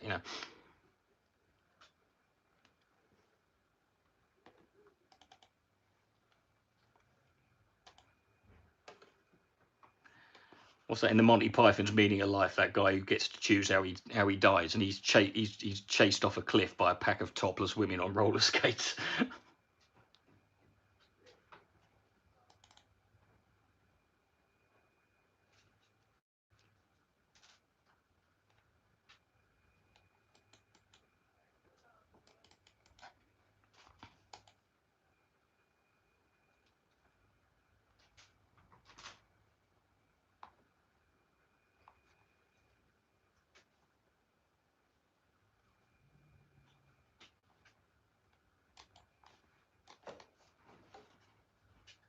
You're unironically feeling under the weather. How can you? I didn't know there was an ironic way of feeling under the weather. How do you ironically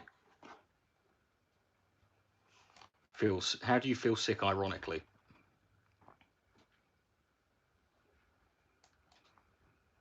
Right.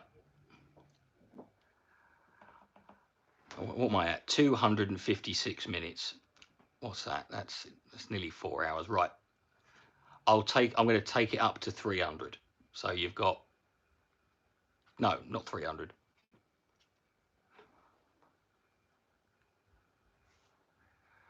By wearing a face mask without being ill. Yeah, but yeah, but somewhere there's some fucking like fashionite, some hipster fashion victim who's been desperate for fucking to wear one of those masks as like as an accessory for fucking years now, you know. And now he's walking around like he's hot shit, you know. It's like me. I wanted to have a cane for fucking years because I have a Dr. House complex, but I didn't want to have a cane unless I needed one. And then God smiled upon me and said, "Here, have a crippling nerve disorder." You know, and now I can use a cane.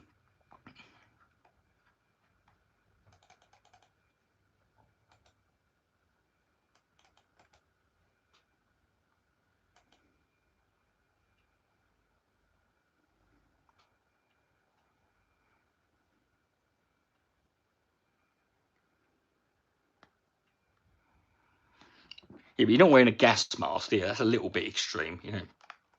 You don't want to go, you know. I mean, if I think so, anyone who hears about coronavirus, oh, good, I'm going to wear the fucking gas mask with the fucking dildo attachment on the chin, you know, to work tomorrow. You know, just it's like don't jump that far in. You know, give it at least a month. You know.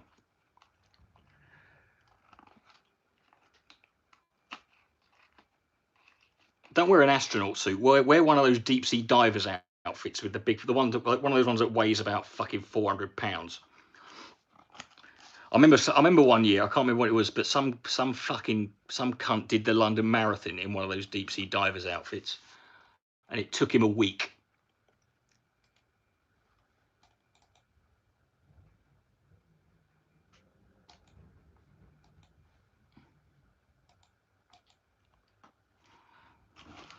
I think it was a week. It was something. I think it was 6 days or something or other. It was like it was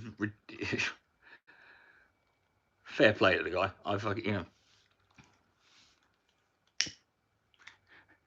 It's probably not as bad as you think, really. I mean, you know, the thing about the marathon is like if you're not going to come first, then what you want to do is come last, but in a really epic way. You know,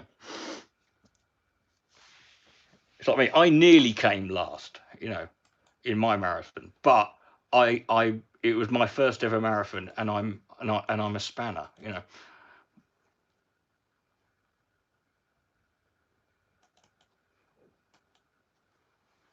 Okay, I'm going to stop downloading because this is slowed right the fuck down, and it's I'm going to have to.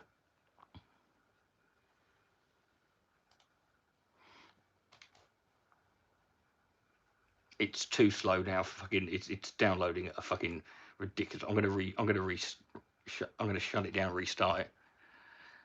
Yeah, no. Well, no, Eddie Izzard's been doing that for. There's several documentaries about him doing it. He did it in. He did it in London first, and then he did it in Africa, and he's just done it again. Yes, so he's I think that's like his third or fourth time he's doing it.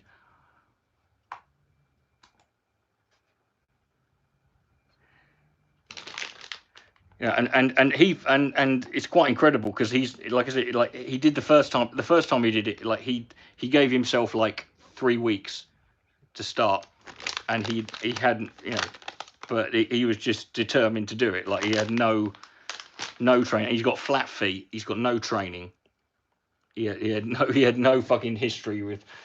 Wasn't really into exercise, but he is an action transvestite, so.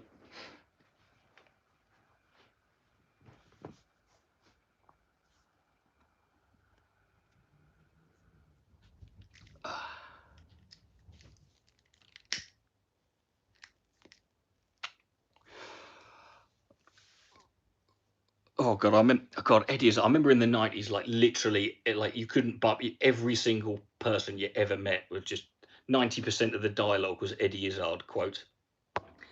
He didn't do it. No, of course he didn't do it in high heels.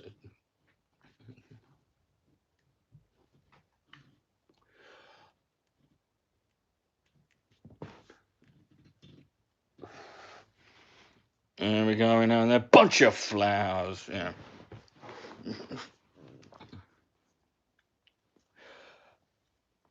Hello, we're murderers. Twix, please.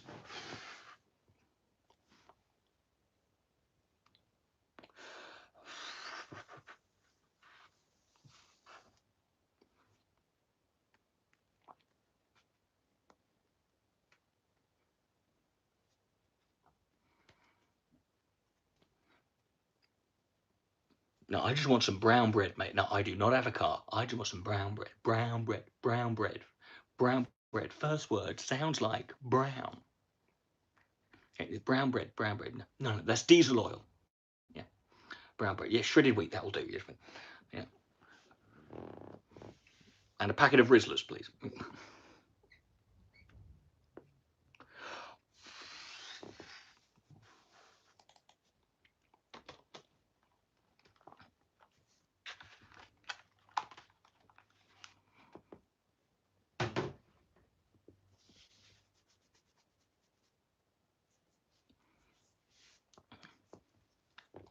I think isn't Eddie Izzard the only comedian? He did one of his shows in 5 different countries in 5 different languages. He did it in French, German. Oh god, he did it in English, French, German, Spanish, and something else. I can't remember.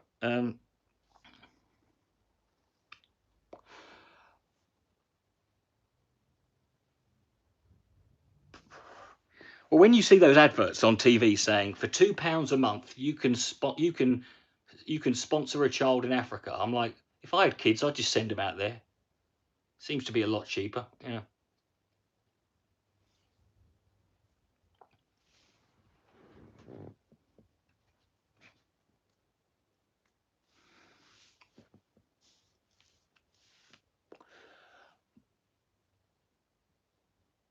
Pothead wank splat. Yep.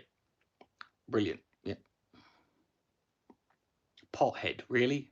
Is that you downgrading me now? Is that the? I must be looking pretty good today then. If that's the. If I just look like a pothead, that's just no. Thanks.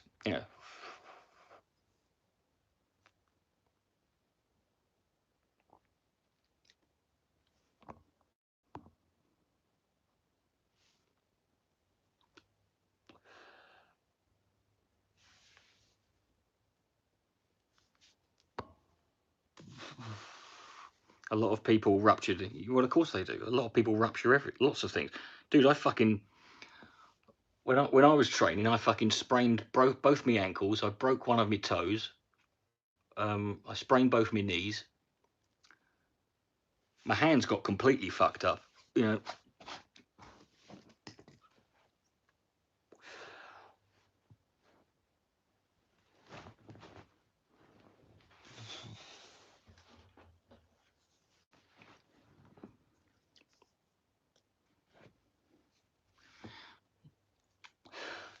Yeah, I mean, I didn't notice that. I didn't think about this because I walked the marathon. So when you walk a marathon, you have to it's walking. Long distance walking and long distance running are 2 completely different fucking things. And when you run, you have your arms up and you run like that. But when you walk, you swing your arms. And have you ever done that thing where you fucking swing your arm around and you feel all the pressure as the blood goes? Well, basically, I was doing that with my hand, and I just looked down at my fucking hand. It looked like Sherman clumps. It was like purple because I'd just basically been swinging my arm. I was like, fucking hell. Better keep an eye on that. I better switch it. Better put me walking stick in my other hand every hour.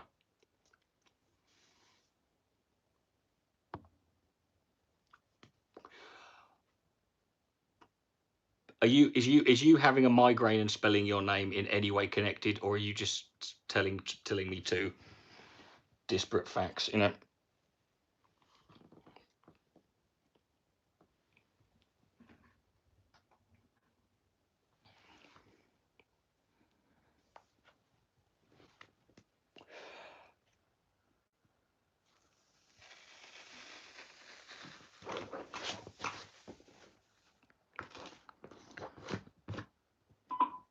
Both. Okay, it can't be both, mate, because those are 2 diametrically opposing fucking options I gave you. Yeah.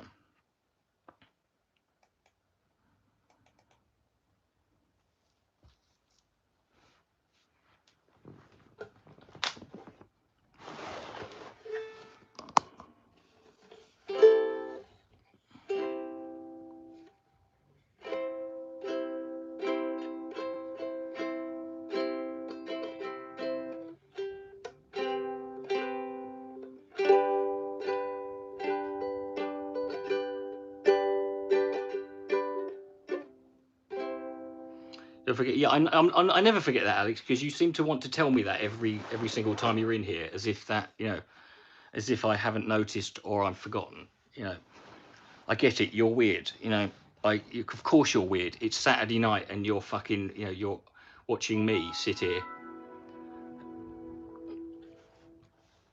You're watching a live stream which is literally titled "Watch Me Download My Own Videos." You know, that's where you are in life. You know what I mean?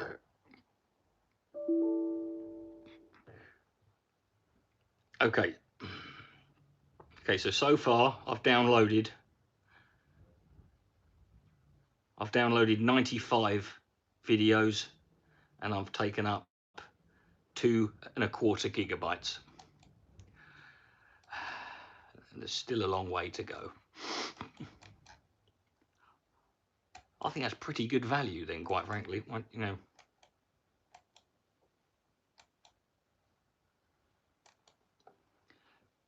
well, no, it's every video on every deleted channel or every backup channel. I'm not going to put the videos on my main channel, so I'll put the videos on all my second and backup channels, and it's every single video that I've ever made that I've got a copy of.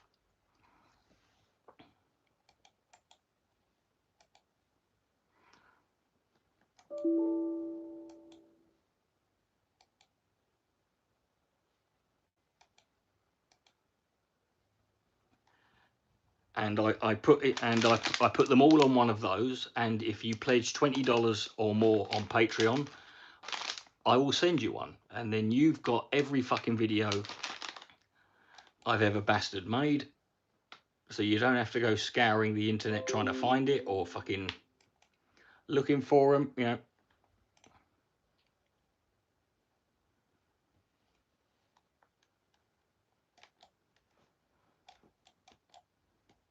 Did I threaten Tommy Robinson's kids? No, Nadine.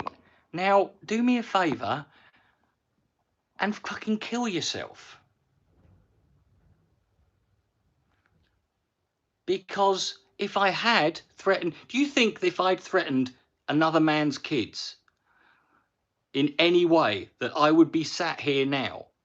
That I would not have been arrested and been taken to court and charged? No, I never have been. I've never been threatened with it. He's never even attempted to fucking get. Do you know why? Because he knows, like I know, that it didn't happen. He's a liar. I'm sorry. You know?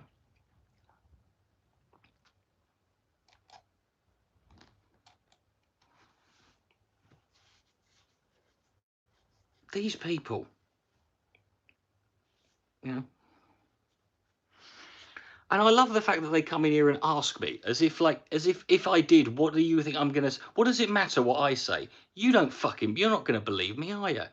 Are you going to believe me if I say no, I didn't? Why don't you ask Tommy Robinson to prove that I did? Because he can't. Do you know why he can't? Because I didn't.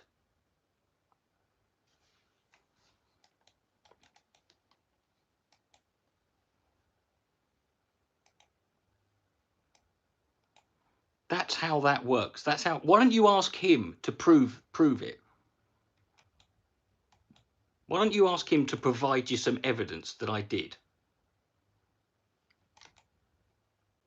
Rather than asking me. Because you don't want to know, do you?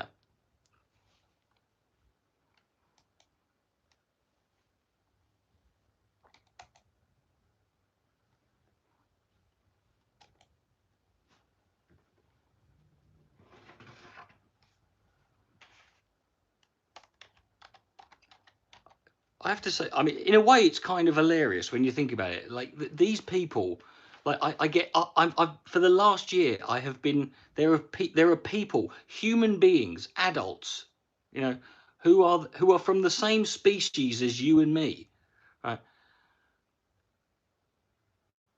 Who genuinely believe that I threatened to mince another man's kids.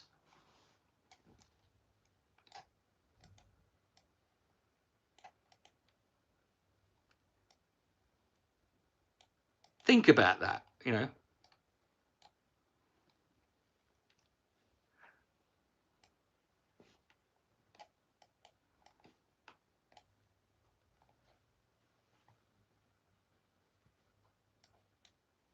It's kind of hilarious, you know.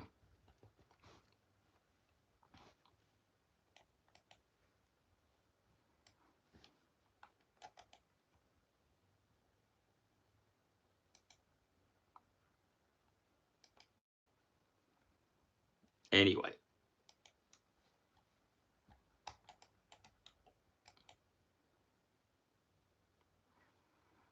Right.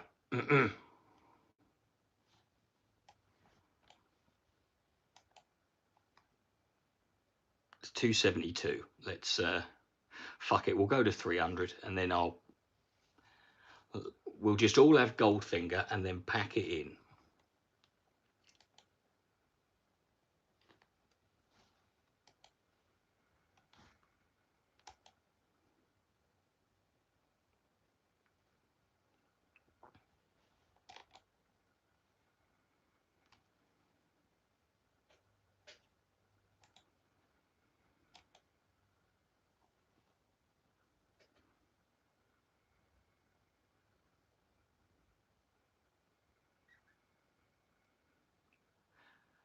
It's nothing to do with cultish fault. I mean, it's just ludicrous. But it's just the idea that, you know. I mean, let me ask you: if someone threatened to hurt or kill or your children, right, directly, and you saw it as a genuine, real, serious threat, what would you do? Would you do nothing, or would you, you know, have that guy arrested? Do you know what Tommy did? Nothing. So either he doesn't really give a fuck about his kids, or there's nothing he can do because he's a liar.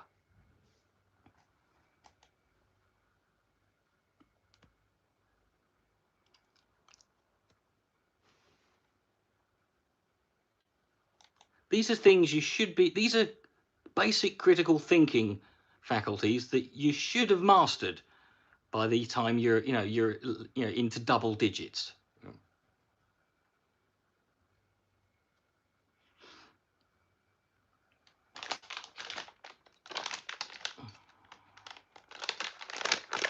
You know?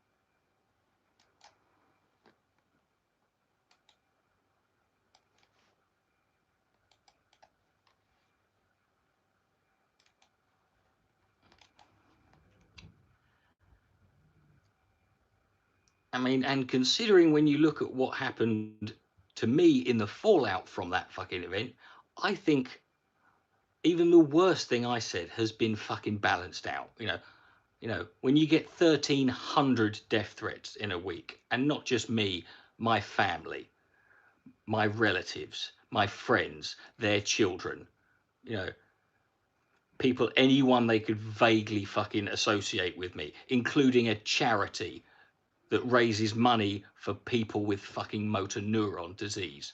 They threatened them. They threatened the people who organize charity marathons. That's what you lot do.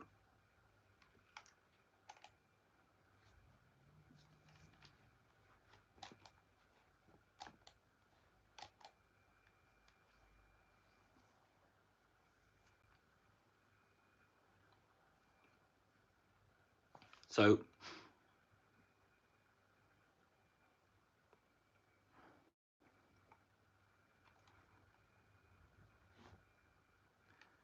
do threats ever work? Well, yeah, of course they do. What do you think terrorism is? It's the fear. It's the fear of. It's the fear of the. It's the fear of the threat. You know. you know, threats will work if you fucking threats will work if you care, or how seriously you take them, you know.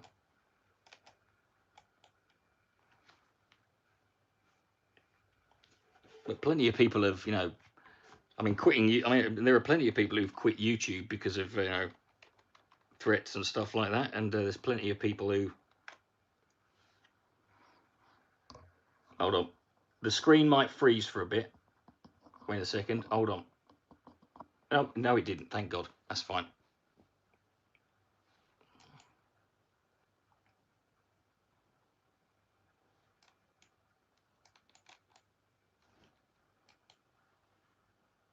Right.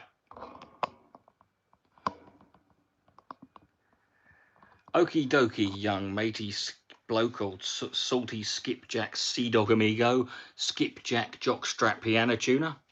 I think I'm going to call it a night, and I'm going to get cracked back on editing this video. Anyway, who knows? It might be done by tomorrow. Don't know. Depends what time my banjo and my harp turn up. So, thank you all for being here, and yeah, you know, trying to think of something to end. You know, something vaguely profound.